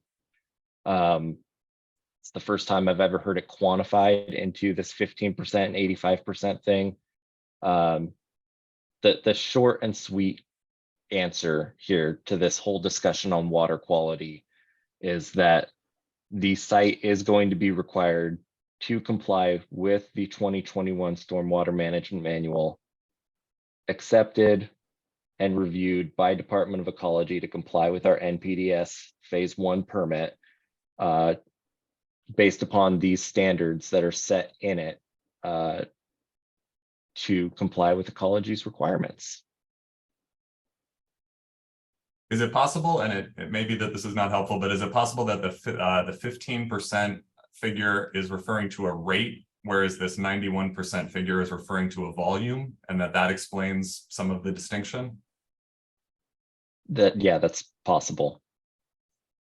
Could you, and I'm sorry for not asking these questions more clearly, could you please explain that? Because I do think this has been a point of confusion. My best, I'm going to use the word guess here for how that Mr. Eldridge established this 15 and 85% is that he took the entire volume of water falling on the site and figured out how much of that then, based upon the flows using the water quality event, I'm guessing he probably took that versus the 100-year and divided them and found out, hey, it's 15% of the water when you look at that. Okay. It's not something that we would ever say you have to treat 15% of the water. That's not how it's done. Right. There is this standard in the stormwater manual with which this project must comply that says at a minimum 91% of the total runoff volume must pass through the stormwater BMP at or below the approved hydraulic loading rate for the BMP, correct? Correct. Yep. Thank you. That's all my questions. All right, then let's move to cross. Ms. Aldoni, I presume that's you. Yes, it is. Hi, Mr. Perkins. Hi. We would just agree that Mr. Eldridge said what he said and you don't know why he said it, right? Okay. Yeah, I've never, like I said, I've never used the Okay. 15 and 85% thing. So I'm speculating a bit on how he came to those numbers exactly. Fair enough. And I also just want to confirm Mr. Eldridge stated that the city's data was an error and unreliable for use in calibrating the stormwater model. And I just want to make sure that's your understanding as well. Yes, so the data that we were able to provide, and this data was used for. Objection, I'm sorry to interrupt. There were multiple models that Mr. Eldridge discussed, and the stormwater model could potentially refer to several of them. I think I can actually clarify. Well, for you. I was clear on the question. It came up in appellant's case that the city made a comment that it had data that the applicant could use in order to calibrate its model. And it's whatever the model was talking about in that particular comment. And Ms. Ordonia, I believe, is asking about that particular comment that was clarified in Mr. Eldridge's testimony. He said the calibration wasn't ultimately done as suggested in the city comment because further inquiry and comparison and discussion with the city led to a mutual decision between the applicant and the city. The data was unreliable and really wouldn't provide anything in calibration. That was his testimony. Ms. Ordonia is asking now from the city side if they concur with what his testimony was on that. I think it's fairly clear, so I'm going to let him go ahead and answer. Thank you. Yeah, and so I do concur. That comment and that information was for the flows coming onto the site to establish the model for the floodplain analysis, which is separate from the infiltration systems that they're proposing to use for the buildings and parking lot and whatnot. And ultimately, the reason we agreed with them not to use it was that the the data was not robust enough. There weren't enough data points, and actually using a poor data set could have worse effects on a model. I mean, for instance, we actually, at one of the locations, which is near the discharge location where they had monitoring equipment, we were actually seeing flows come back up the pipe. So it wasn't even going the right direction. So it was, yeah, very misleading data. Got it. Thank you for clarifying. Mhm. And I'm so sorry to ask you again about the wording in the MDNS, but I do have just a couple of questions. I want to be crystal clear about what mitigation the city is and is not requiring. Mhm. And so your testimony is that not all stormwater on site will be captured and treated prior to infiltration or discharge because that is not required by the stormwater manual. Is that correct? That's a very simplified approach. Yes. Okay. It's most of the words from what the MDNS says. So just trying to make sure that I'm understanding. And so is it your testimony that Director Huffman, in issuing the MDNS, erred in saying that all stormwater on the site will be captured and treated prior to infiltration or discharge? Or are you saying that all means something different than its ordinary meaning with respect to stormwater manual compliance? I think the intent was misconstrued with the word all. It was meant to be all stormwater falling on the site would be required to essentially comply with our stormwater manual for treatment, flow control, etc. So yeah, it was admittedly, and I probably wrote it when it got entered it was admittedly not well worded. Okay, but it's your testimony. So Director Huffman was the one who issued the MDNS, is that correct? He signs them, yes. Okay, and it's your testimony that he knew what you meant when he signed that. Yes, Okay. Yes. All right. I think just one more question. I want to try to understand your view of what steeper review requires and what review can be done later. If an applicant submitted just one page, called it a stormwater site plan and said, we promise to follow the stormwater manual and all applicable laws, would that be sufficient information to issue an MDNS as to stormwater under SEPA? No. Okay.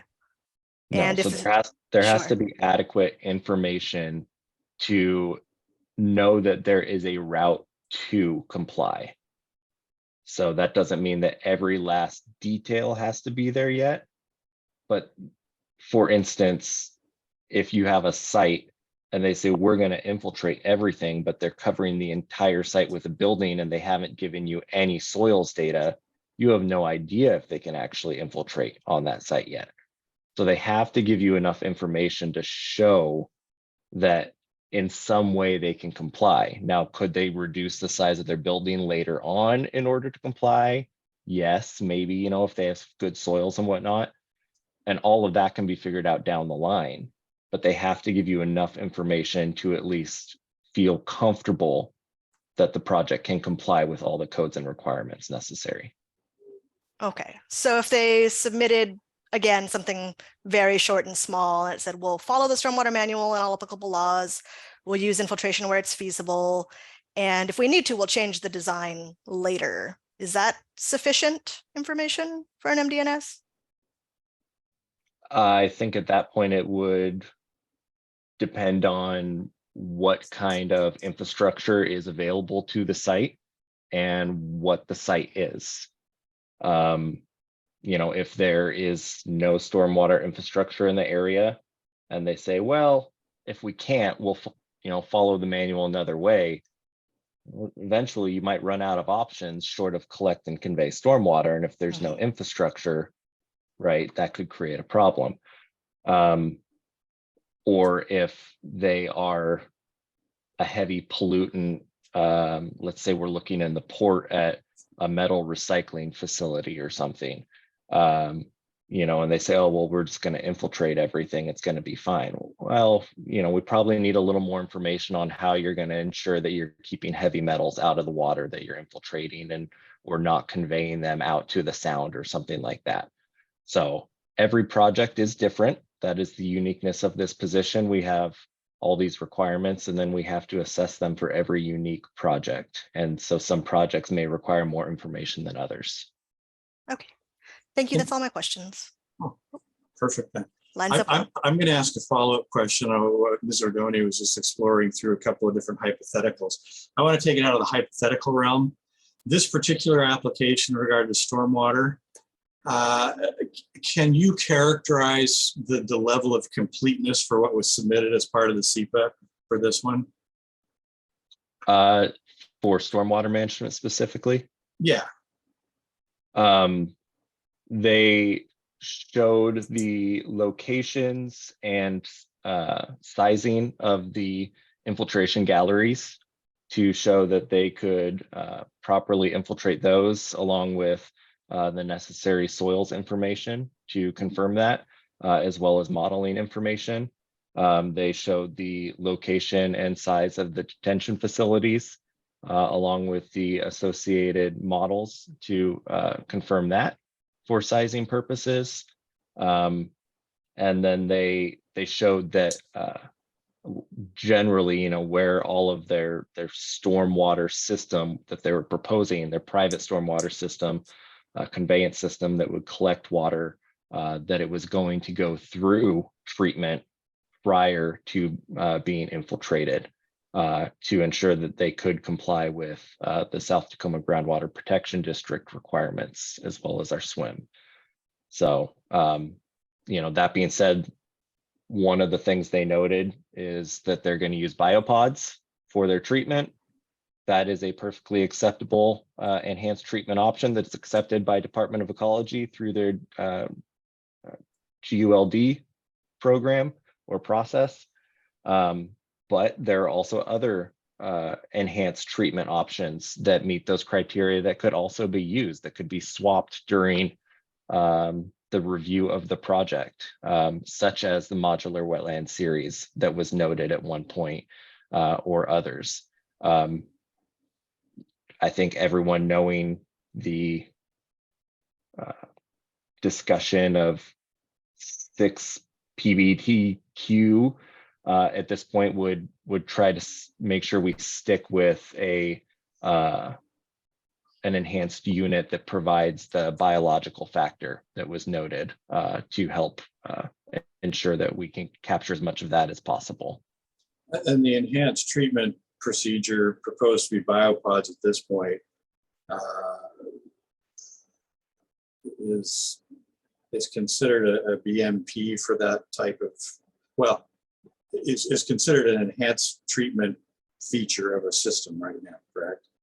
Correct. So yes, if they were to propose swapping that something else, it'd still have to be a functional equivalent or something even better, if there is something better. I don't know. exactly. All right, and I'm probably oversimplifying it a little bit, but again, going back to my original question, and thank you for the kind of piece by piece walkthrough with that. But if you're able, if you're not, just tell me you're not, and that's fine. You're the expert with this.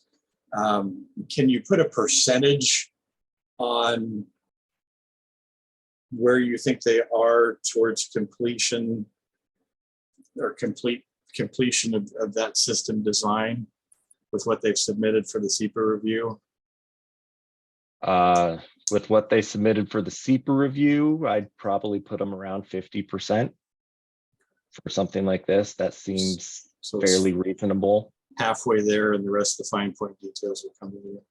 Yeah, I can say from continued review of stuff, they're probably closer to 80% or 90% in their design now. Okay. But for SEPA, it was probably about 50. All right. Mr. Victor, is the redirect? I'm tempted to go back out on the frozen lake when it's showing cracks and ask about the 8515. Mr. Perkins, is it possible that, and I'm not asking you to embrace that statistic, but is it possible that the testimony referred, perhaps allocated the 15 to the first flush and the 85 to the rest of the event? Could that be the logic factor, potentially? I can't really speak to that 100%. Your Mr. question Eldridge was like speculation on top of speculation.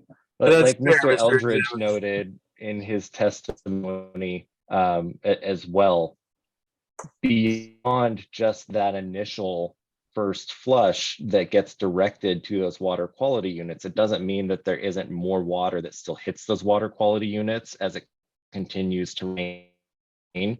It just means that there is going to be a bypass period as well, and that is also to protect the units and ensure that they don't fail. I mean, you could imagine if you had like a bioretention system, which is dirt, bioswale matrix, media matrix, and you had plants in there and you had water running through from a 100-year event because you didn't bypass anything, all of those plants in that soil would get washed away and would actually hurt the system and potentially send contaminants in soil downstream, which could become issues, right? So there are protection measures, and that's why weirs and bypass systems are put in place, is to protect those water quality systems so they can continue to function like they're supposed to. Thank you. We'll leave the rest of it a mystery. No more questions, Mr. Examiner. All right, so I think we're done with Mr. Perkins then. Thank you for your testimony today. And we'll move to the city's next witness. The city calls Scott Hallenberg. All right, so give me one moment here. Now, he was not on the witness list that was submitted, is that right? I was not on the original witness list, Mr. Examiner. This was the witness that I brought up in the pre-hearing conference and that I identified for the appellant and the applicant that day. Right. So I'm going to just ask when you start your questioning, Mr. Victor, to get a spelling for me since I don't have it. If you would do that when you begin your inquiry. And let's get to that, Mr. Oh, well, I got a spelling on the screen. You can do it or you cannot do it. It's in the record at this point now because I presume Mr. Hallenberg got his name spelled right when he put it on the screen. Mr. Hallenberg, do you swear and affirm that testimony you're about to give as part of this proceeding today will be the truth, the whole truth, and nothing but the truth under penalty of perjury? I do. Go ahead, Mr. Victor. Mr. Hallenberg, can you state and spell your name, last name for the record, and your position with the city of Tacoma? Certainly.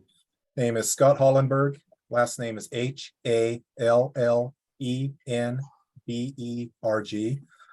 I am currently, formal title is Regulatory Compliance Analyst Principal.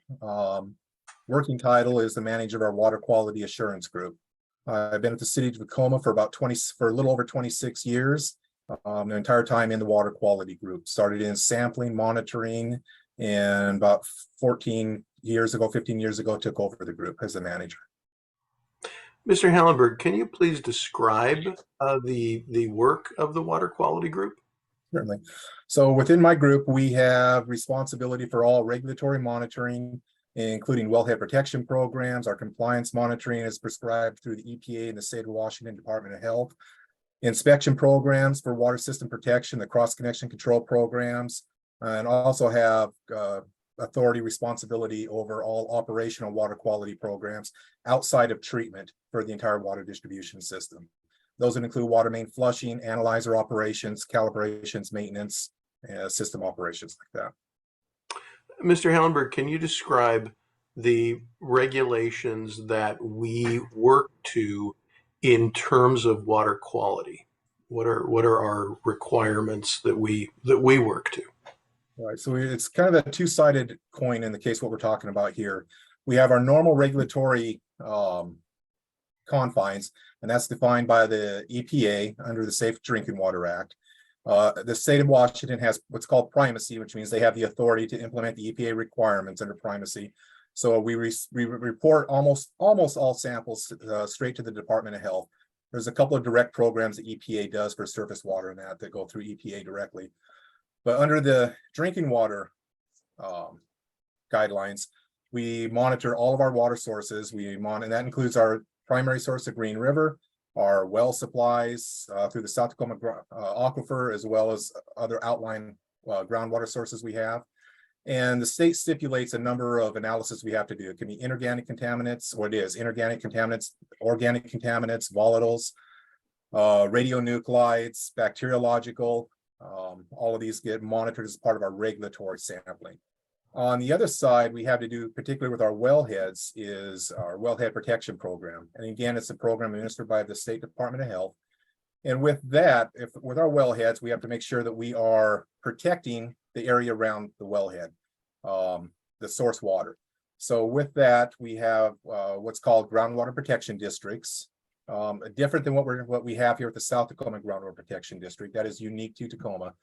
But through the regulations, we have wellhead protection areas where we protect the areas around the wellhead. And that includes from the 100-foot sanitary control area, minimum boundary around the wellheads, and limits activity, building, anything that can be performed in that area, all the way out to 1, 5, 10-year times of travel, that if something were to get onto the surface and potentially get into the wellhead. And activity, building can be controlled through the wellhead protection programs. We maintain contaminant inventories within our wellhead protection areas. So that is looking at what sources are out there that could become a threat to the drinking water. It could be gas stations, dry cleaners, any type of commercial facilities, septic systems in some of our rural areas would be a common one. And also, as part of implementing our groundwater protection programs, I have a contract with Tacoma Pierce County Health Department, where they implement the requirements of the South Tacoma Groundwater Protection District, conduct inspections, remedial action, permitting, and such. Thank you. You heard in this week testimony that expressed concerns about contaminants from this project, essentially contaminating the drinking water. Can you describe how the program, if our program would be able to detect that, and what measures we would take? Yes. So obviously we have our required regulatory monitoring we have to do at our well sources. And there's roughly 10 active sources that are in the district itself, 6 or 7 in the immediate area of this project. So that regulatory monitoring, of course, would pick anything up through the series of contaminants and constituents I mentioned earlier that we monitor for. Outside of that, we also have what we call monitoring wells scattered throughout the South Tacoma Groundwater Protection District. Twice a year, these 10 to 12 locations, we will go out and we have permanent pumps installed in these groundwater monitors, and they go anywhere from about 20 to 50 feet. We can measure about 2 to 3 different levels at each one. And twice a year, we go out there and we obtain samples for mostly inorganic volatiles and bacteriological samples. And that's our early warning system. That's probably the best way to put it. It's kind of our early warning system. We have set, like I said, we do the inorganics, the organics, bacteriological every time in consultation with Pierce County Health Department and other consultant engineers from time to time as they review our plans.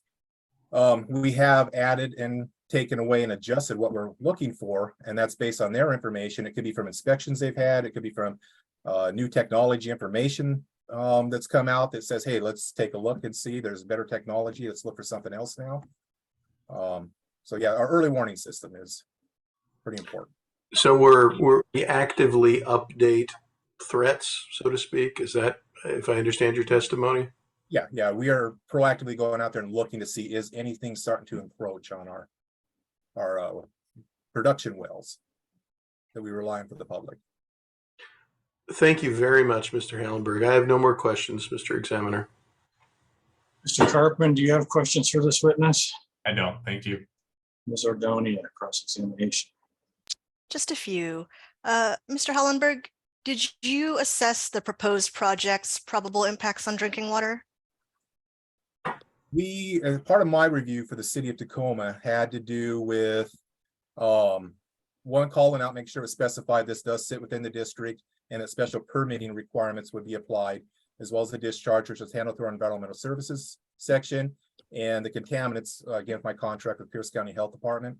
Outside of that, I look at what use is it going to be, and is their use of the potable water will be supplying them, would that be a threat to the water system? Okay, so that was your participation in the SEPA review for Tacoma Water. Yeah, I had nothing to do with the SEPA review. That is outside, that's building and development, site development reviews.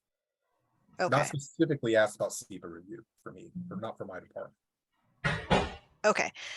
And compliance and monitoring are after the fact assessments, right? As in they happen after a project is built. Is that correct? Could you specify at what point? I'm not certain on what point you're talking about there. Sure. So I think Mr. Victor's saying, if there was contamination in the drinking water from this project, that your monitoring activities and your ensuring that the projects comply with laws, that would happen after the project is built. Is that correct? During and after, but again, our compliance monitoring that we're required to do, that is going to be reactionary. Our monitoring wells that we have scattered throughout the district, those would be the early warning to let us know, hey, something is potentially migrating or has gotten into the water, as the case could be. Fair enough. And so you said you don't do SEPA review for Tacoma Water, but is it your understanding that SEPA review is an assessment of a proposed project before it gets built? Objection, Your Honor. Yeah, Mr. there's Allender no, just testified he's not involved in SEPA. there's no foundation for his answering the question at this point. If he said he's not part of it, that's kind of the end of it, really. Okay. So you really don't do anything with SEPA. Is that correct? Asked and answered. He can confirm it. It was asked and answered, but just That can is confirm it. nothing directly correct. Okay. Those are all my questions. All righty. So, Mr. Victor, are those your witnesses then that had difficulties with our extended schedule then? Is that the extent of it? Those are my witnesses that had scheduling difficulties. So now we're at your luxury, Mr. Examiner. Well, I don't typically dictate the presentation order necessarily. So I think we're just back to whoever the applicant has queued up next. And that is where we will go. Thank you, Mr. Examiner. I know I don't know, maybe we're half an hour away from our afternoon break, but Roughly. the city witnesses have been quite a bit shorter than our witnesses. And if the other city witnesses are ready and will be a similar length, I don't want to make them sit around unnecessarily. So I will leave it up to Mr. Victor how he prefers to proceed. Mr. Perkins' comment about all this time taken out of his week, I guess, got to you. It did. All right, Mr. Victor, there's been a I guess a proffer made. Do you want to take up Ms. Taylor on that and keep going with city witnesses? We certainly can, Mr. Examiner. So I would call Shirley Schultz next. 1 second to queue up my notes. And look for Ms. Schultz. There she is on the screen. I'm prepared.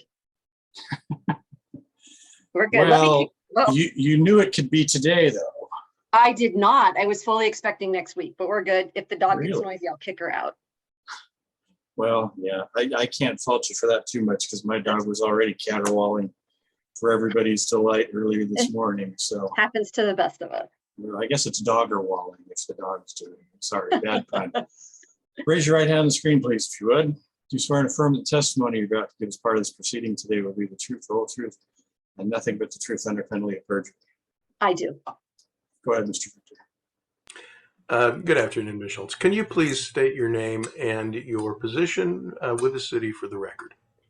My name is Shirley Schultz, SCHULTZ. I am a principal planner with the City of Tacoma in Planning and Development Services, leading our current permitting group. Can you describe your background? Well, I have been a planner in the city of Tacoma for 18 years, state of Washington going on 30 years. This is unbelievable to me. I have been doing current planning, focusing on environmental and industrial permitting for the last several years. I am, in addition, the city's SEPA Public Information Officer, which basically means I see every SEPA that goes through. I have a master's degree in planning and public policy from the University of Minnesota. I further have certificates in green building advising and a certificate in environmental law and policy.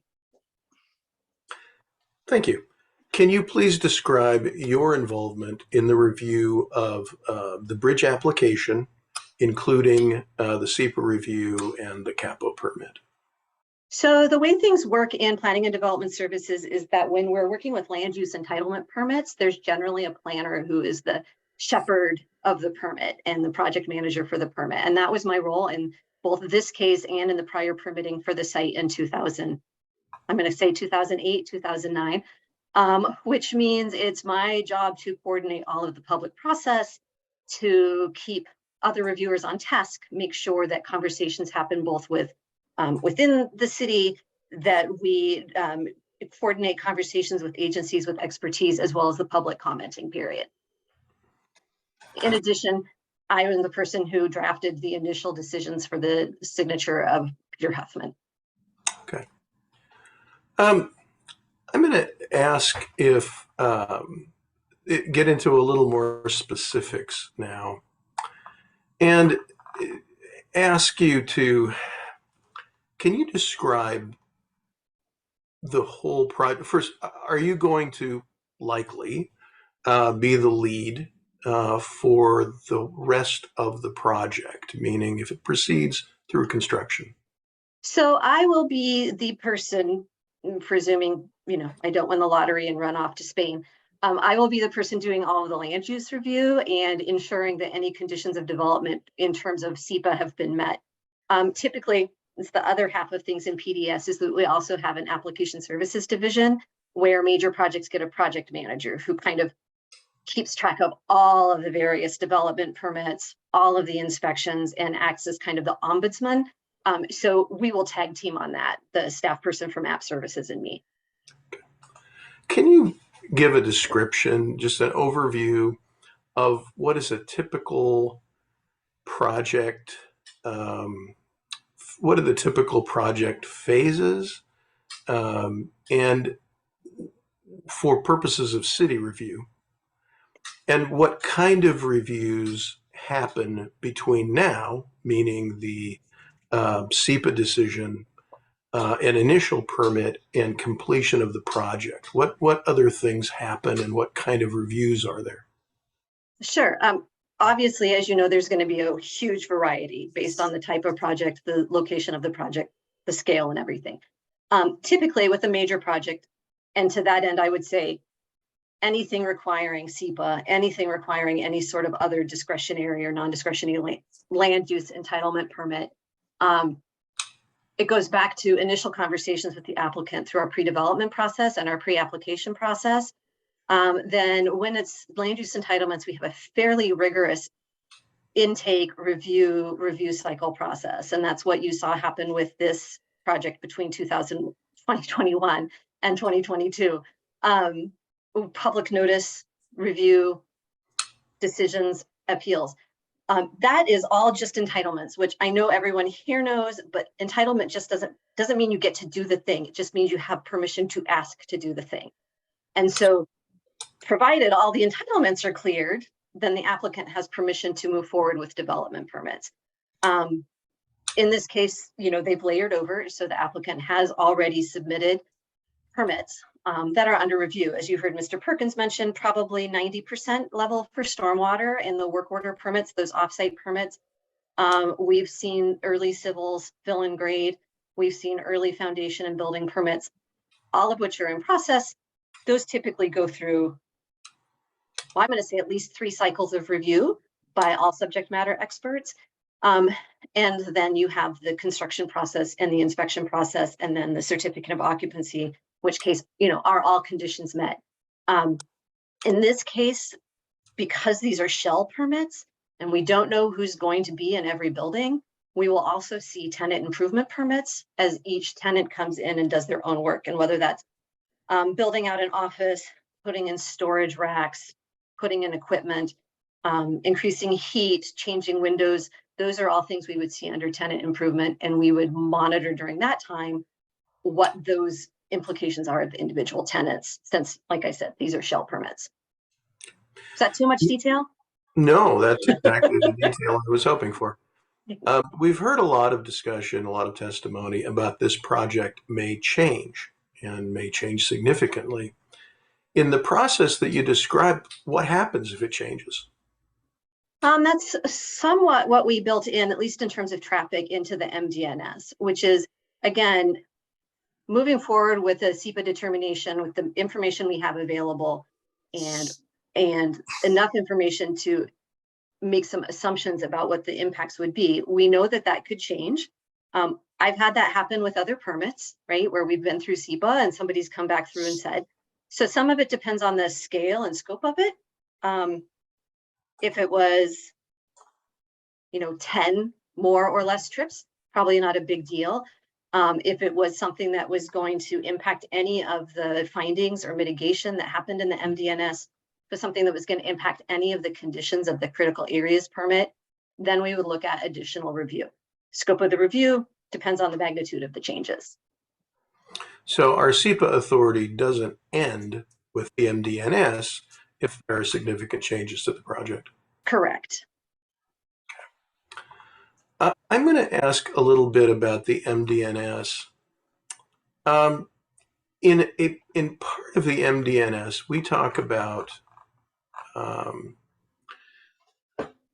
essentially, I should say, there have been a lot of testimony about the recommendations that EPA made, and that we did not include all of those. Some unkindly, we were accused of ignoring them, but we at least didn't include all of them. Can you discuss that? Can you explain that process? Well, without digging too deeply into the WAC, which I will also note, I do not have open in front of me right now. There's the whole section with SEPA about inviting comment. Part of that is the public review, inviting public comment, getting public concerns. And part of that is mandatory routing to agencies with certain kinds of permits. Like if you're going to do a certain amount of fill and grade, it goes to Department of Health. And then there's also the routing to agencies with expertise. And that's saying either Department of Ecology, you're going to do a construction stormwater permit, you'll have a permitting authority, what are your comments on this? Or Department of Health, you have information on public health issues, what are your comments on this? So it's getting those agencies with expertise information in. Once those comments are in, though, the responsibility does go back to the SEPA official, in this case, Peter Huffman, Director of Planning and Development Services, to consider those comments. Under the normal SEPA process, you may respond to comments in writing, you may incorporate changes into the MDNS, you may incorporate changes into the SEPA, you may even withdraw your original determination, you can alter. There are many options available to the SEPA official once the commenting period is through. In this case, there were more than one round of agencies with expertise, particularly based on additional studies that we requested from the applicant.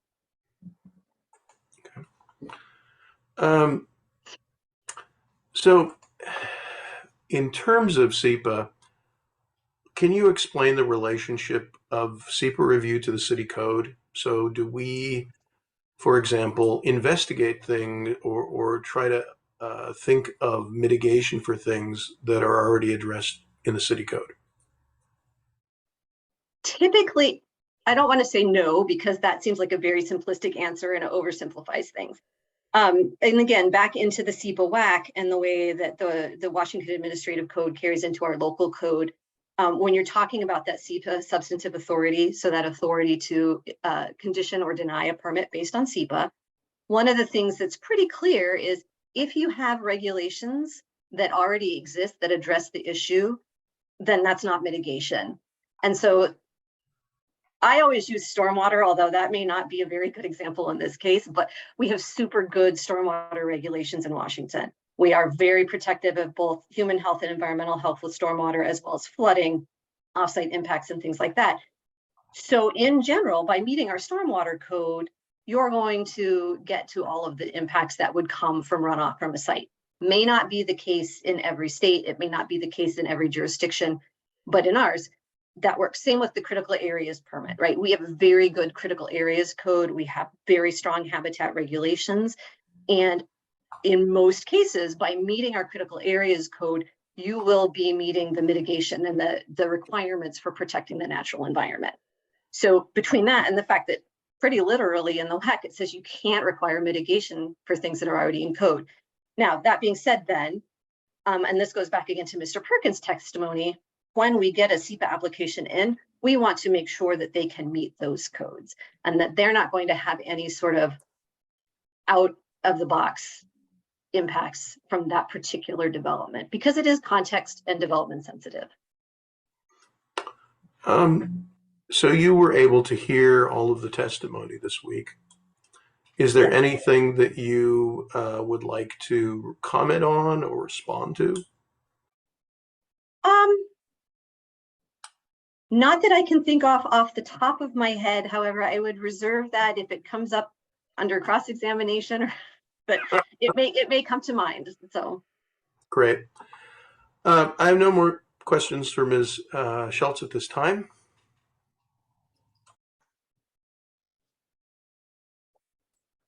Let's do this. Let's see if Ms. Kaler has questions for Ms. Schultz, and we'll do that.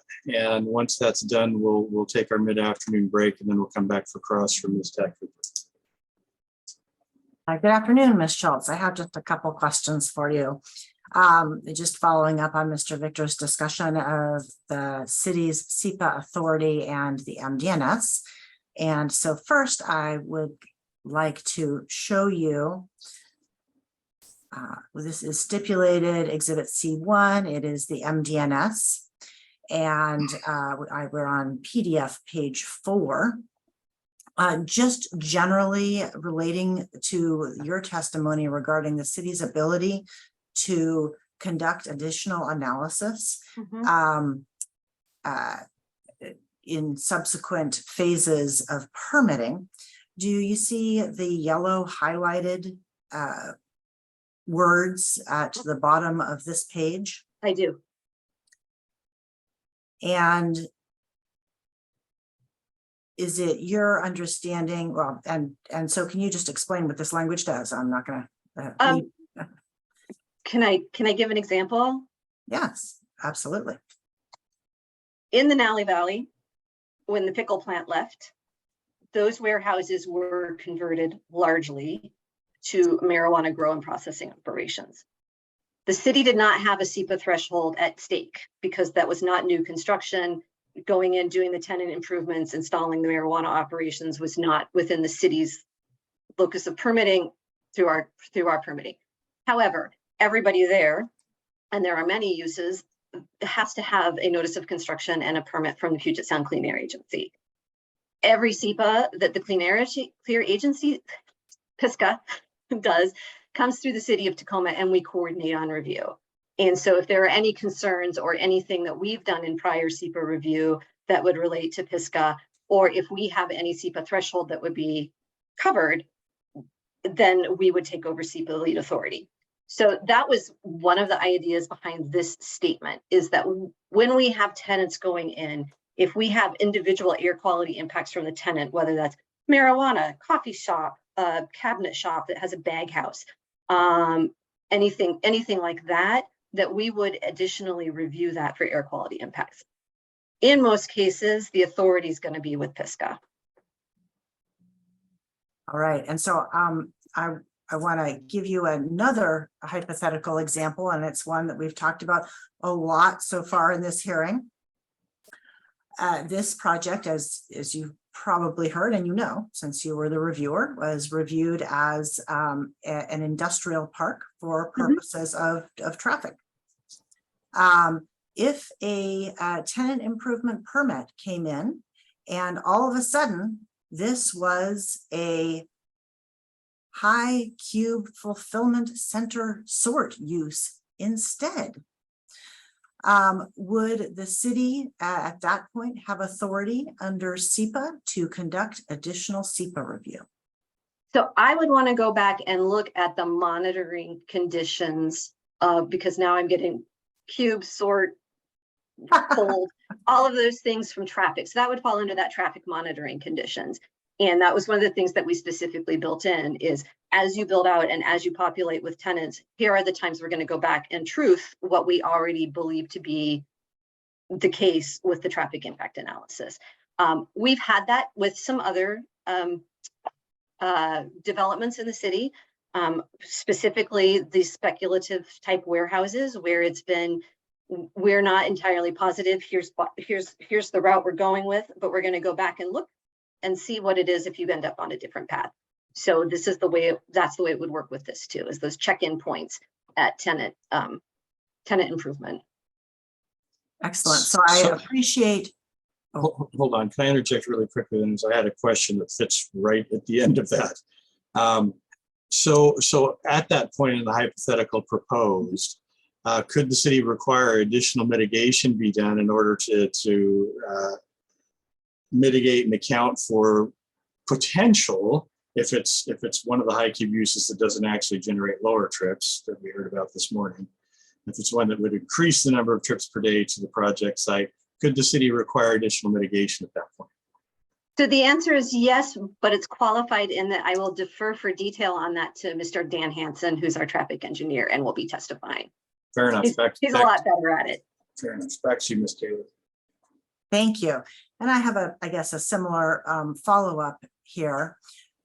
Aside from traffic, if a different use was proposed for this project through a tenant improvement, whether it be a high cube use or something else, would the city have authority under SEPA to review all of its impacts? So say, including its air quality impacts? So my belief to that, my answer to that is yes. And there are some arcane reasons in the WAC in terms of exempt and non-exempt SEPA actions and impacts from a series of non-exempt actions. I, of course, would then want to talk to my attorney about that. But my answer to that is yes. And the reason being that at the tenant improvement phase, you could have anything go in that's not constructing any floor area, which is our typical trigger for SEPA, but they may have impacts even if they're just, I mean, like I said, coffee roaster, right? Giant coffee roaster, air quality, odor, maybe lots of cars that we would want to go back in under SEPA. And I believe that that is built into the MDNS, but I also believe we have the authority outside of this particular MDNS. That was the intent behind heating and cooling of the building, air quality, and noise. Thank you. And so one of the things that various witnesses have suggested might happen is the entirety of this project could change to a fulfillment center. If the entirety of the project changed, would that exceed a floor area threshold? Absolutely. That would be a floor area threshold. It would be so far outside the scope of what the original SEPA and probably critical areas permit analyzed that we would at least go back and do a modification, if not an entirely new analysis. With a little bit of background, that is part of the reason that we have this SEPA now, because this project is different enough from the project in 2008 that it needed new analysis. Thank you. You had mentioned the use of existing regulations, and how SEPA relates to your existing regulations adopted under the Growth Management Act. With regard to the zoning of the site,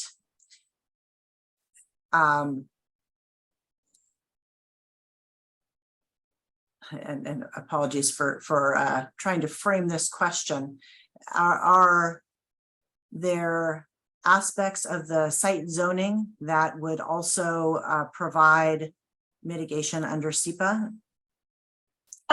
Or review under SEPA would fold into your SEPA review. Do you consider the site zoning? Yes. And perhaps I apologize for struggling with this question, but do you consider the site zoning when you are conducting your SEPA review?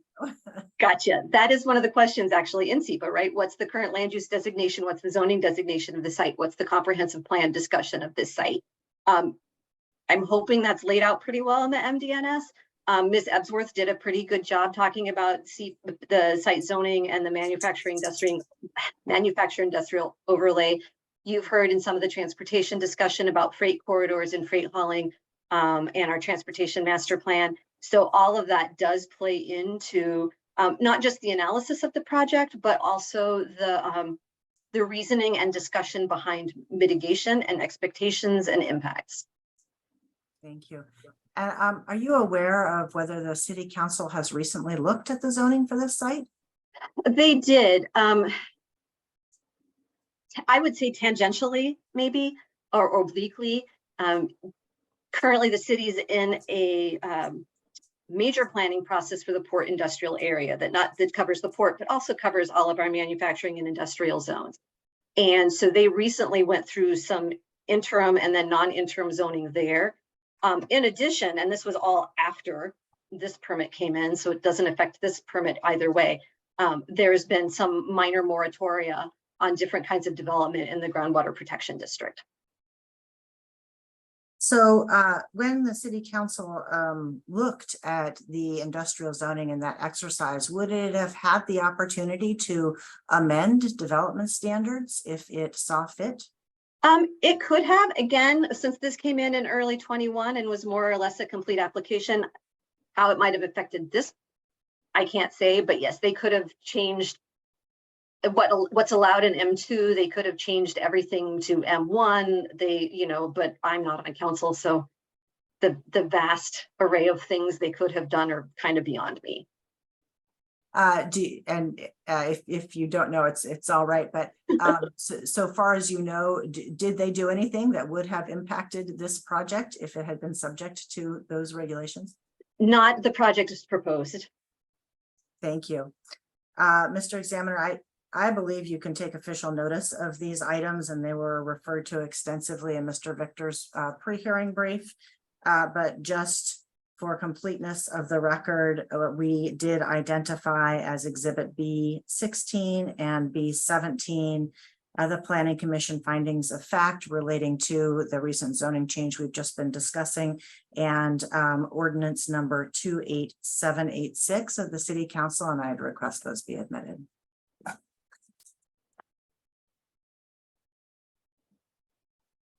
Any objection from the appellant side?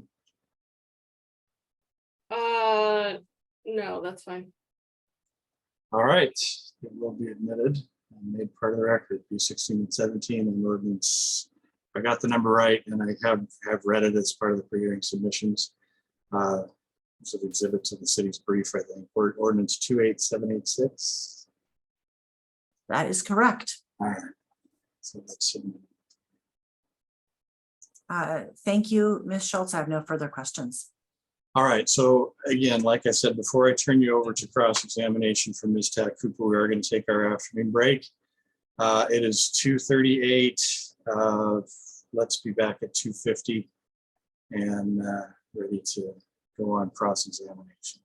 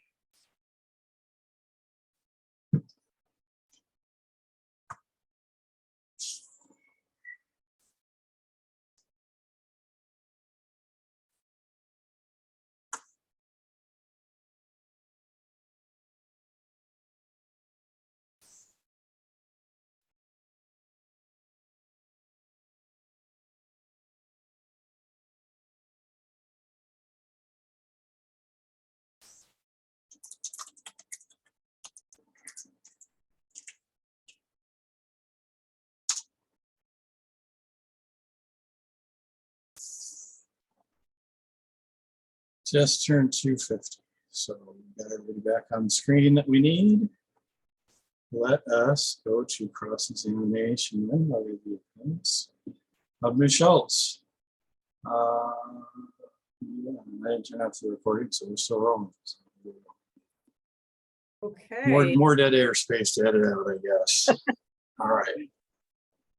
Okay.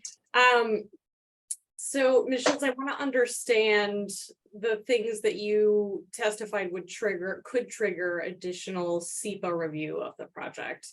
So I understood one of them to be areas of review where the MDNS reserved the right to do additional review. So like the additional traffic studies that are provided for. Is that correct? That is one of the areas, yes. Okay, and then the other category, as I understood your testimony, is if a tenant applies for a permit to make some improvement to the site, then there would be SEPA review of that. There could be, Could yes, be. there could Okay. be. And that the answer to whether that happens or not depends on whether it's the particular thing they want to improve is exempt or covered by SEPA. Is that right? Not necessarily. So some of it's going to depend on the kind of permit that they're asking for, right? If they're asking for a notice of construction, that carries its own SEPA. There's other permits that always require SEPA review. And then there would be the ability, if they had impacts that went beyond what was anticipated, again, whether that's traffic, which I think we've got built into the MDNS, but some other unforeseen impact, we would review that again and condition as necessary. And that might happen through development permits, and that might happen through additional environmental review. Okay. So if a tenant didn't need to apply for any more permits, they're like, the space is perfect, but they were going to use it for something that was perhaps not contemplated in the original SEPA documents, is there another path to review that I'm missing there?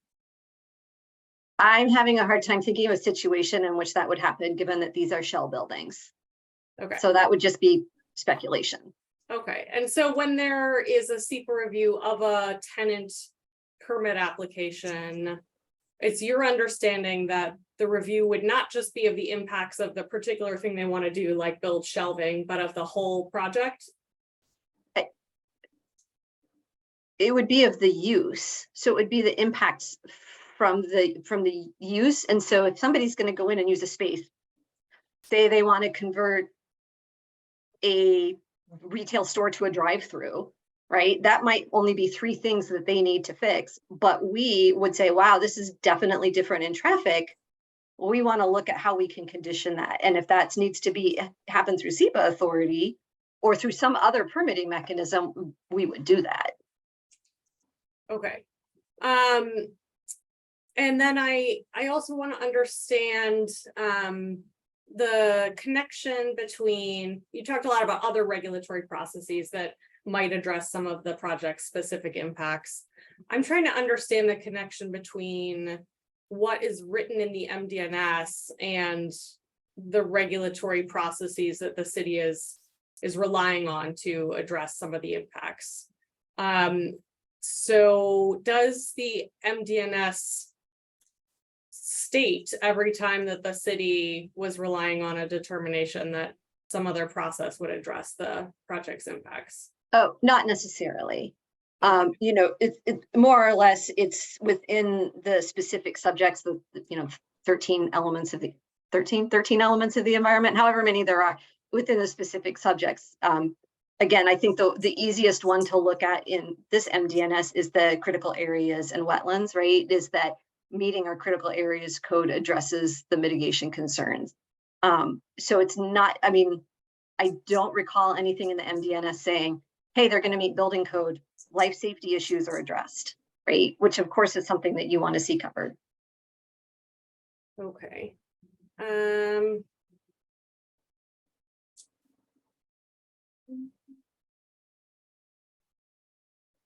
Just bear with me for a second. I think I'm getting close to being done.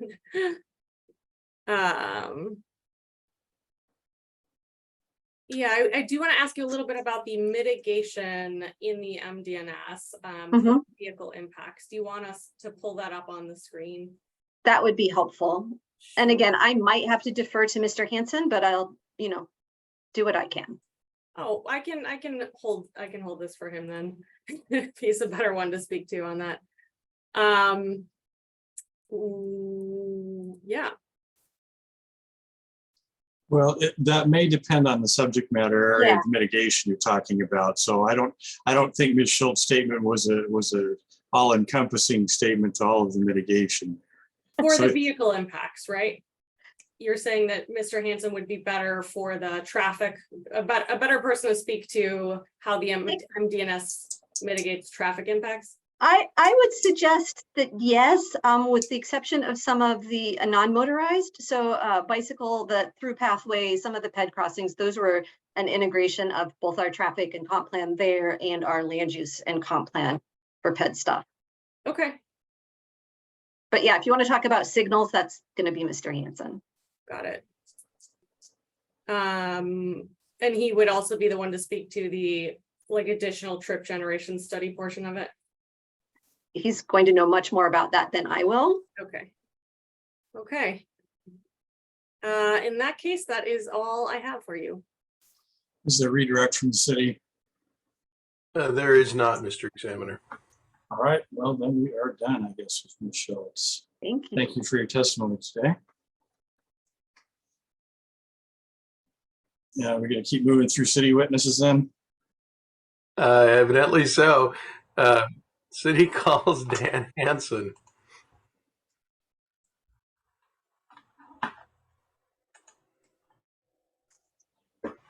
Would you raise your right hand? Yes, can hear you just fine.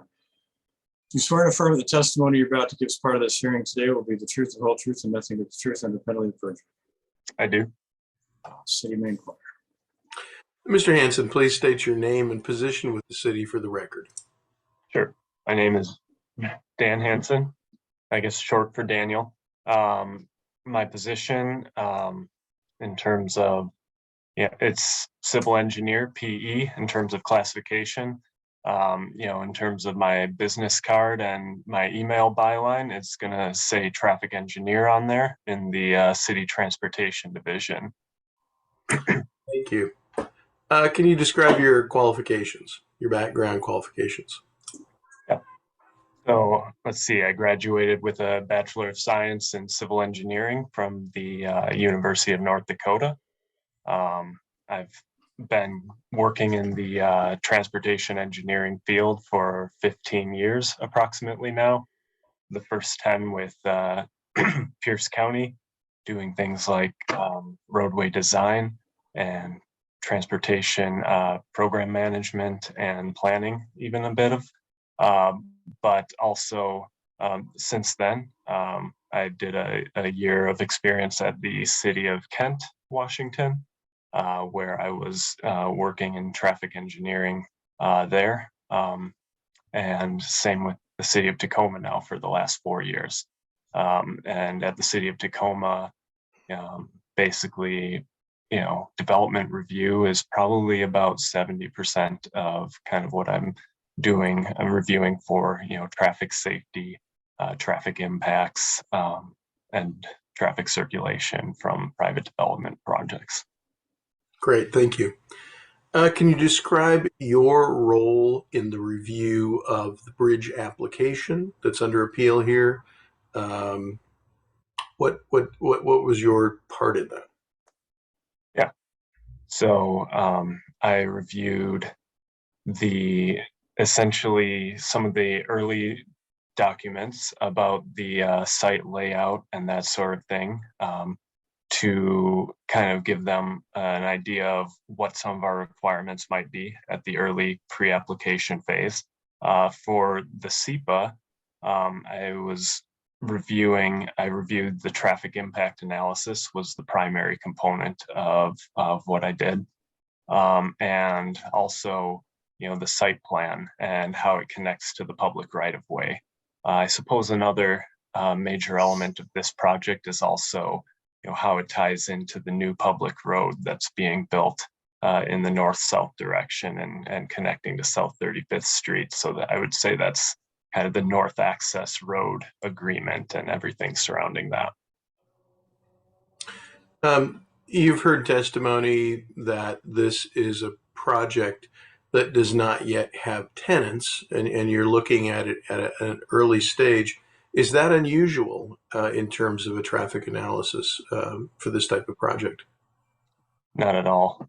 That's very common for these types of warehouses, in my experience. Also, there are other types of, shopping centers and things like that where we regularly see projects come in without tenants pre-selected, and it's built to specifications that hopefully a variety, hopefully in the case of the developer's hopes, not mine, but that there's a variety of potential tenants who might find the space useful. And can you describe the traffic analysis as you reviewed it for the MDNS? What did it tell you? I would say it was very comprehensive.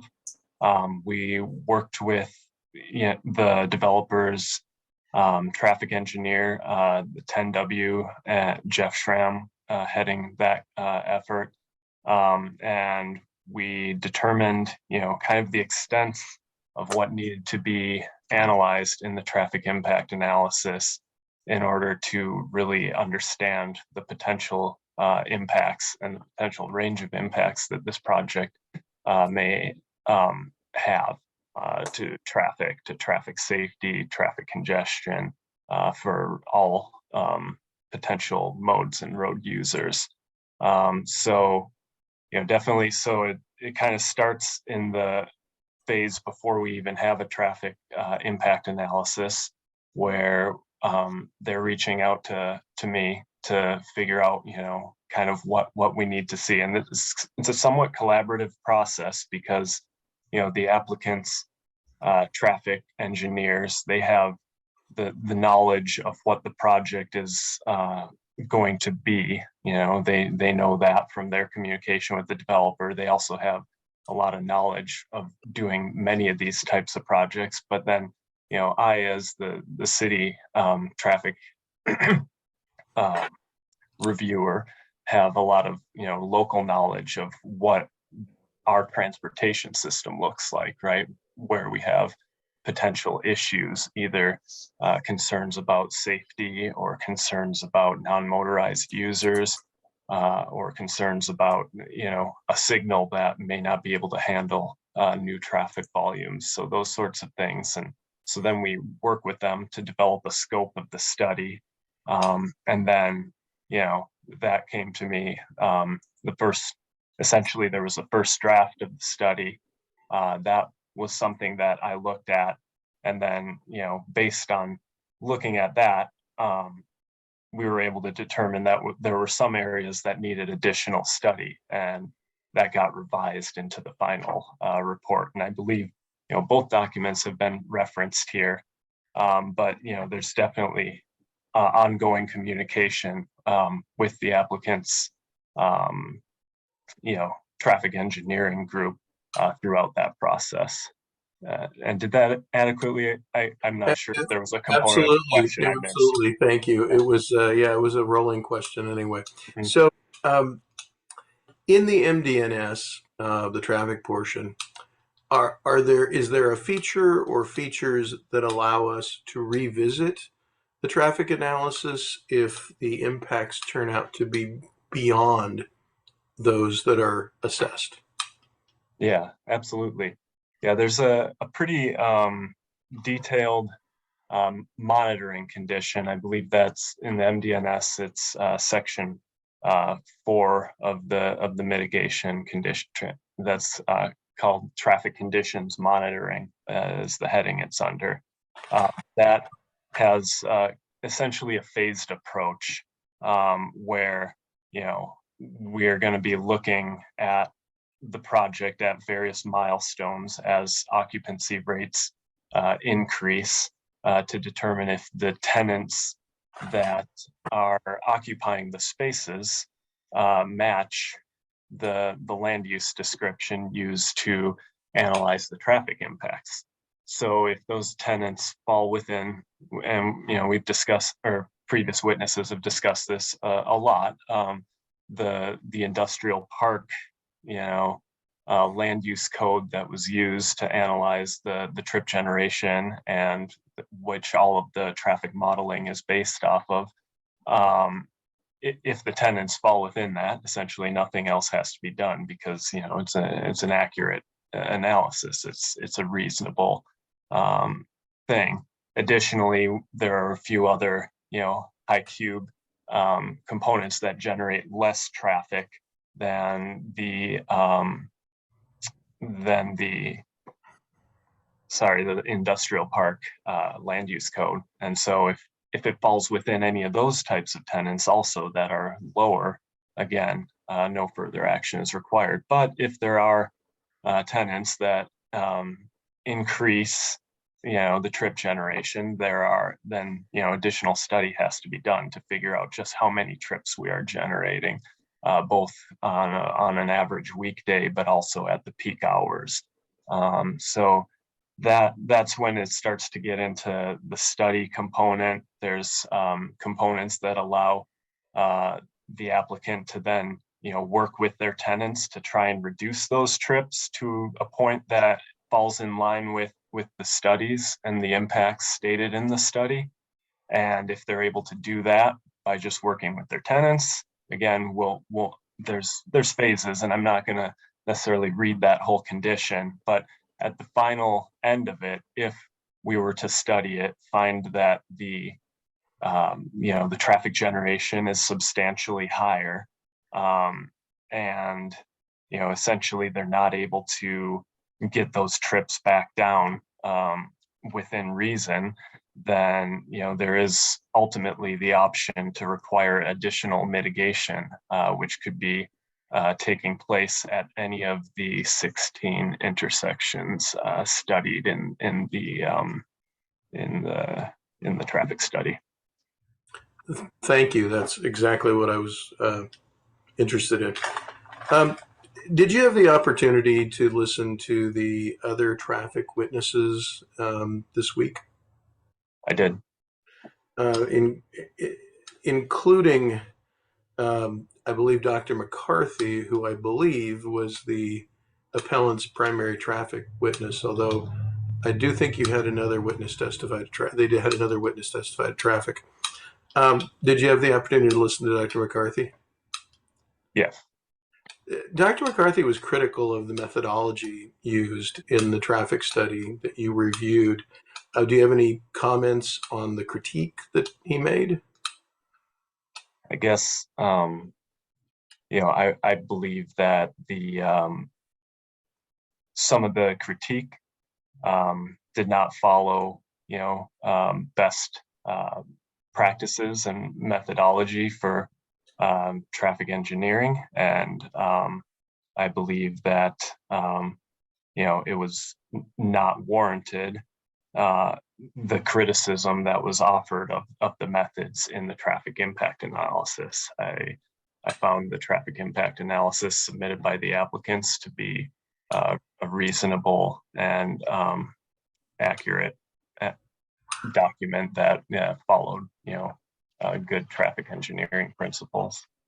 Thank you. I think one more question. You saw Dr. McCarthy's CV. Would Dr. McCarthy be eligible to perform a traffic impact analysis for an applicant in Tacoma that we would accept?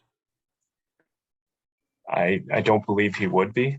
As I recall from the testimony, he stated he was not an engineer, and to submit an engineering report to the city of Tacoma for any permit, you would be required to be a licensed civil engineer in Washington State. Great. Thank you, Mr. Hansen.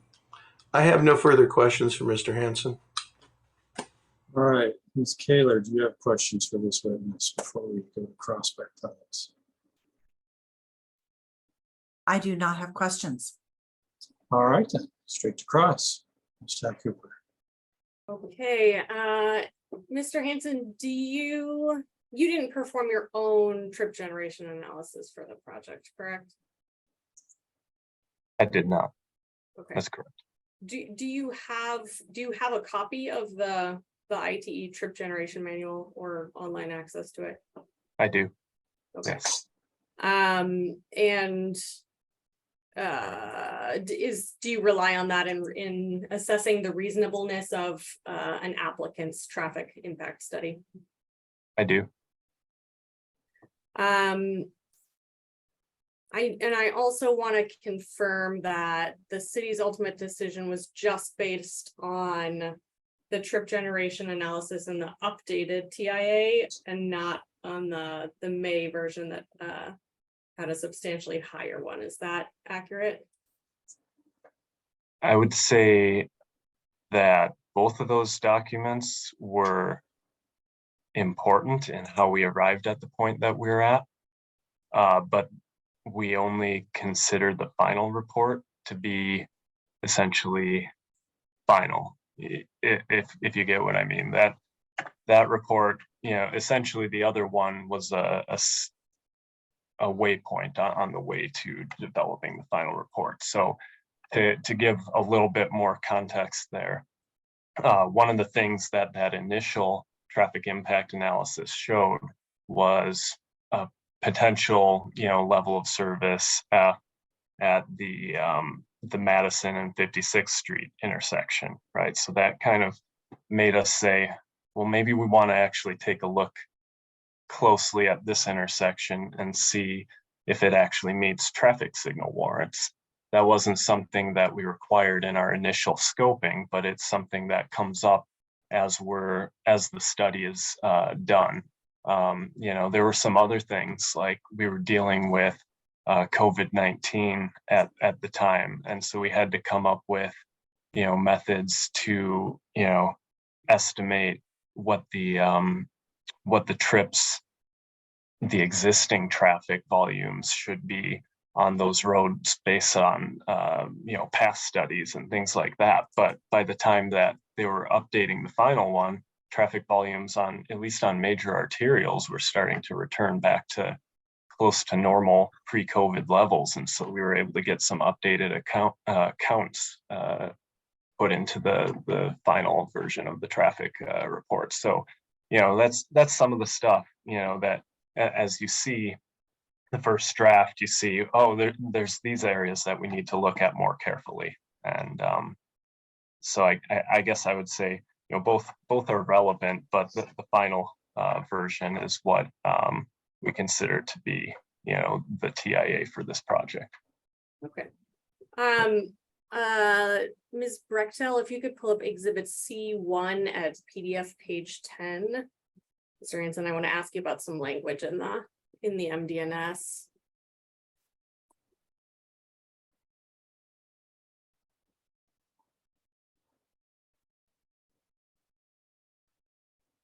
And the language I want to ask about is in paragraph 52 there.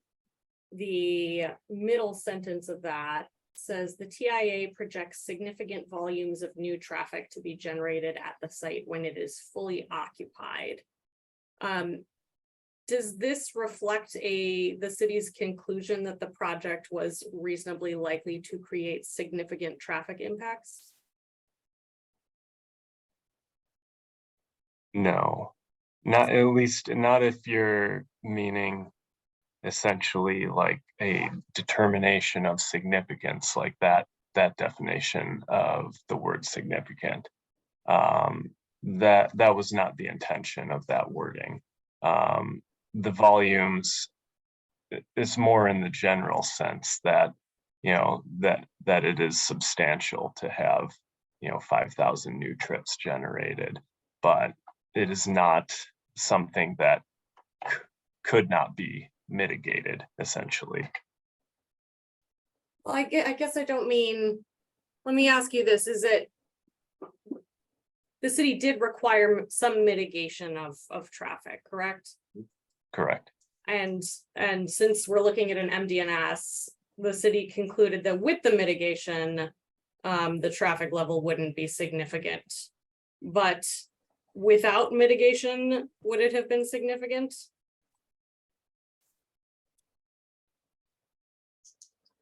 Potentially, but the mitigation addresses all of the impacts. Okay. And I'd like you to clarify something for me about what triggers additional trip generation study under the MDNS. I'm struggling with what it means for a tenant to match the industrial park land use code, since it seems like that land use code is characterized by a mix of uses. In your understanding, is it a sort of designation by exclusion? What do you understand that to mean?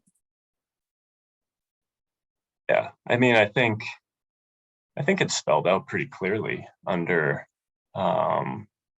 traffic conditions or A1, I think, and then there's the triple I. Let's see, it's on page 15. So if that document that you have up can go to 15, I believe it specifically says that, you know, at the very bottom, it would be completed if it's high cube parcel hub or high cube fulfillment center sort.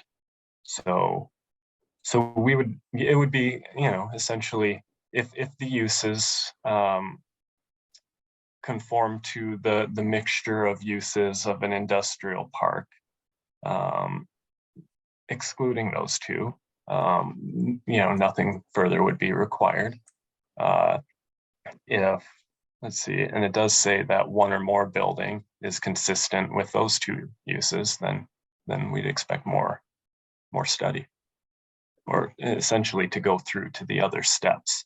It might not, you know, not always result in you know, a full on the most detailed level of study. There are, you know, various steps that escalate. Okay, and the MDNS doesn't prohibit the tenants from generating more than 4,980 vehicle trips per weekday, correct? It does not. That's correct. And if, let's go with Amazon, because they're an easy classic example of a fulfillment center sort, right? If it's an Amazon warehouse and Amazon and Bridge work together to try to get trips below 4,980 a day, and it doesn't work, Bridge hasn't violated any of the mitigation conditions, correct? It would not be a violation, no, but they might be required to do additional mitigation above and beyond what was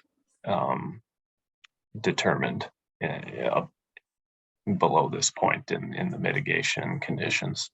Right, and that mitigation would only encompass level of service issues. It wouldn't, there's nothing in here that would allow the city to require mitigation of the air, climate, health, water, noise impacts from vehicle traffic above 4,980 trips, correct? Not in this section of the MDNS. This deals exclusively with traffic impacts, and that's the only area that I'm able to testify about. And if it were, well, I'll skip that one. Okay, let's see.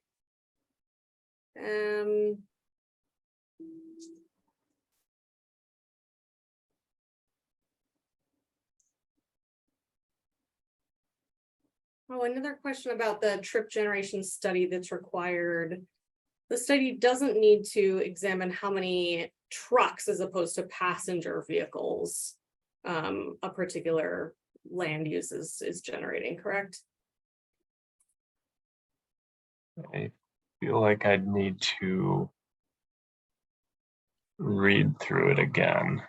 Oh, okay. But I don't think that was part of it. And it could be because most of those high cube uses that produce the higher ADT produce lower, truck trip generation numbers. So if you've gotten to that point in the study, we already know there are fewer trucks because we're talking about a high cube parcel hub, or well, parcel hub is pretty similar in truck generation, I believe, to, is it? I'm trying to remember now. I know we've had testimony this morning as to what that is. Let me see. I think it's lower than industrial park, or maybe even, but I know that high cube sort is lower for certain. Yeah, so I think that's kind of, let me just pull it up on the ITE manual here to double check that the parcel hub is also one of those uses that generates fewer trucks. But that was, okay, industrial park, parcel hub. Okay, it's about even. It's 0.58 trucks per 1,000 square feet, whereas industrial park is 0.57 trucks per 1,000 square feet. So basically equivalent there. So yeah, that's why we didn't feel like once you get into those uses, we have to count trucks separately, because it should already be lower than industrial park or equivalent. Okay, I think that is all my questions.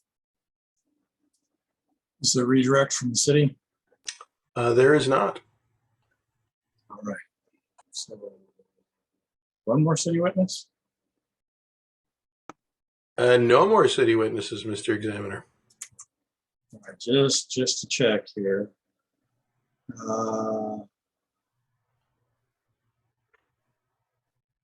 You're not calling Jeff Russell? No, Mr. Examiner. Nothing for him to respond to. Okay, and you already mentioned earlier in the day that Shauna Hansen was also a scratch. Correct. All right then. Mr. Okay. Examiner, I don't know if I get a redirect, but I would have just one issue to discuss if I do. As long as there's no objection to it that would be cognizable and supportable. I haven't typically been giving the non-calling respondent redirect on it, but I'm willing to indulge you as long as the appellants are okay with that. Well, I'm the city is okay with that. No objection. Fine, yeah. All right, go ahead. Thank you. Hello, Mr. Hanson. I'm Courtney Keeler representing the applicant. And I just wanted to follow up really briefly on that last point that you were discussing with Ms. Tack Hooper. And so specifically, she was asking you about the scope of a trip generation study that might be required under MDNS. I'm not going to recall the exact number of the condition, but the condition that relates to traffic and traffic monitoring. When a person generally does a trip generation study, is it your understanding that as a general matter, that term is not just generation of trucks or generation of cars, but generation of all the vehicles?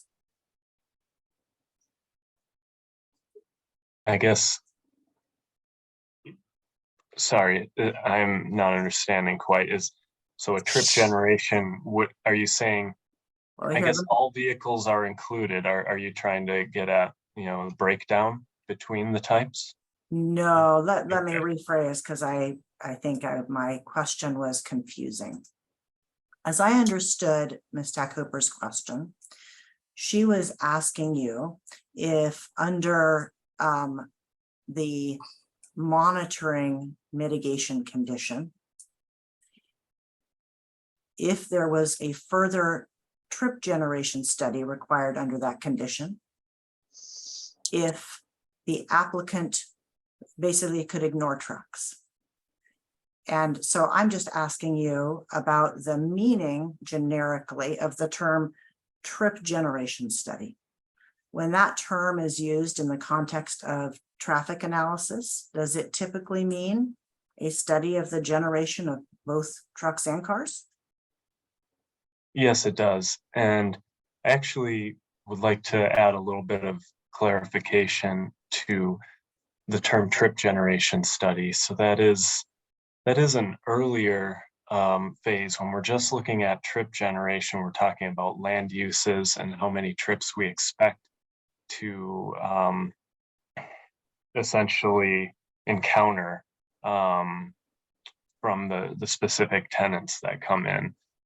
If we get to the point where these tenants are ones that meet that parcel hub or high cube fulfillment center sort category, we would actually go into a more thorough traffic analysis. So that's at the very bottom, condition C under the monitoring. And then at that level, the applicant is required to work with, the city public works and the traffic engineer, likely me, reviewing that. And then we would develop a scope for the additional study. So if based on what we're seeing on tenants at that point, if it gets to that stage and essentially the trips are higher, we can specify essentially, a new safety analysis at the intersection. We could specify a breakdown between trucks and vehicles. We could say AM, PM peak, anything in between, really. So because it is somewhat open-ended to where we get into this collaborative process of developing the scope of the study at that point, similar to what we went through at the very beginning of this when this project was being conceptualized. Thank you. No further questions. All right. Thank you for your testimony today. I presume Mr. Vincent can be released unless Mr. Victor wants you to hang around for whatever purposes. No need, unless he's interested. Okay, so we're about at 3:30. It looks like we've got about an hour left. And we've got 2 applicant witnesses still. That is correct. Oh, this is looking more and more like we may only need that 1 extra day. I'm hoping. All right, so let's just carry on then. Go ahead and call the next applicant witness then, please. Yes, thank you. And Mr. Examiner, before I do that, I just 2 items of housekeeping. Yep. One, we had some discussion of the Federal Highway Administration exhibits that Ms. Goff discussed. I did provide those to everybody at the beginning of the lunch break, and at this point, I would like to follow up and offer those. All right. Ms. Tack Cooper. No objection if we're moving in the parts that were actually discussed. Yeah, well, we have a number of documents that are somewhat lengthy, but have been limited in terms of their admissibility application because of what really applies and what doesn't, what's relevant and what isn't. And I have no problem with this one admitting it, but simply as background for what was testified to. The testimony is core. I don't know that I'll have the time or the patience or ambition even to go exploring into other areas of these documents that didn't come up during the hearing and weren't brought in that way and referred to and made relevant in that manner at any event. So I'm a voracious reader, but I'm also other genres sometimes are more to my liking than regulatory documents for the most part. I don't typically read those for fun. Go figure. So anyway, we will have to hang on 1 second. We'll have to give those a designation since they're new. And it looks like it should probably be B36 and 37. My staff is so on the ball. They just DM me here right there with that as I'm looking on the screen for what the next numbers would be anyway. So which one do we want to call B36? I would suggest we call the memo B36, and then its appendix C, we call B37. All right, so B36 and 37 will be admitted for the limited purpose of being the background for what Ms. Goff testified to earlier today. And with that, we're ready to call the applicant's next witness. Thank you. So the applicant calls Kevin Warner. All right, Mr. Warner, if you'd raise your right hand on the screen, please. You swear and affirm the testimony you're about to give as part of this hearing today will be the truth, the whole truth, and nothing but the truth, and the penalty of perjury. I do. Go ahead and inquire, Ms. Caper. Thank you. Mr. Warner, could you please summarize your qualifications? Sure. I am a principal scientist with Landau Associates based in Seattle. I received my Bachelor of Science in Environmental Monitoring and Analysis from the University of Guelph in Canada in 1998. I began working shortly thereafter. So I've been practicing as a consultant for about 25 years. And in that time have focused on environmental noise, vibration, and more recently hydroacoustics. In that time, I have completed hundreds of assessments ranging for types of facilities like transportation facilities, road, traffic, rail, industrial facilities, commercial, renewable energy, construction, agriculture, lots of different things. I've done studies throughout the state of Washington for a range of jurisdictions, county level and the city level municipalities. I've done work under SEPA in California under CEQA for state DOT studies, FHWA policies under those, FTA, ports. I've done work in Canada, lots of work over the years.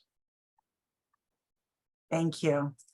I am going to show a document here. So I am showing, well, a small part. Let me zoom out here of what is stipulated Exhibit B5. Can you tell me what this is? Yes, that's my Landau CV. Thank you. Can you tell me what your role was in this project? Sure. So my role in this project was to review the study that was prepared for the MDNS. The study was not prepared by Landau, by me, but it was prepared by SSA Acoustics. I was asked to review that study and then further to provide a supplemental study that would expand upon the work that was done in support of the MDNS. And following that, I was asked to be here as an expert witness in support of the applicant. Thank you. I'm going to once again share my screen and once again minimize what I have on my screen. I am showing you what is stipulated Exhibit B18. Can you tell me what this is? Sure. Exhibit B18 is the noise study that we put together for the Bridge 2MM project. And I was the primary author of the study. We worked with my team to prepare this, and it's dated July, I think, of this year. Thank you. So I'd like you to first just provide an overview generally of what's included in your noise study. Sure. So in the study, we have, there's a brief overview of some noise terminology, brief description of some health effects of noise. We talk about noise descriptors, the applicable regulatory environment, the Tacoma Municipal Code. We also talk about the Washington Administrative Code, or WAC. We get into the methodology of our assessment. We provide an overview of the noise model, talk about some noise modeling assumptions, sources, truck traffic and the like, how the model was put together. We talk a little bit about offsite truck traffic, truck noise. and review how we completed the impact and compliance assessments. And we provide a methodology of our construction assessment. We completed a construction study for this report as well. And then we jump into our findings. We look at compliance with the Washington Administrative Code, which I'll talk about that in a little bit, and impacts assessment. I'll also talk about that in a little bit. We talk about our results of our construction noise assessment. And yeah, that's pretty much it. Thank you. So I'd like to walk through your report with you, and please let me know if you want me to start scrolling through the report, and otherwise I will let you simply describe parts of what is in it. And first, I'd like to ask you, similar to air quality, I believe there's a lot of terminology involved in noise. And so can you first just describe noise? What is it that you're looking at? Sure. So noise is usually defined as unwanted sound. And we use the terms interchangeably all the time. So you might hear me say sound or noise and go back and forth. That's often done. But generally, the definition of noise is unwanted sounds that you don't necessarily want to be hearing. And sound is measured in decibels. It's a logarithmic scale. So it accounts for a wide variation in sound pressures. And for context, if you were to double a sound level, go from, 10 decibel increase in sound would sound like a doubling of sound loudness to your ears. Also, if you have two sources that are, say, the same sound level at the same location from you, adding them together would result in an increase of about 3 decibels. So 60 plus 60 would be 63, not 120. When we talked about propagation of sound and moving away from the source, the standard, but the way the math works out is for a stationary source, a source that doesn't move, sound attenuates approximately at 6 decibels per every doubling of distance away. For a linear source, such as a highway or a roadway, sound will attenuate at roughly 3 to 4.5 decibels for every doubling of distance from the sound source. Of course, those numbers are all influenced by a variety of factors: temperature, humidity, wind, topography, obstructions such as barriers, a dense stand of trees, absorption of the ground surface, things like that. And when we talk about noise and the way people hear sound, we provide a weighting system to that. So rather than just say decibels, we would say a weighted decibel. So the A weighting scale is designed to quantify sound that's meaningful in the way that people hear sound. So it applies weighting to sounds on the lower and the higher frequencies of the sound range. And with that, I'm talking about frequencies. So low being like a low bass, high being a really high insect chirping. That's what I mean when I mean the sound frequencies. And those really low noises and those really high noises get weighted down a little bit because that's the way our brains respond. So dBA is often used to represent environmental sounds. So all sounds in our study, the same with SSA study, and any or most environmental noise studies that you'll see are using the A weighted decibel or dBA. And just briefly, I'll touch on some metrics to help with the context for how we talk about sound in terms of how we quantify it. So there are several ways to do this. One is the hourly equivalent, or excuse me, the equivalent sound level, which can be done or can be defined as an hourly equivalent or LEQ. It can be any term or any set of time. It could be a 1 minute LEQ or 1 hour LEQ. It's basically a sound energy average over that time period. So it'll tend to give some weight because it's a logarithmic scale to some of the higher noises that might happen in that time period. There's a day-night sound level or LDN, which is essentially like a 24-hour LEQ. And with the exception of rather than just averaging out the sound levels over a 24-hour period, a 10 decibel penalty is added to the sounds that are received during nighttime hours to account for potential sleep interference.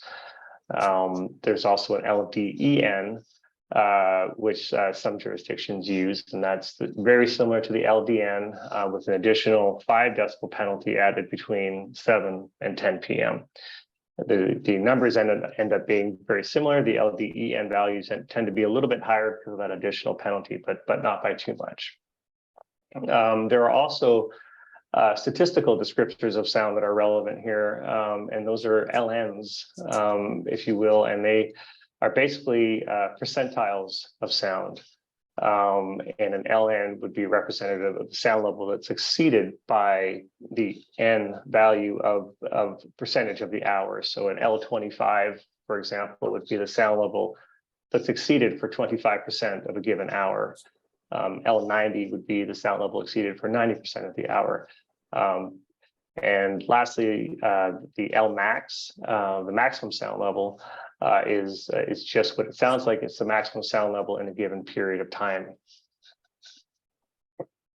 Thank you. So, Mr. Warner, are some of these descriptors shown here on PDF page 8 of Exhibit B18? Yes. Yes. So the page you're showing right now, I show the LN descriptor because it's used in the Washington the Washington Administrative Code. And I also have on there the Lmax as well as the Oh, sorry, is that too small? No, it's okay. It's okay. Yeah, and the LEQ as well on there. Thank you. So, so that was just a whole lot of something that sounded a lot like math late in the afternoon. So I'm just going to rely on you to tell us as we go through your study if there's some importance to a particular kind of metric that's being used. Fair? Sure. Okay, great. So next I'd like to talk a little bit, and I'm just going to stop sharing when we're not directly looking at a aspect here of the noise study. Can you describe the regulatory environment for around sound or noise as relevant here? Yeah. So the project is located within the city of Tacoma, and so the first place you would look for applicable noise limits or noise code would be the city's municipal code. The city has a noise chapter 8.122, the noise enforcement section of its noise code. And there's some elements that are also covered in section 8.12, which is the disorderly conduct section of the Tacoma Code. The Tacoma Code evaluates noise by looking at increases over existing sound levels and limits that to 10 decibels during the daytime hours on the A-weighted scale and 5 decibels at night on the A-weighted scale. What you're seeing on the screen there are the time periods defined for day and night. So 7 to 10 daytime, 10 p.m. to 7 a.m. for nighttime. On the right-hand most column, you'll see it says DBC for indoors. So that's another weighting that I didn't talk about, C weighting. So that weighting, just to avoid any confusion and for clarification, is for assessment of lower frequency sounds. It provides a lot less of a weighting on the lower frequency sounds that are received. And so people use a DBC to evaluate the presence of low frequency sounds. In the city of Tacoma's case, it's my understanding is that the reason why it's in the code is to look for intrusion due to nightclub activity during the late hours, early morning hours into residences and things like that. The Tacoma Code states that all the sound level measurements that would support compliance assessment are to be measured in the Lmax, the maximum sound level that I mentioned a little bit ago. The challenge there is that can result in very, very high limits because you're basing it on the ambient sound level. And so if you go out and take an ambient sound level measurement and the Lmax in the period that you're measuring, in this case, they require a 30-minute measurement. a plane goes by, a dog barks, something happens, you might get a spike in the sound, and your Lmax is going to represent that, and then your limit is 10 decibels on top of that. And so the Tacoma code taken on its, as it's described, is a challenging code to implement in terms of quantifying regulatory compliance. And so that's why we have moved to look at the Washington Administrative Code, which I also discussed in the report here, and was also applied or employed, by SSA as well as the appellant's noise expert. And so the Washington Administrative Code is a code that's adopted across the state by several counties. It's essentially adopted by Pierce County as well as others, and on the local level, there's some jurisdictions that have moved to their own noise code, like the city of Tacoma. But otherwise, it provides a useful means by which to evaluate, quantify noise emissions at a property line and evaluate potential for compliance. It was designed as a way to protect against adverse health effects and safety, and the welfare of people, and the value of property, and the quality of the environment. That was the RCW requirements when this noise code was created.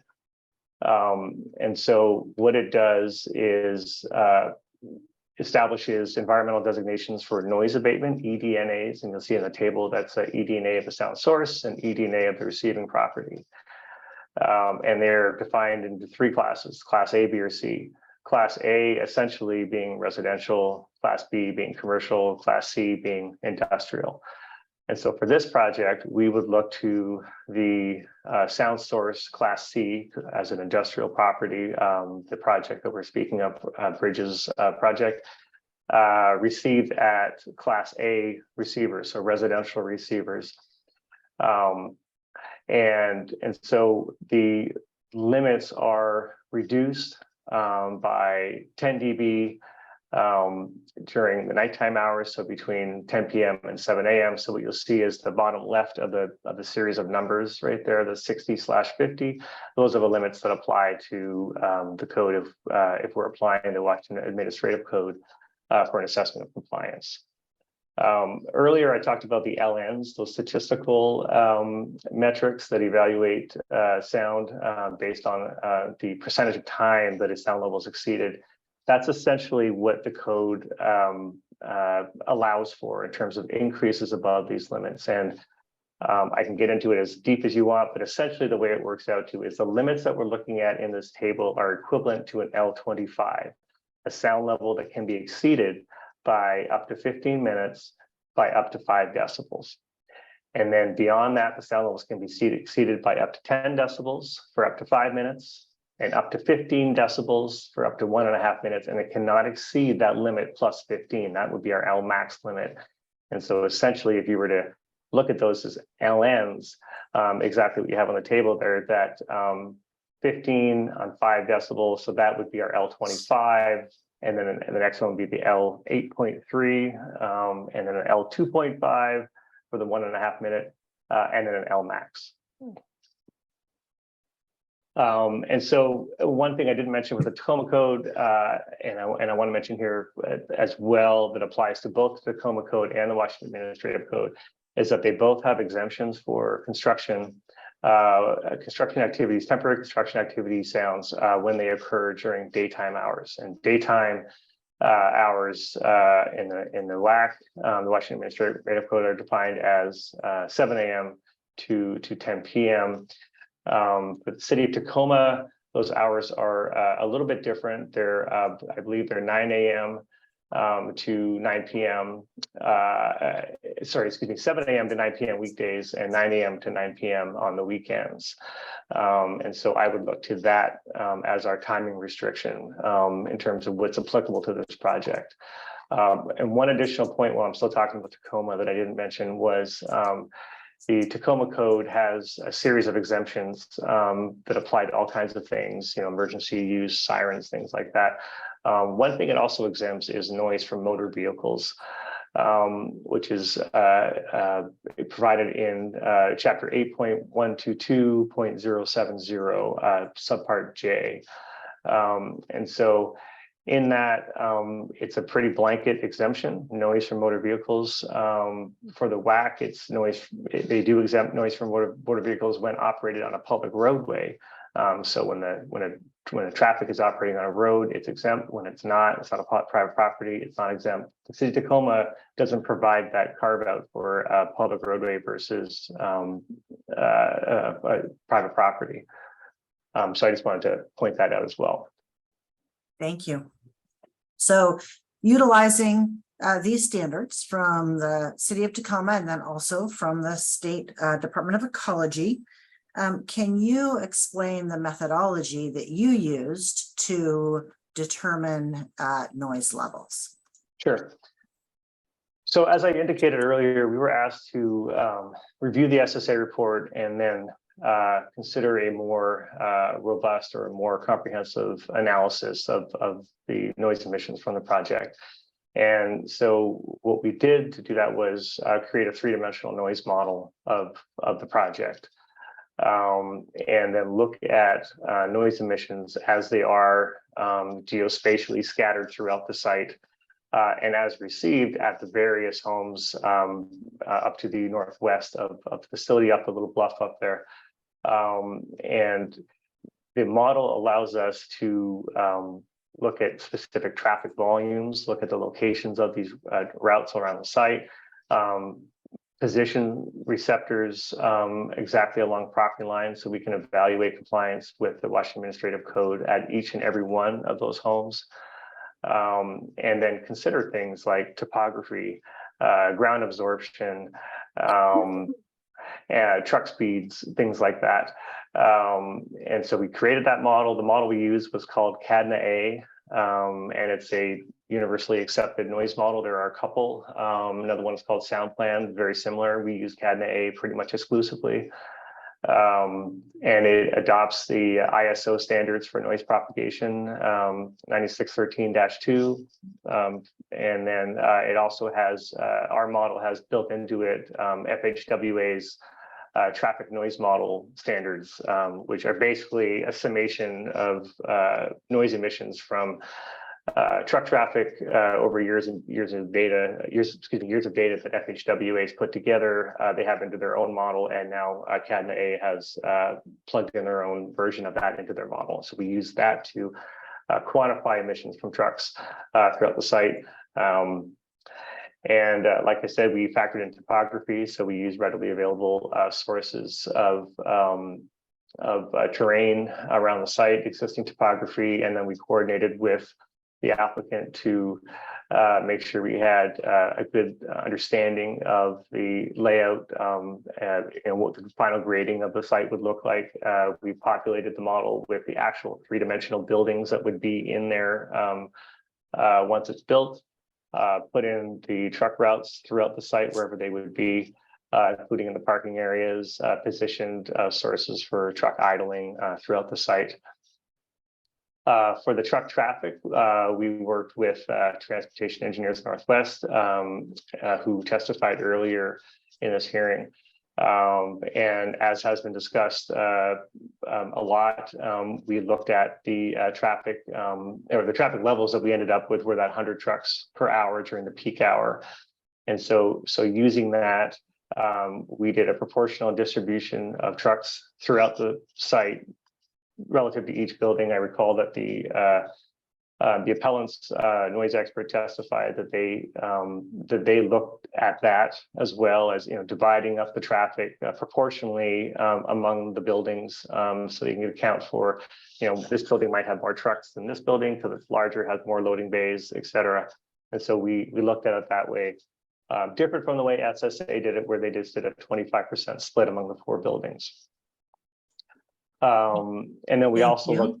Oh, sorry. Oh, sorry. I'm just going to interrupt briefly, just Sure. for the record to indicate that the matters you've been discussing are here in Exhibit B18, your noise study, beginning on PDF page 12. just for anyone who is following along. Right. I apologize. So- I might be jumping out of order from the way it's actually written down in here, but everything I'm saying is, you know, as it was completed, I just might be providing additional detail or in a different order. Thank you. So I'm actually going to move now to page 20. I want to show some graphics here in case they are helpful to you when you get to this point in discussing your work. I think you talked about the assumptions not the assumptions, but the information that's built into your model. Anything else you wanted to say about the information that you built into your model in making this assessment? Yeah, well, just looking at that graphic because it's up on the screen right now, you can see there the orange or the blue, the big blue squares are essentially the proposed buildings that would be developed as part of this project.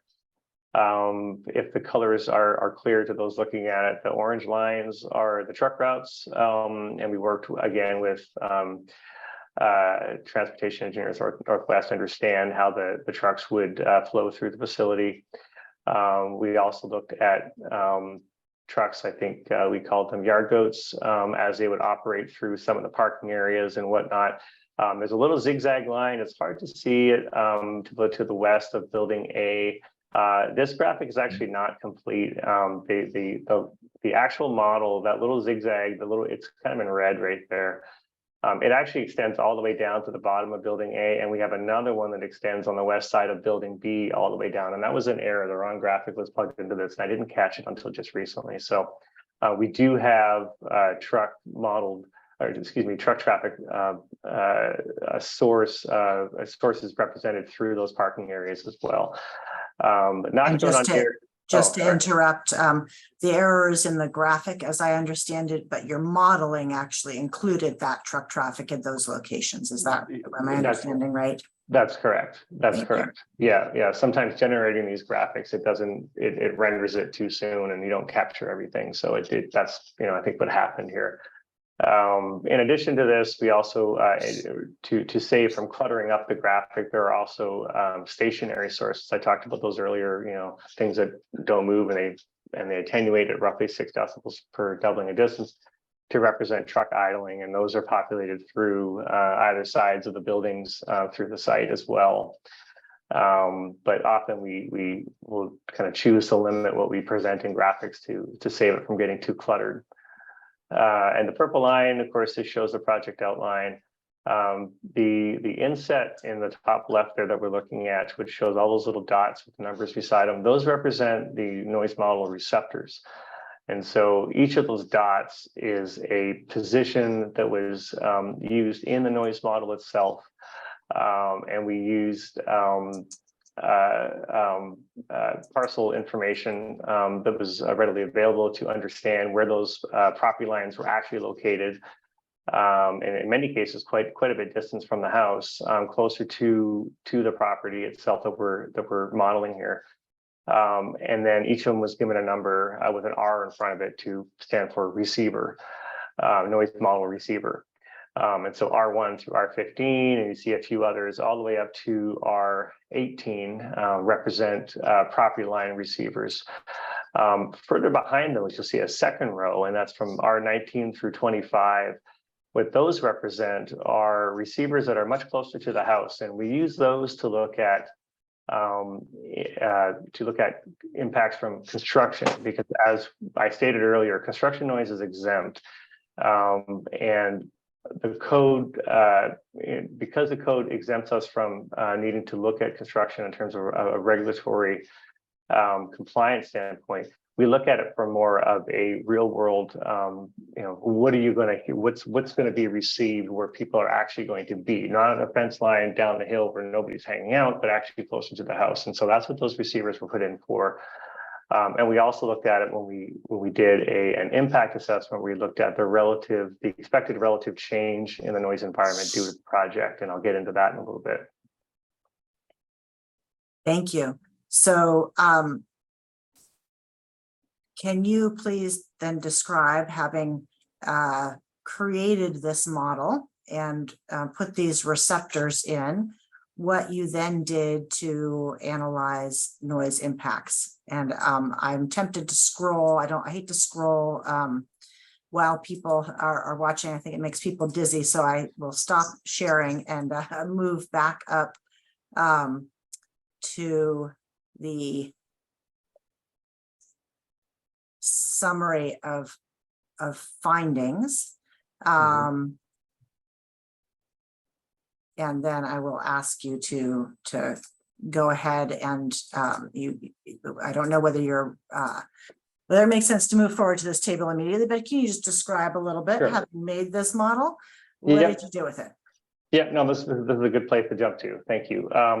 So this table shows the project. So the first column there to the left is the receptor numbers. So that R1 through, I believe it was R18.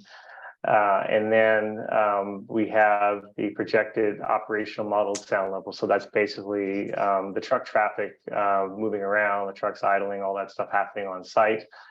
And then we have the applicable sound level limits, that 60-50 split that I talked about earlier. So that these are the Washington Administrative Code sound level limits for a Class C industrial source affecting a Class A residential receiver. And so what we found, based on the modeling, and the modeling assumed that all these trucks, these 25 trucks an hour, could happen at any time during the day, any hour during the day, any hour during the night, which is not the way that the traffic study presents the data. They present it as a peak hour level. And so during the nighttime hours, this is a conservative representation of, especially for nighttime hours, what the project could emit during a nighttime hour between 10 p.m. and 7 a.m. But regardless, as a conservative assessment, this is how we looked at it. And we compared our modeled sound levels with those limits during the day and those limits during the night. And so what we found is that none of the projected sound levels at the property lines, not those further set back by the house, but again at the property line nearest the property, would meet those code limits at each of the modeled receptor locations. And again, that's essentially the L25. There are allowed short-term increases above that could happen from, say, if a truck starts up or a truck brake goes off or something like that. These little short-term events, if they only happen for a few seconds and it combines, say, a minute and an hour, well, then your limit is that 50 plus 15 at 65, or 60 plus 15 at 75. So the limits are much higher. We often don't look at those limits, especially for something like this, because our experience tells us that we're not going to be anywhere near those levels with a project like this and with that distance away. Okay, thank you. And so I guess I shouldn't have stopped sharing here. So I think you've described one aspect of your report, which is the compliance with the standards that are in the Washington Administrative Code. Could you also comment on the City of Tacoma Code? Sure. So as I was mentioning earlier, the City of Tacoma Code is a challenging code to evaluate a compliance assessment against, because of the boundaries within which it wants you to do that assessment, measure an LMAX and plus 10, plus 5 for contributing sources at the property line. What we did instead was we looked at we applied a more realistic approach, and we looked at the long-term 24-hour LDN potential exposure from this site, and looked at what it might be in terms of an increase, rather than these maximum events that you might never, that the limits will be so high that it would be unreasonable to even use them in the first place. And so using that, there's another table, I think a little bit after this one, if you want to scroll down a little bit. Yes. We looked at what the increases might be from the project based on measurements that SSA took back in May of 2022. And so you'll see that I mentioned earlier that those receptors kind of set back or near the home. That was to look at this increase to kind of get more realistic about what the actual increases might be.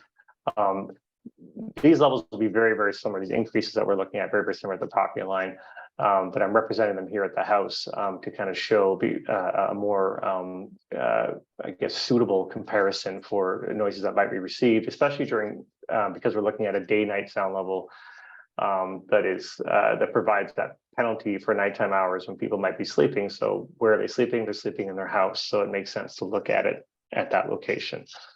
The existing sound level, again, there were 2 measurement locations that SSA took measurements at. And what we selected was location M1 from their study. And it's appendix 2, I think, of their study has these measurements charted out. And so we took those charts and we basically computed the LDN from the data that they provided, these hourly sound levels that they provided, and we came up with 53.3. Their other location was 53.9, a little bit higher. I think it was a little bit closer to one of the main roads, and we decided this is probably the best location we can get to represent the homes that we really cared about for this study.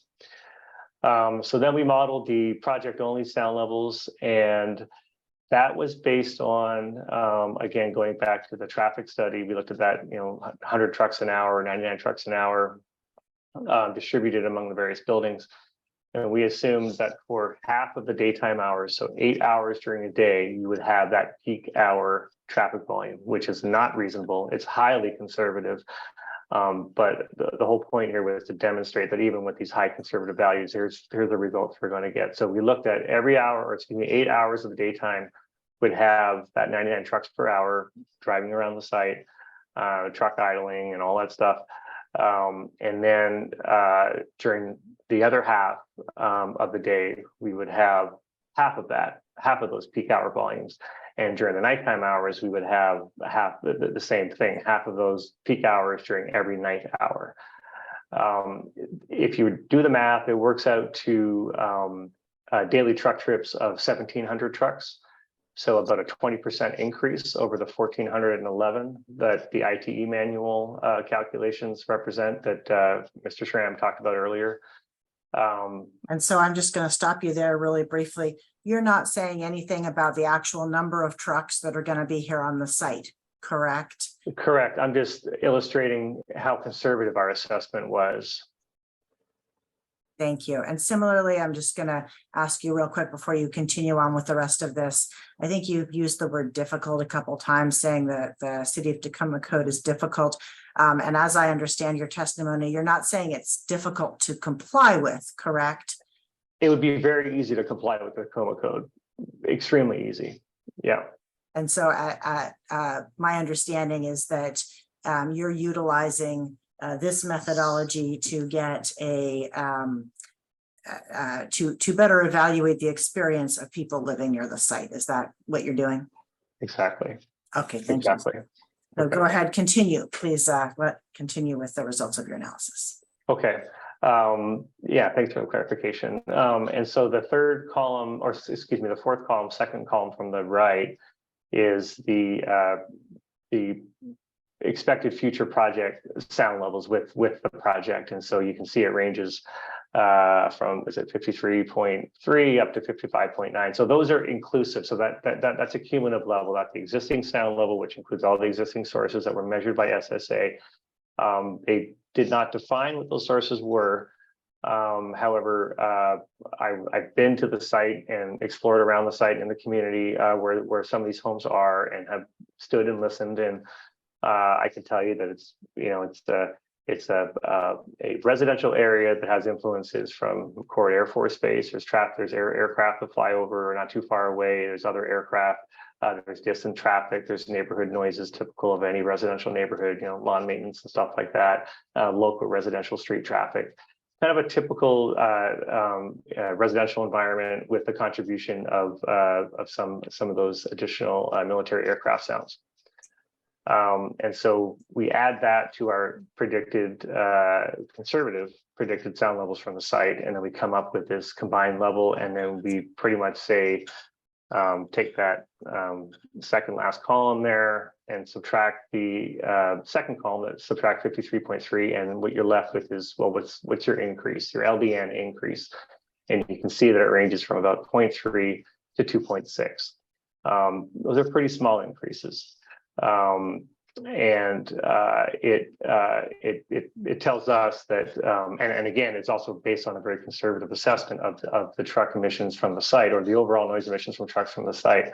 We would expect these levels to actually be lower. And we also might find that the existing sound levels now might even be a little higher, because the measurements we're taking, that's kind of the tail end of COVID, and we found with some other studies that we've done that measurements taken, that have been influenced by COVID have changed a little bit now that traffic's volumes are kind of coming back to normal.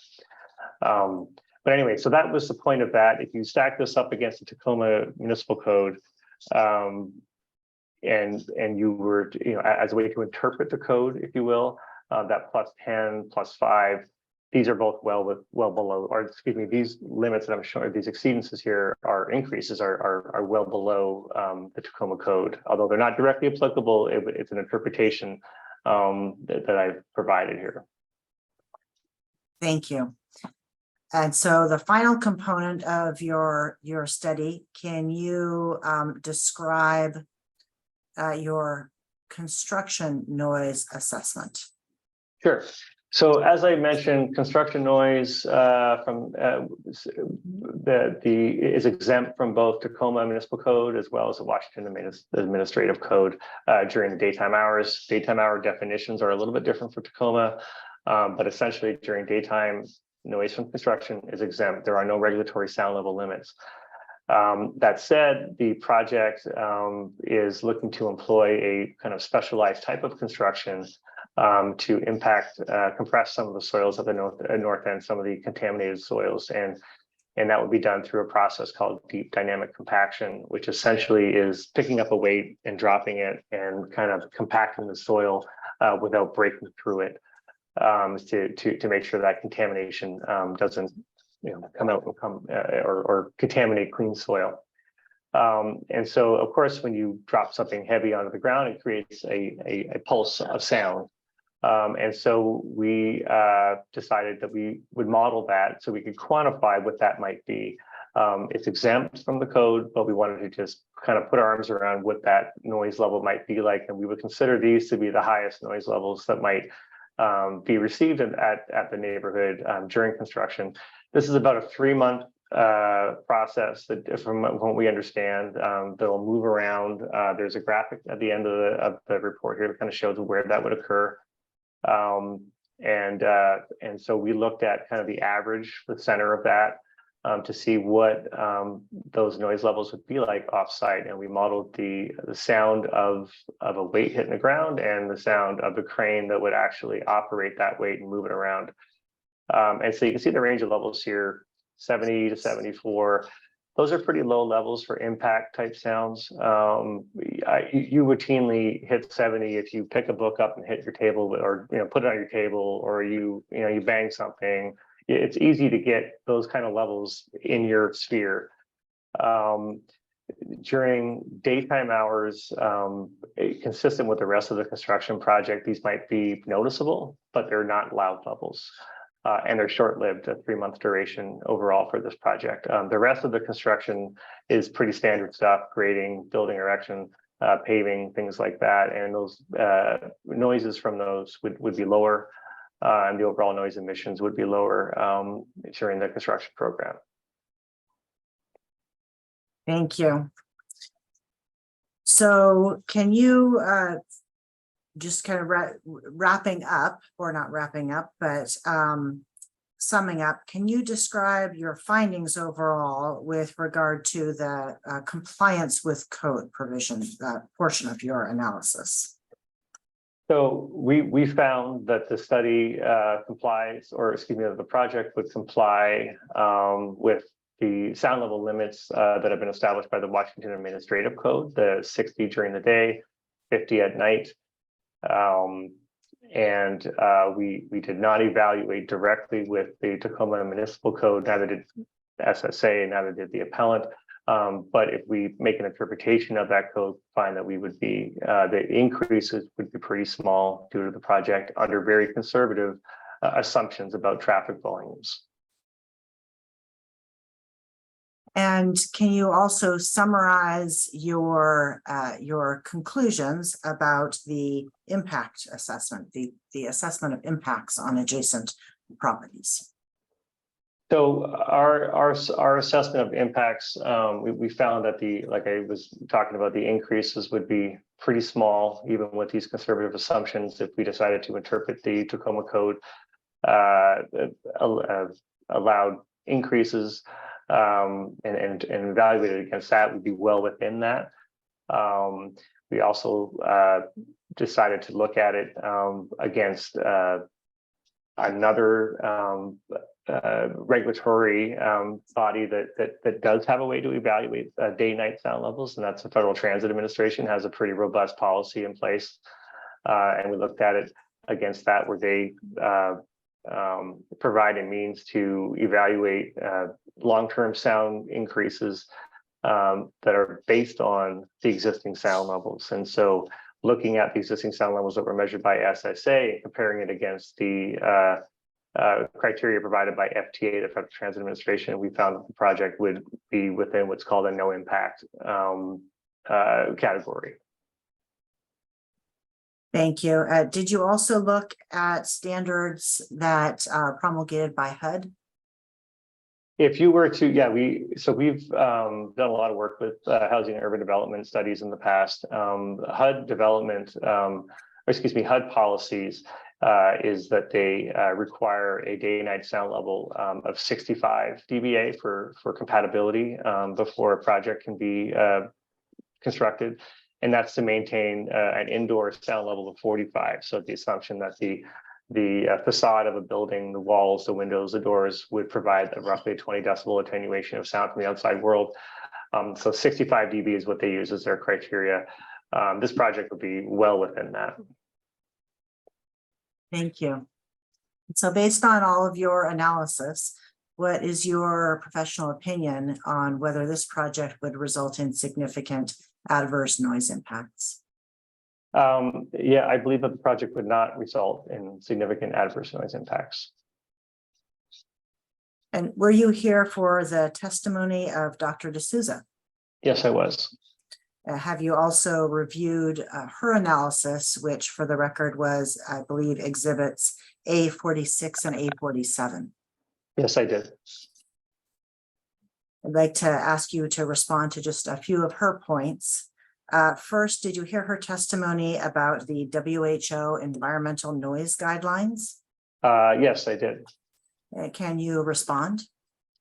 So Dr. D'Souza was pointing to the WHO European noise guidelines regarding exposure to traffic noise. And I believe she pointed to 53 decibel LDN or LDEN as a threshold above which human health effects may occur. What the study does not allow for, or does not include, is a mean by which to evaluate increases above that. So a couple points there. The existing environment, as I indicated earlier, that SSA measured is already in excess of 53. And so we're already looking at an existing environment that exceeds the WHO standards due to traffic, but like I talked about earlier, due to all kinds of things. And adding this traffic noise to, or adding the site noise to it from the various trucks that might be moving around and operating in different ways may increase it a little bit under very, very conservative worst case assumptions. To understand what that increase looks like in terms of an impact, again, the WHO doesn't provide for that, and we looked at, again, the FTA instead of the WHO document. So yes, I'm aware of the document that she was discussing, and it provides useful information, but it doesn't put us where we need to be for this project. So hang on a second there with the finish of that answer. I think it was done. Were you done with that, the answer to that question? Yes. Yes. Okay, so we're at almost 4:20 now. My one office staff person who's responsible for one aspect of the audio recording today has other duties for the other office that she works for within the city at 4:30 that she needs to be able to get to in time. And so I'm gonna stop us here. I don't know, Ms. Kaler, how much do you have left for this witness? I was just looking at that, and I do believe that we can finish up in the next 10 minutes. Okay, but I'm not giving you that. That's what I'm saying. She has to be done and ready to go somewhere else for job duties from 4:30 to 5 o'clock for a different department that she works for within the city. She's not entirely mine, so I can't claim all her time, and that's just the way that shakes out today. And for my own part at this point, pain meds aren't working like they're supposed to, so I'm not really in a good position right now either here at the end of the day, end of the 4 days of sitting like this.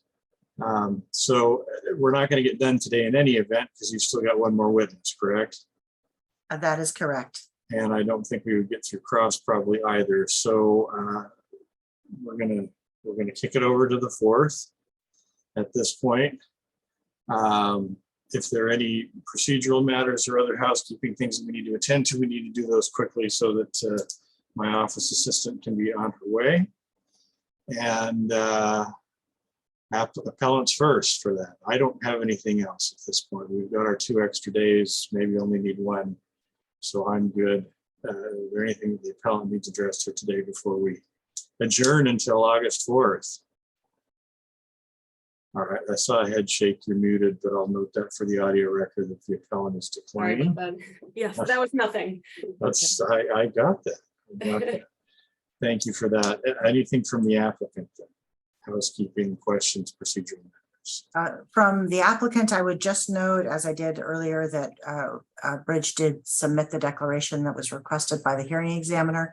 I don't know that there's anything further needed in connection with that. I just wanted to note that it was submitted.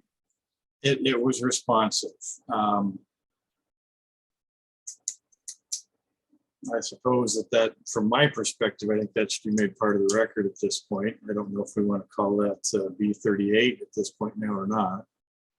Mr. Geary, I will say that we have not had a chance to read it. I was reading the other exhibit that they produced to us at lunchtime. So, and that's fine. Take a look, and we'll address whether it's admissible, whether there are objections that need to be noted for the record when we reconvene on the 4th. Anything from the city? Nothing from the city, Mr. Examiner. Thank you. So I just wanted to mention one thing. We've still got some case in chief stuff left at this point, but then we'll be moving to rebuttal. And I would just like to encourage the parties in the interim that if there are if there's additional physical evidence, things that are going to be proposed as additional exhibits and things like we've had today, I would encourage you all to share those amongst yourselves prior to introducing them when the recorder is rolling on the 4th, if at all possible. And please get those to my office as well in advance if you are proposing it. I'm not encouraging you to come up with a whole bunch of new stuff, but to the extent there is, I would encourage you to share that ahead of time and also submit them to my office at the first instance of knowing that you're planning on introducing those. That's the only thing I have. And if there isn't anything else, then I will wish you all a good weekend and good intervening time until we see you back next Friday. So with that, we'll be concluded for the day, and we'll see you next week. Thank you.